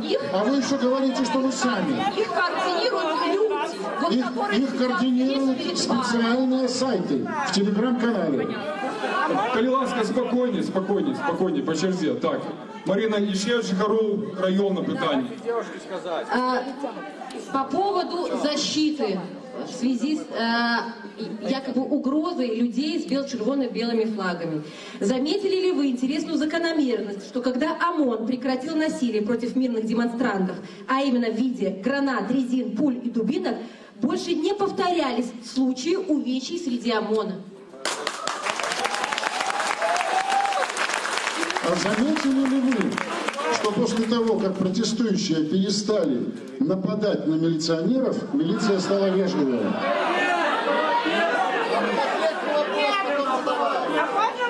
Вчера только было. У меня 2 вопроса касательно прав человека. Я вас попрошу ответить на эти 2 вопроса поочередно. Первый вопрос касается слов Александра Григорьевича Лукашенко о том, что идеологически неверные учителя недостойны учить наших детей и обязаны быть уволены со школы. Вы, как председатель комиссии по правам человека, расцениваете ли это как дискриминацию по идеологическим и политическим взглядам? Спасибо. Кстати, сегодня именно по этому принципу был обезглавлен РНПЦ кардиологии. Был уволен великий человек и деятель. Это уникальный менеджер, на место которого достойного найти, сохранив все функции РНПЦ кардиологии, вряд ли удастся. Давайте так, я классифицировать не буду, я просто выскажу свое мнение. Я глубоко убежден, что каждый человек имеет право на свою точку зрения и отстаивание, и на политические взгляды имеет. И в школе должны работать профессионалы, которые преподают географию, математику, литературу и так далее. Кому он молится, в какой храм ходит, и какой он партии принадлежит, это не имеет никакого значения. Это моя точка зрения. То же самое касается и других профессий, и врачей, и так далее. Любая дискриминация по правам, по политическим мотивам, она является дискриминацией. Вот я так считаю. В таком случае я попрошу вас как руководителя комитета по правам человека, а также комитета, занимающегося законотворческой деятельностью, инициировать законопроект, защищающий всех сотрудников социальной сферы, врачи, учителя, сотрудники ЖКХ и так далее, от дискриминации по политическим и идеологическим мотивам. Это хорошее предложение, спасибо. И у меня еще один вопрос. Тут очень много на самом деле людей, практически все 7 тысяч, которые попали на Крестина, в Жодино и другие учреждения, были, да, пыточные, кстати, попали туда, к сожалению, из-за неверного толкования Конституции в первую очередь и подложного закона о массовых мероприятиях. У нас есть иерархия в Беларуси, пока называется правовым государством, называется, но не является, к сожалению. У правового государства есть иерархия нормативно-правовых актов. Конституция — это верховенство любого нормативно-правового акта. Наша Конституция подразумевает право неограниченное на проведение массовых мероприятий. Закон ограничивает, он не запрещает, но ограничивает. Таким образом, этот закон идет вразрез Конституции. И я прошу вас, опять же, как председателя Комитета по правам человека, инициировать, не знаю, какую-то процедуру, которая приведет, наконец-таки, в консистентность с Конституцией наш вот этот вот некий закон. Чтобы не было раз. Очень благодарю вас за ваши вопросы. Они очень существенные и как раз вот по адресу. Да? Я сказал выше, что мы инициируем парламентские слушания и внеочередную сессию парламента. Что касается слушаний, вот в этом формате я полагаю, что как раз будет уместно поднять вот эти вот вопросы об изменении Конституции, принять решение об изменении ряда законодательств, избирательного кодекса и в том числе вот те ваши предложения. Я поднимаю. Конечно. Когда мы можем услышать и увидеть результат для себя людей? Вопрос про результат. Вопрос, что у меня есть сайт, я все буду выкладывать на сайт. Раз. Добрый день вам, спасибо большое за встречу. Вот звучали слова «раскол» и факты. Как раз здорово, потому что я сейчас буду говорить о расколе и, да, тоже там о некоторых фактах. 23 числа в пресс-службе Министерства обороны появилось сообщение о том, что в святых местах для белорусского народа не допустят появления людей с флагом, под которым ходили коллаборационисты. В телеграм-канале пресс-секретаря Александра Лукашенко Эйсмонт также бело-красно-белый флаг был представляется как флаг коллаборационистов рядом с роликами с Гитлером. И вот о фактах. 44-й год, операция «Весенний праздник», операция «Баклан». 29-я гренадерская дивизия СС «Рона» с бело-сине-красно-белым флагом геральдики. Дивизия СС «Руслан» с бело-сине-красным флагом участвовала в операциях, собственно, операция «Территория Беларуси». Это карательные операции против партизан. И, собственно, под бело-сине-красным флагом здесь убивали белорусских партизан. Вот меня, на самом деле, очень беспокоит, интересует, почему происходит такой избирательный фокус зрения, и возможно вы как-то можете помочь, потому что это точно так же на Белтелерадиокомпании, которые вы многие годы отдали, выходит множество сюжетов с такой же тональностью. То есть почему мы наблюдаем такую однобокость? Спасибо за вопрос. Если флаг чтит хотя бы один человек, его нельзя шельмовать, и его надо уважать. Потому что это как религия. В данном случае у каждого флага под красным флагом убивали, под бело-красно-белым флагом убивали, под теперешним триколором российским убивали. В форме НКВД защитники Брестской крепости лежали насмерть, отражая фашистские атаки. Они были в форме НКВД. Поэтому человек – такое существо, которое может из чего угодно сделать и святыню, и позорище. В данном случае люди, которые выходят на протесты на площади, они не политизированы, они идут, провозглашают: мы против фальсификации на выборах, и Лукашенко уходи. И вдруг они видят, что над ними бело-красно-белый флаг. Ну какая разница, пусть будет он. То есть они не придают этому значения первоначально. Подождите, ну... Хорошо, придают, ну... Послушайте. Вот. Послушайте, мое было предложение лет, наверное, 10 назад, что данному флагу придать статус исторической ценности. Потому что это наша история. Да, я видел святые фотографии, когда БНР зарождалась, эти мечтатели, которые делали страну. Я видел снимок, когда на моем родном Купаловском театре в 1942 году висел бело-красно-белый флаг со свастикой. Был какой-то праздник. И я видел, вот сейчас видел светлые лица нашей молодежи, мечтательные, честные, которые действительно сплотились и идут под бело-красно-белыми флагами. Это тоже, я не могу им не верить, потому что я вижу, что они воодушевлены. И они не придают этому значения, там, типа, бей русских, да? Они не придают этому значения, бей тех, кто под государственным флагом. Это просто, ну, стал такой символ. Потом, возможно, и мне даже кажется, что в определенном смысле такая классическая оппозиция в лице БНФ, она немножко в отрубе, как бы, вот наш символ взял, ну, весь протестный вектор. Но это не важно, да, важно, что это вот стал символом протеста. Поэтому надо знать историю символов. В данном случае меня не пугает этот флаг. Стоп. Почему телевидение? Это вопрос к телевидению. Но я считаю, что они имеют право сказать правду. Но они говорят не всю, возможно, правду. Если они говорят про флаг, что он был у кого... Послушайте, 3 моих родственников, которые были в партизанах, вернее, двое были в партизанах, а одна была в деревне. Пришли полицаи с этим флагом на рукаве и убили их. Я что должен делать? А 7 человек, послушайте, с фамилией Давыдько, были расстреляны в Орше сотрудниками НКВД. Есть подтверждение, документы. Потом были реабилитированы. Мне где? Я как Максимилиан Волошин между теми и другими молюсь за этих и за тех. Так получается. Поэтому все гуще. Все не так просто, как нам хотелось бы иногда. И вот в данном случае вопрос с символом, да какая разница, какой символ. Должны быть преступления расследованы. И должно быть мир, мы не должны пропасть с карты, останемся как название, и все. Вот на это надо работать. Да, дякую за гэты адказ. Адказ был падрабязны. Я спадзяюсь, што атрымалі інфармацыю. Наступны, калі ласка. Здравствуйте. Поближе. Здравствуйте.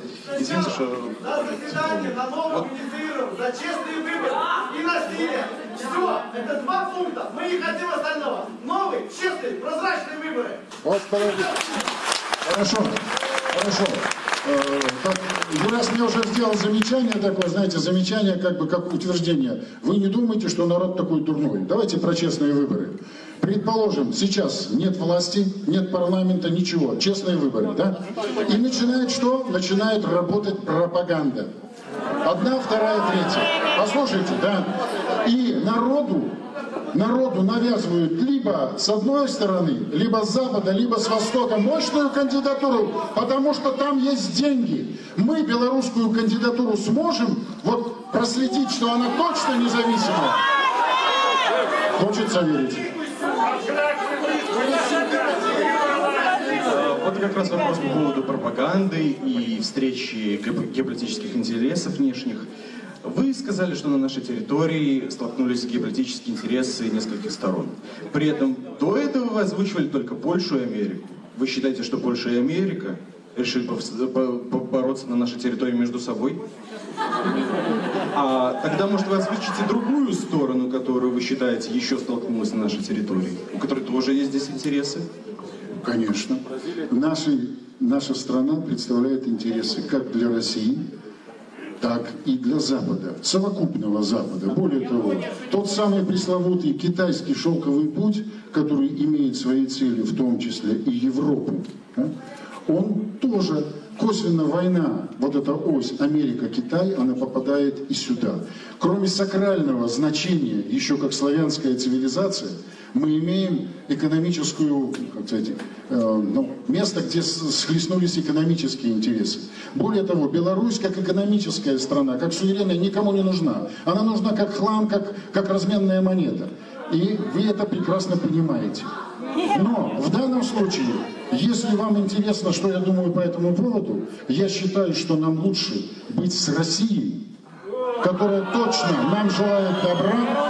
И послушайте, я честно признаюсь я честно признаюсь в том, как я думаю. Что в этом плохого?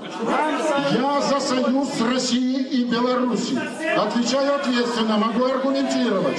Если кто-то не любит Россию, пожалуйста, не любите. Если кто-то не любит, знаете, Лукашенко тоже не сгущенка, чтобы нравится всем, но именно Лукашенко сегодня является тем человеком, который гарантирует независимость нашей страны. Хотите это или нет? Хорошо. К сожалению, этот человек просто не набирает нужного количества голосов, а так, в принципе, да. Да, у меня важный вопрос. Это мнение Губаревича, а не белорусского народа. Ну, ваше мнение так-то тоже не белорусского народа. Ладно. Белорусский народ решит, с кем он хочет быть, с Россией. Мы умнее его. Или белорусский народ имеет третий путь, иметь нормальные соседские отношения со всеми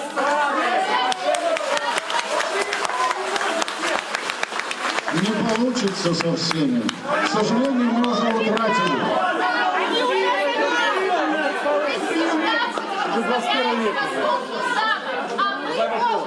Давайте по вопросу. Следующий вопрос, да. У меня важный вопрос, для этого отмотаемся на минут 15 назад, это большая очередь, поэтому не успел задать сразу. Так, давайте сразу договоримся о каком-то регламенте. Я не намерен здесь ночевать. Нет, я вас покину, уважаемые господа. Через полчаса надо покинуть. Хорошо.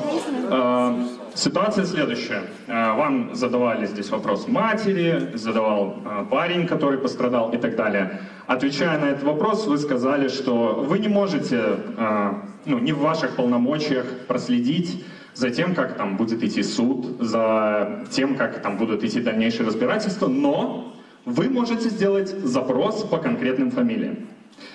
Пришло время поработать немножко нам всем, да?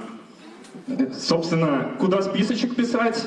Расскажите, пожалуйста, как организуем эту процедуру? Я думаю, здесь у многих есть фамилии, у меня есть избитого наблюдателя с моего участка, который вызвал милицию, они его везли, и он приехал домой избитый.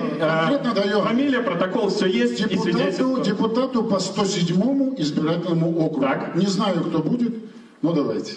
Подождите, нет, без воды. Конкретно, как мы организовываем эту процедуру? Значит, жители, избиратели 107-го избирательного округа имеют право обратиться к депутату с проблемой, которую он может решить в рамках своей компетенции. В данном случае по конкретному вопросу я могу отправить конкретный запрос и требовать в рамках законодательства ответ в течение 2 недель. Хорошо, какой ответ будет, такой будет. 2 слова, куда писать, в какой форме, 2 слова, чтобы мы знали, чтобы это произошло быстро. Вы сейчас только знакомитесь, значит, с законодательством. Давайте мы говорим не в риторике. Вы представитель народа, я вам задаю вопрос. Так пишите мне. Куда? Скажите просто 2 слова. Это можете в электронном виде на сайт Палаты представителей депутату давить. Хорошо, писать полный список, мне как-то скоординироваться гражданам написать. Да послушайте, кто я такой на полный список? Хотя бы те, кто в округе в нашем. Ну, конечно, вы в округе, вот, разумеется. Допустим, разумеется, речь про округ. Пример. Разумеется, речь про округ. Давайте весь список. Все, спасибо за ответ.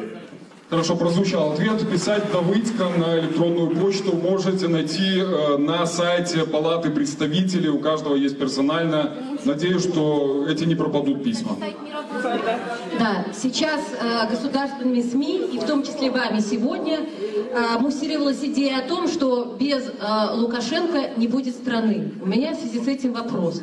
Неужели у нас в правительстве, в парламенте, во всех государственных органах работают настолько глупые и безответственные люди, что они не смогут без Лукашенко выполнять свои обязанности? И второй вопрос. Неужели хорош тот президент, который создал такую систему госуправления, которая не сможет работать без него.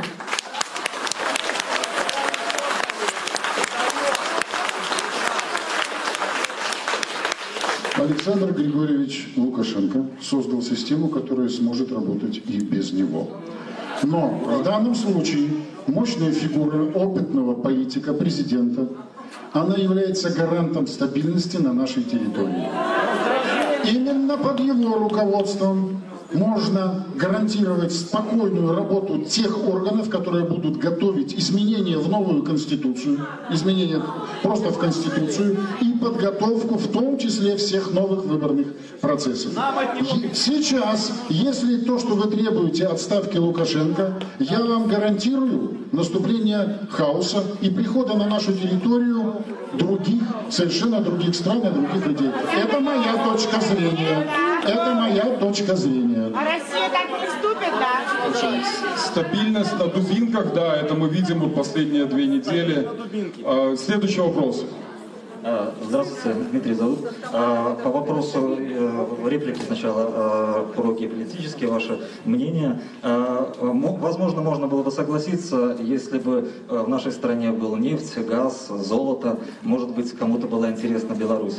Но самый главный ресурс Беларуси – это его народ, вот, который избирает. В данный момент очень сложная ситуация, и я хотел бы вас как депутата и как бывшего работника БТ попросить повлиять, чтобы на государственном канале показывали мнение народа, которые марши, акции, которые проходят, чтобы это было показано, чтобы государственное телевидение спрашивало людей и показывало мнение народа. Тут я с вами согласен, что государственный канал должен отражать все точки зрения, которые существуют в мире, чтобы человек, потребитель информации, мог думать и сам выбирать, на какой он стороне. Однобокая подача информации не приветствуется. Я с вами согласен. Нет, еще один вопрос в тему информации у вас тоже. Спадар Давыдька, у меня такое питание. Любов Луньова, телеканал Белсат, який, як ви лічите, фінансує тут усю, весь народ. А сколько вы финансуетесь? Чому ви існуєте на заміжні гроші? Чому? Заправді, у меня за вас такое питание. Александр Лукашенко недавно сказал, что гэтые все синяки, гэтые все фото, які демонстрували люди, які вышли за Крестина, что гэта все фейк. А вы цяпер кажаце, што трэба расследаваць гэта, што вы гэтым займецеся. І нават сказалі, што людзі, якія выходзілі пад чырвона-белымі сцягамі, гэта такая цудоўная моладзь са светлымі тварамі. Ці гатовы вы вот так не толькі тут публічна абвергнуць і сказаць, што Александр Лукашенко хлусіць? Микрофон. Вы бачите, як ви перасовуєте, професійно перасовуєте поняття. Послухайте, я сказав, що молодь цудовная. Яны сапраўды цудоўныя, яны выходзяць, я бачу, што яны адчуваюць себе цудоўныя. Яны адарваліся ад манітораў камп'ютараў, яны ўбачылі сяброў, яны пазнаёміліся. Ім цудоўна. І паслухайце, у гэтым я не ўжываў бел-чырвона-белый стяг. А вы сказали, что цудоўная моладзь под бел-чырвона-белым стяг. Послушайте, далее. Тое фото, где там синяки и іншие, яны могут быть и фейками. Вы бачите, я нават могу запросить гримера, який загримирує некалькі чоловіків. Послухайте уважливо. Я не кажу, что не было. Было. Вот конкретные люди. И было так само. Но то, что это могли быть у тым лику и фейки, могли быть. Вот и все. Я не комментирую. Могли быть ваши дети. Послухайте, тяжко отказывать, когда кричат. Я отказал на ваши питания? Нет. Питание было тем, что готовы ли вы публично признать, что Александр Лукашенко хлусил? Нет. Александр Лукашенко не хлусил.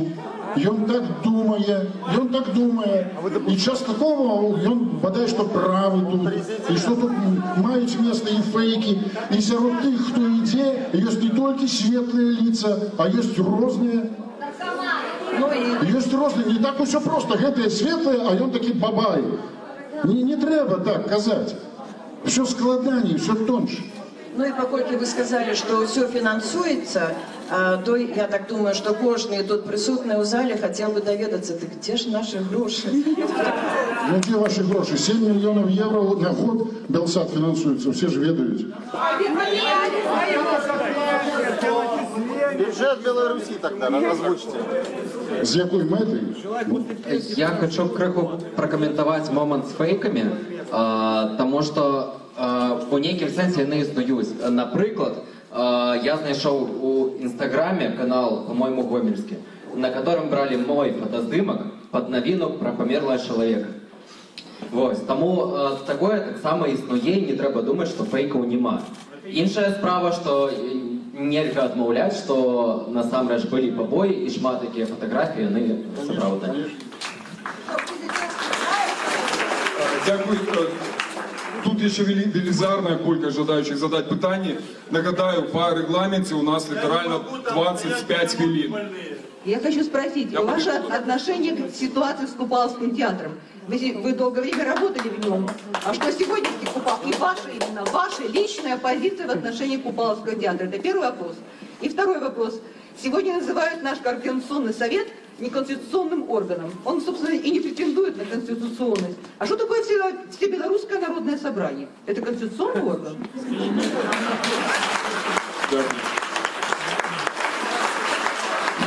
Всебелорусское народное собрание – это конституционный, ну не конституционный, но это собрание народа, которое принимает решения. На это собрание, чтобы вы понимали, выбираются делегаты, представители от предприятий, от организаций, которые имеют свои мысли и имеют право. Более того, те решения собрания, которые принимаются, они носят достаточно декларативный характер и подтверждают позицию президента страны и его курс. Все. Что касается Координационного совета, кто выбирал этих людей? Мы! Когда было собрание? Может, я упустил что-то? Перестаньте. Этот орган абсолютно нелегитимный, и с ним поэтому никто не будет никогда из власти вести переговоры. Поэтому президент правильно сказал, он будет говорить с теми, кто работает, с трудовыми коллективами, со студентами. Вести переговоры – это очень трудный на самом деле момент. Мое предложение, которое я уже озвучивал, срочно создавать, ну, к сожалению, слово «координационный совет», оно как-то похоже, срочно создавать некий орган из представителей гражданского общества и власти существующей, с тем, чтобы прорабатывать изменения в Конституцию, в законодательный избирательный кодекс, с тем, чтобы формировать новую жизнь нашей страны. И вот этим надо заниматься. Ну а с Координационным советом, что там, о чем говорить? По поводу Купаловского театра, может быть, вам не интересно? Интересно. Очень интересно. Мне очень грустно то, что произошло в 100-ю годовщину великого театра, великой семьи Купаловской. Мне очень жалко, что большие артисты пали жертвой политических интриг. Мне очень жалко, когда искусство становится жертвой политических интриг, политических игр. Когда вы сидели и ничего не делали, эти люди сделали многое. Подождите, а как сюжет на СТВ вы прокомментируете? Я не видел, какой СТВ сюжет. Я просто говорю, я скорблю по тому, что произошло в Купаловском театре. Я не могу осуждать тех людей, которые уволились, тех актеров, но Купаловский театр остается. И не только как здание, а как дух, который в нем был. Более того, те актеры, которые ушли, я думаю, они вернутся в свое время в театр, и театр продолжит свою работу. Для этого надо работать всему обществу, и в том числе театру. Но я считаю, что руководитель театра, который ввергает труппу в политику, он не может, он должен отвечать за свои поступки. И он решил так. Так, отказ на питание Балагушина, коли ласка наступная. У меня такой вопрос. Смотрите, вы не хотите, президент, и вы считаете, что Координационный совет это нелегитимный орган, а тогда получается, что вот мы тут как-то интуитивно очень едины в том, что мы думаем, и мы хотим какого-то представителя, вот хорошо, мы согласны. Нужно менять Конституцию, нужно проводить честные выборы. Это прекрасная, конструктивная позиция, и мы надеемся, что так и произойдет. Какой нам нужно народу Беларуси предложить орган государству для того, чтобы наше мнение тоже было учтено? Мы не можем доверить текущему правительству полностью провести снова все то же самое, что произошло. Мы хотим независимые выборы, хотим Конституцию с учетом наших интересов, мы хотим отстаивать свои права. Какой орган должен представлять наши права, если с Координационным советом никто не хочет разговаривать? Вот смотрите, во-первых, надо провести, то есть я повторяюсь, надо создать орган, который будет работать над новой Конституцией. Чтобы в него кто-то вошел, естественно, по округам надо устроить выборы представителей от гражданского общества. Вот, допустим, вот у вас есть Юраш Губаревич, да, вот он замечательно ведет, давно рвется в политику, этим занимается, был кандидатом, имеет управленческий опыт, да, допустим, он собрал своих сторонников сегодня здесь, да, то есть, значит, что? Значит, если вы ему доверяете, да, вы можете его кандидатуру, проголосовав, выдвинуть в некий такой совет, который будет заниматься изменениями в Конституцию от гражданского общества. Хорошо. Смотрите, вы готовы организовать встречу с инициативной группой от нашего района, где мы четко пропишем эту процедуру? Как же нам району отправить своих представителей? Хорошо, это не Координационный совет, мы зайдем какой-то другой совет. Мы уверены, мы соберем нужное количество голосов. Давайте организуем встречу на следующей неделе, обсудим, какая это должна быть процедура. У вас есть депутат Давыдько. Пока. Да? Пока есть. Теперь вы можете ему делегировать. Мы хотим изменить Конституцию, и мы хотим, чтобы было вот так, вот так, вот так, вот так. Я обязан буду это делать. Это будет мнение моих избирателей. Ну, части моих избирателей, да? Вот. Если вы не хотите меня, выбирайте другого, который будет заниматься тем же самым. Инструмент пока такой. К сожалению, тут же, наверное, есть наблюдатели на прошлых парламентских выборах. Так вот, по их подсчетам реальная явка была не более 30%. Поэтому, к сожалению, нет у нас никакого депутата. У меня из дома 3 человека. Это такая провокация, знаете, после этих слов господина Юраса надо было бы уйти. Нет у нас никакого депутата. Что я тогда здесь делаю? Что я здесь делаю? Ребята, давайте для кадра что-нибудь такое давайте ставим. конструктивно. Да. Ваша честь, давайте, судите дальше. А что, ваша честь, это хамство, это что ли? комплимент, спасибо. Я сочту это за комплимент. Скажите, пожалуйста, по поводу личности нашего президента.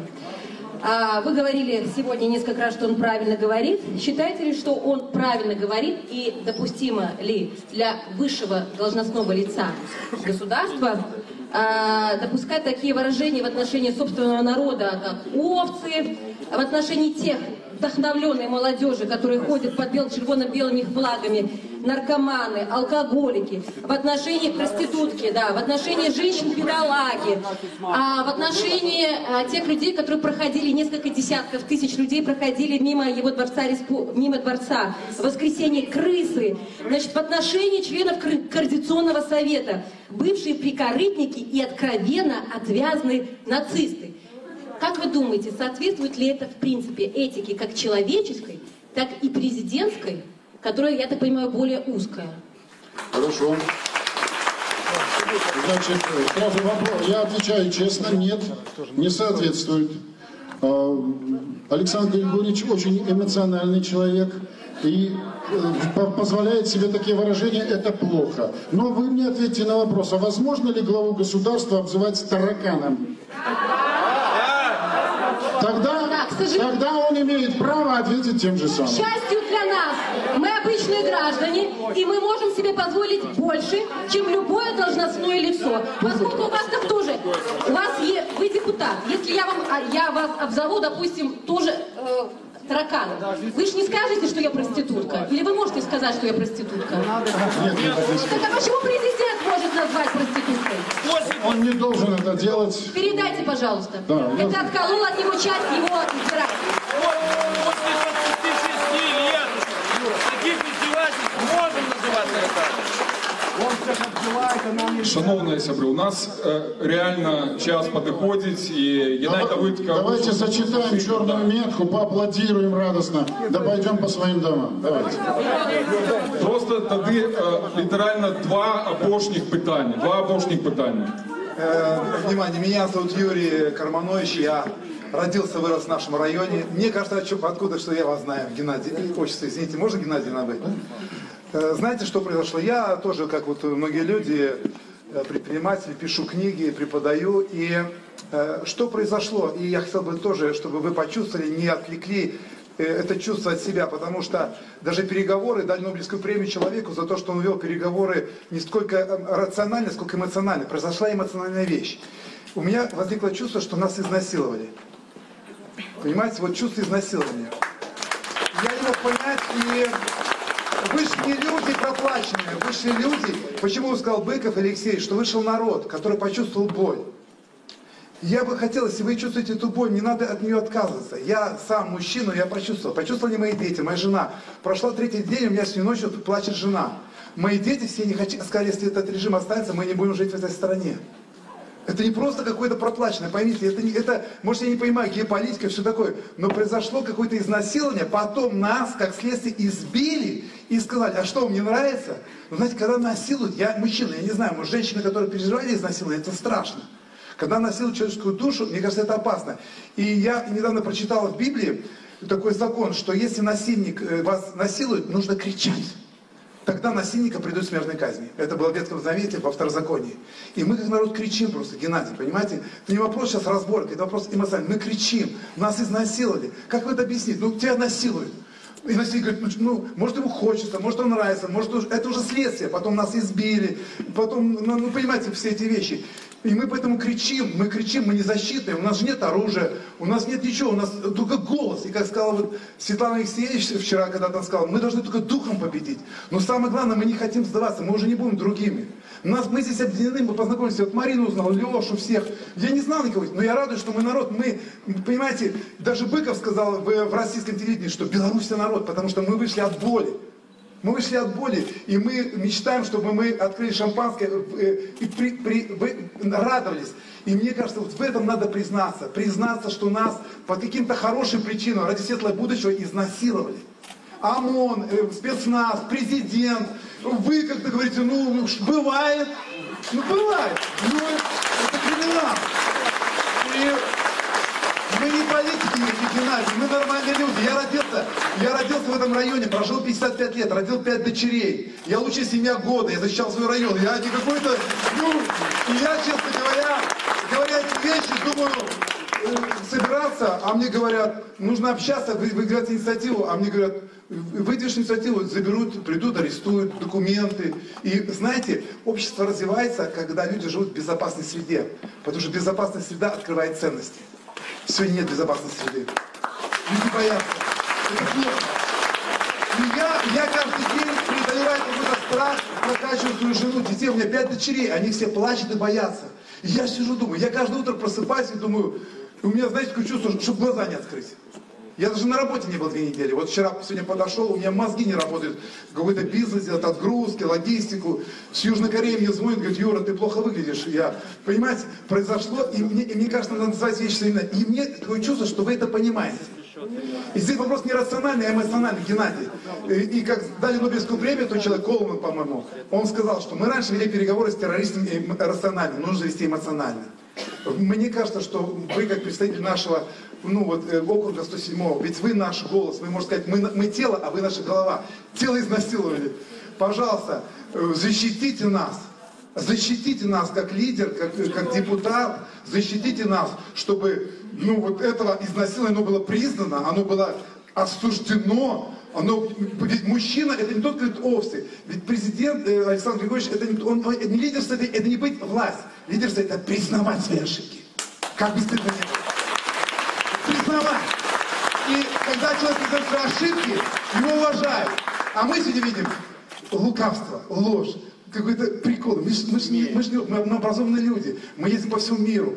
Мы же 21 век, мы же какие-то не лохи. Вы не лохи, мы нормальные люди. Мы будем работать в страну. Но нужно признание. А власть, как будто, как сказал молодой человек, параллельные миры. Вот он правильно сказал, параллельные миры. И мне кажется, Геннадий, как бы там вас поддержим, идите с правдой. И будьте мужчиной, будьте лидером. Это вопрос эмоциональный просто, не рациональный. Я даже прикинул, даже если меня кто-то берут и убьют, я буду счастлив. Счастлив, потому что я свою душу, не сказал своей души, заткнись, не лезь, потому что, ну зачем лезть куда-то, потому что человек это когда у него великая душа, если у него душа мелкая, он не человек. И я понимаю, почему нас оскорбляли этими проститутками, крысами, может кто-то себя считает животными, я жил в СССР, нас кормили 3 раза в день, но мы уже не животные, мы свободные люди. И свободный человек имеет право выбора, голоса, защиты, уважения, достоинства личности. Вот это самое важное. И вот это произошло 9 числа и накануне. И такого не было никогда в Беларуси. Никогда. Я всю жизнь живу здесь. Никогда такого не было. Это не пропаганда. Конечно, кто-то сейчас будет использовать в своих целях. Я согласен с вами. Будет использовать это дело. Но произошло нечто такое другое совершенно. И сейчас нужны лидеры, которые объединят народ. Но с признанием, что сделали ради нас вот такое, ну, я не знаю, как назвать. Ну, это, я говорю о реальности, что происходит в районе. Потому что если вы будете понимать реальность, вы будете подать делать стратегию. Реальность такова. Вот спросите у всех, вот, когда я сказал слово изнасиловали. Я не знал, мы все вышли с ним чуть. Да, спросите.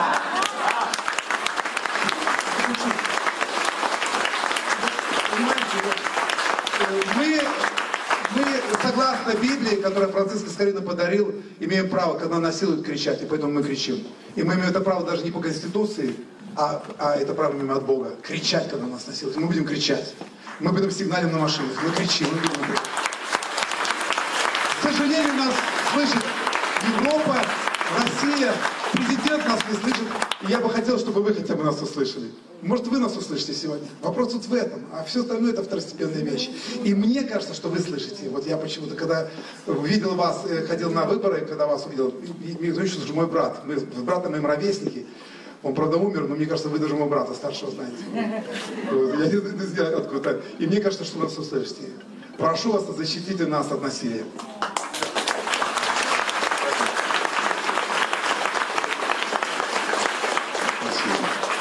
Спасибо, Юрий.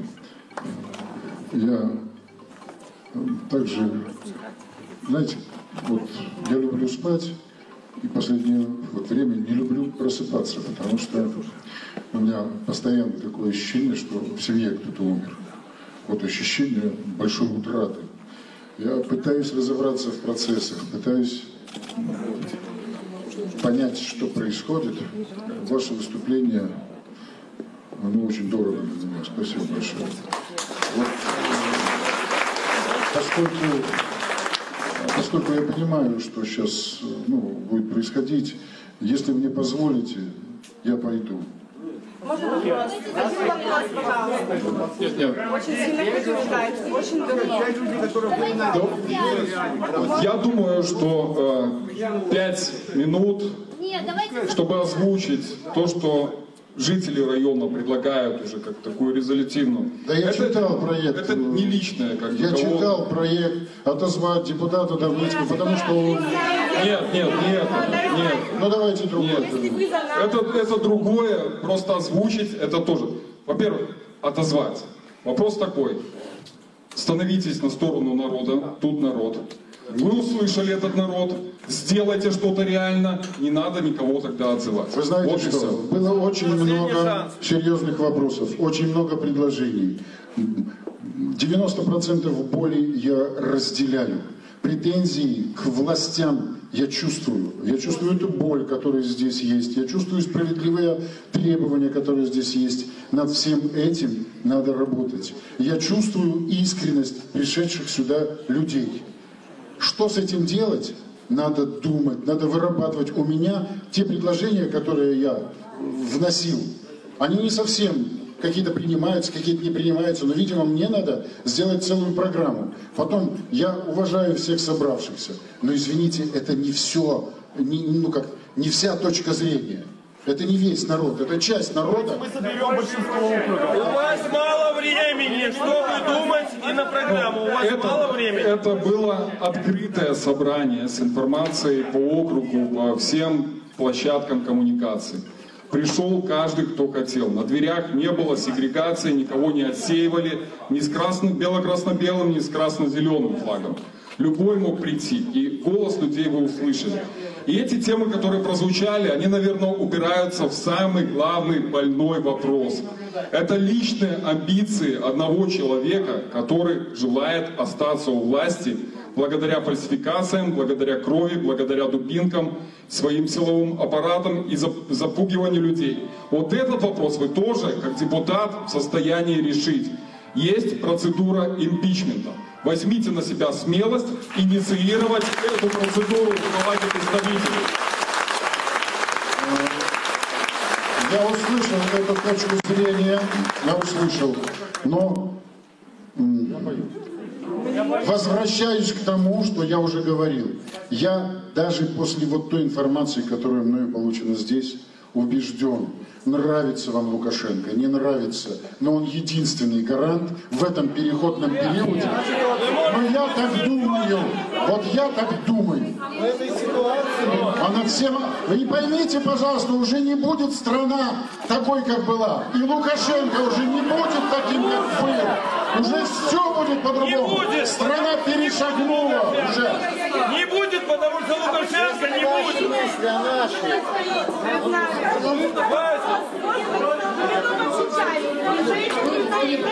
Хватит. 26 лет он был переходный. Если привозят туда на автобус... Не надо, сходи посмотри. Молоденькая. Я прихожу туда, куда я... Все, вопросы закончились. Я думаю, один одного мы услышали. Сейчас предложения жителей района, которые, я надеюсь, тоже должны быть все-таки услышаны. 5 минут времени на это хватит. Минута. Подождите, перед тем, как огласить предложение, мы хотим уточнить у нашего депутата. Значит, возможно, если вы не исполните те предложения, которые мы вам предлагаем, мы будем, скорее всего, инициировать процедуру отзыва вас в качестве депутата. Вы заявляли в СМИ до нашей встречи, сегодня заявляли, что мы выражаем не всю точку зрения вашего округа. В связи с этим я вас прошу, если вы честный, порядочный человек, и мужчина в частности, не будете ли вы препятствовать выявлению воли народа вашего округа путем проведения голосования по отзыву вас в качестве депутата? Почему я спрашиваю об этом? Потому что я так понимаю, предполагаю, что в Беларуси эта процедура будет проводиться впервые. Мы не знаем, как будет реагировать, допустим, Совет депутатов, когда мы им направим обращение, чтобы они нам предоставили возможность провести собрание по этому вопросу. Далее ЦИК должен будет зарегистрировать инициативную группу. Вот я хочу у вас уточнить, вы готовы путем голосования по вашему отзыву узнать, действительно ли вас поддерживает большинство округа? Потому что если вас не отзовут, значит, у вас большинство. Значит, мы не правы, мы это признаем, но мы полагаем, что у нас большинство. Вы знаете, можно я буду работать? Просто буду работать. Да. Если вам хочется, проводите. Как я буду препятствовать? За руки вас хватать или что? Ну, допустим, мы направим заявление в Совет депутатов, и они должны будут предоставить нам площадку. Допустим, они вам позвонят. Не будете ли вы возражать против того, чтобы... То есть буду я прибегать, не давайте им площадку? Конечно, ну поскольку вы не буду это делать, ради бога, занимайтесь вот чем хотите. Вы согласны, чтобы нам Совет депутатов предоставил площадку? Кто такой Совет депутатов? Извините, Совет депутатов Мингорисполкома, куда мы будем обращаться. Для того... я при чем? Ну, вы имеете право вообще присутствовать на их сессиях, да. Так на каких сессиях городских? Зачем мне вообще... Ну, я просто потому, что вы имеете право как депутат, поэтому я предупреждаю. Да делайте, что хотите. Вы не возражаете. Делайте, что хотите. Я спрашиваю вас ваше мнение. Вы не возражаете? Против чего? Чтобы Совет депутатов выделил нам площадку для организации собрания. А я при чем? Это пусть Совет депутатов решает. Как я могу возражать или нет? Предоставят вам место в поликлинике или нет? Хорошо. Тогда давайте требования. Значит, жители округа подготовили для вас следующие требования, и результаты их исполнения будут Но они знают, жители округа знают, что эти требования есть, да? Хорошо, спасибо. Да, на самом деле это было в общем доступе. Значит, первое. Жители округа хотят, чтобы вы оказали содействие в организации митинга и шествия в соответствии с законом о массовых мероприятиях. Тема мероприятий – это фальсификации выборов, а также права и законные интересы граждан. Поскольку наш округ не намерен мириться с нечестными выборами, мы хотим продолжать рассматривать эту тему. Значит, от вас какое содействие? Инициировать выделение средств на организацию данных мероприятий, митинг провести на одной из доступных и подходящих для данного мероприятия открытых площадок в выходной день, шествие организовать вдоль границ нашего округа с открытым доступом для всех желающих, и там, скорее всего, будут бело-червоно-белые флаги. Тема мероприятий понятна, и мы хотим видеть вас там. Также.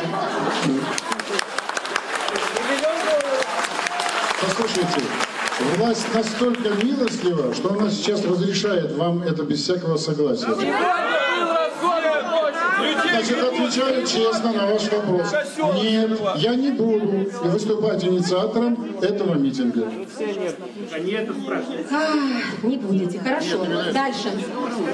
Поскольку, опять же, мы не собираемся замыливать тему выборов. Мы хотим правды, и мы имеем на это право. Поэтому мы хотим получить информацию с помощью нашего депутата. Значит, мы просим у вас истребовать из уполномоченных органов копии всех протоколов о результатах выборов на всех избирательных участках Беларуси, составленные по итогам выборов президента Республики Беларусь. Далее, мы просим вас направить запрос в Центральную избирательную комиссию о предоставлении информации о всех поступивших обращениях граждан по фактам фальсификации и нарушения избирательного законодательства в ходе выборов, чтобы у нас была общая информация.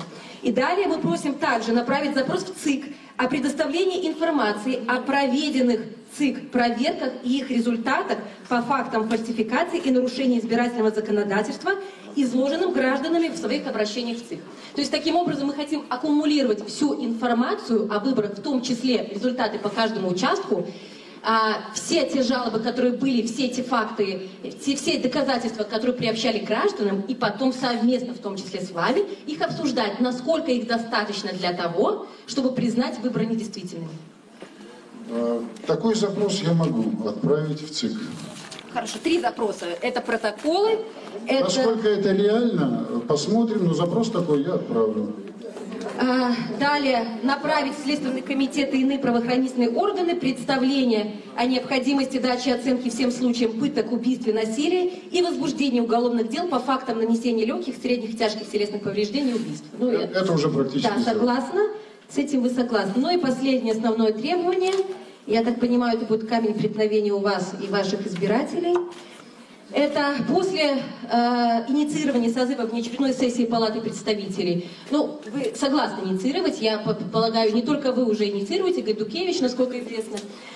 Значит, предпринять меры по инициированию процедуры досрочного освобождения Лукашенко от должности при стойкой неспособности по состоянию здоровья. То есть, я поясню. Значит, в Конституции предусмотрено 2 способа отстранение от должности и смещение от должности. При этом это входит в полномочия обеих палат Национального собрания Республики Беларусь. Первое основание – это состояние здоровья. Задавались вопросы по поводу выражения Лукашенко, поскольку многие считают, что человек в психически нормальном состоянии не может так говорить про собственный народ и не может совершать такие поступки, как-то, допустим, лететь в вертолете с оружием, передавать ребенку. Это первый. Есть второй способ смещения с должности. Это инициирование смещения Лукашенко с должности в связи с совершением тяжкого преступления. Многие считают, что им было совершено тяжкое преступление, а именно захват власти. Поэтому мы, жители округа, представляем Палате представителей и Совету Республики решать, по какому основанию Лукашенко должен быть отстранен от должности. Лично мне это не принципиально. Но вот мы об этом просим, и я так понимаю, что это требование принципиальное жителей округа, да?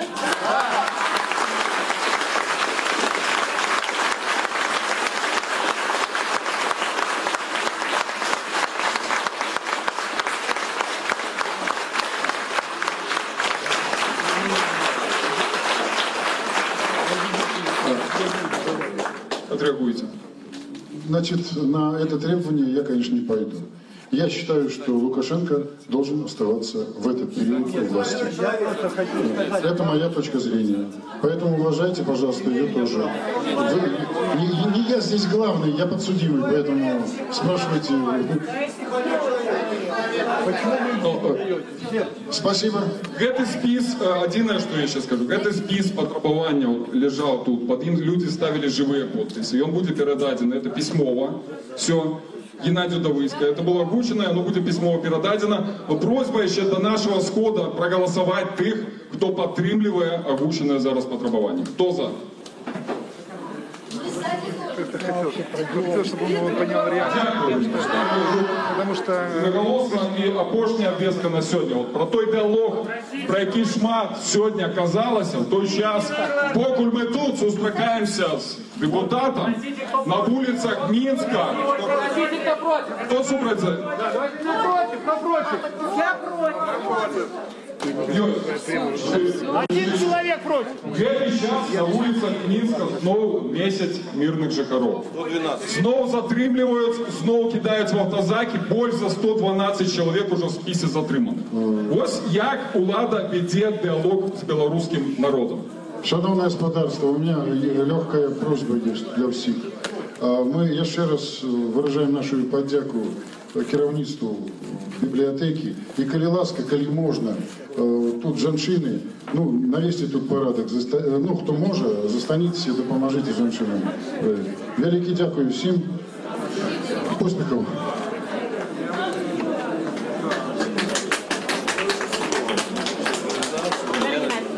Увидел стрим на такси. Где подпись поставить? Было ли для вас это такое вот откровение? Ведаю, что есть такий настрой, але я ведаю, что есть и інший настрой. И видите, что лічыць како больш тых ці іншых, тяжко. Але я вижу, это шчырыя людзі. Яны так лічаць, яны хочуць зменаў, і з гэтым нельга не лічыцца. На гэта трэба рэагаваць і ўладзе у тым ліку. І трэба весці нейкія перамовы на гэты конт. А тая агрэсія, пэўная агрэсія, якая існавала, конечно, была нелёгка. Яны падаюць, што маюць на гэта права. А можно уточнить? Один прекрасный молодой человек, можно снимал всех на камеру. Можно проверить. Шановні глядачі, зараз скончився сход, і зараз попросим представника ініціативної групи розповісти, що значить голосування по этой резолюции и что будет по процедуре откликания далей. Юлия. Можно...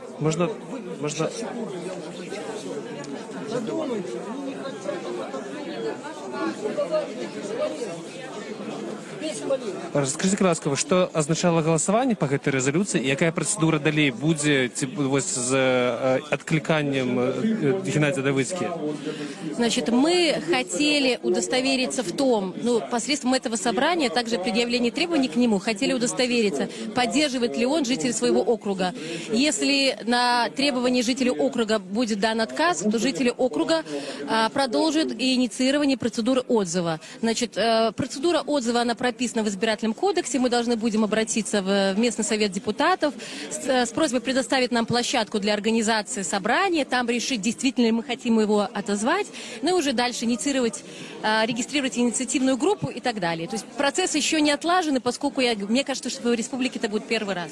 А якое у вас враження від зустрічі, від відказу, який ви отримали на питання жихаров этого района? Я поясню, что я уже во вторник ходила к Давыдской на личный прием. Я говорю, причем пришла по собственному желанию, узнала, что у него прием. И я примерно была готова к тому, что он будет говорить. Он всячески поддерживает действующего президента. Возможно, вот судя по нему, мне кажется, что он делает это искренне. Это его право. Но проблема в том, что его мнение не совпадает с мнением большинства. Потому что, как я чувствую, на основании тех данных, которые я собирала, в том числе разговаривала с людьми, что Лукашенко не имеет более 51% избирателей. Дякую вам велике. Скажите, кто вы и кем вы работаете? Я сейчас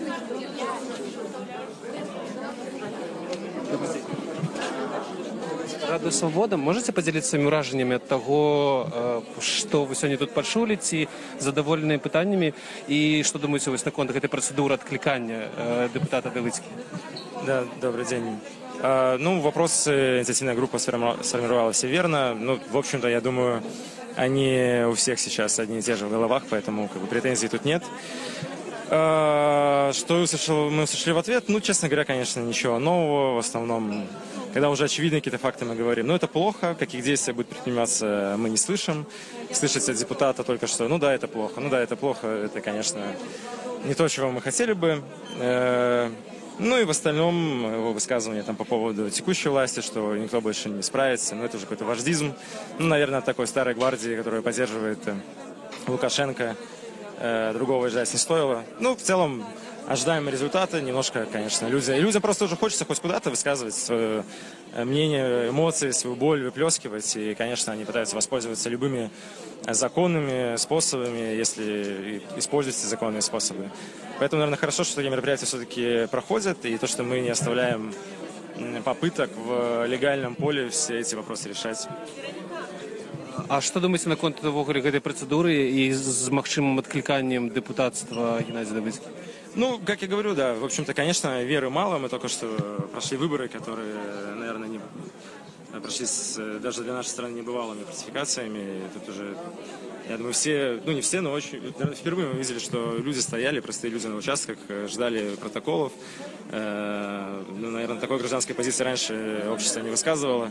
Сейчас под контролем общества мы все эти результаты увидели очень масштабные фальсификации. Очевидно, что через неделю, через две ЦИК не проведет другие выборы и будет всячески, наверное, поддерживать ту историю, которая произошла до этого. Поэтому, но пытаться стоит. Мы должны показать, что на самом деле мы все делаем возможное, что нам предлагает закон. Даже текущий закон, он в принципе нормальный. Его просто нужно выполнять. Дякую вам вялікі. Нагадаю, гэта быў шматгадзінавы стрым радыё Свабода. Падчас першай часткі, падчас пратэсту на вуліцы у жывой трансляцыі былі затрыманыя некалькі корэспандэнтаў радыё Свабода. Сёння былі затрыманыя фотограф Уладзь Грыдзін, аператар Андрэй Рабчык, таксама корэспандэнты Свабоды Алесь Дашчынскі і Олег Груздзіловіч. Пасля на дадзены момант трое з іх ужо адпушчаныя. Акрамя іх былі затрыманы яшчэ не менш за 10 журналістаў беларускіх і замежных. І працяг гэтага стрыму вы бачылі апошнія 2 гадзіны у бібліятэцы імя Янкі Купалы у Менску праходзіла сустрэча выбарцаў 107-га участка, дзе людзі вельмі такую эмацыйную дыскусію вялі разам з дэпутатам Палаты прадстаўнікоў Геннадзем Давыдзькім. І тут, магчыма, першы ў гісторыі выпадак можа здарыцца з тым, што будзе ініцыяваны адкліканне дэпутацтва выбранага раней дэпутата Палаты прадстаўнікоў. Гэта доўгая яшчэ працэдура, яна не на 1 месяц можа зацягнуцца, але вось сёння пачалося з такой вялікай сустрэчы тут у Менску. Дзякуй вялікі, што глядзелі гэтую трансляцыю. Сачыце і далей за ўсімі навінамі на радыё Свабода.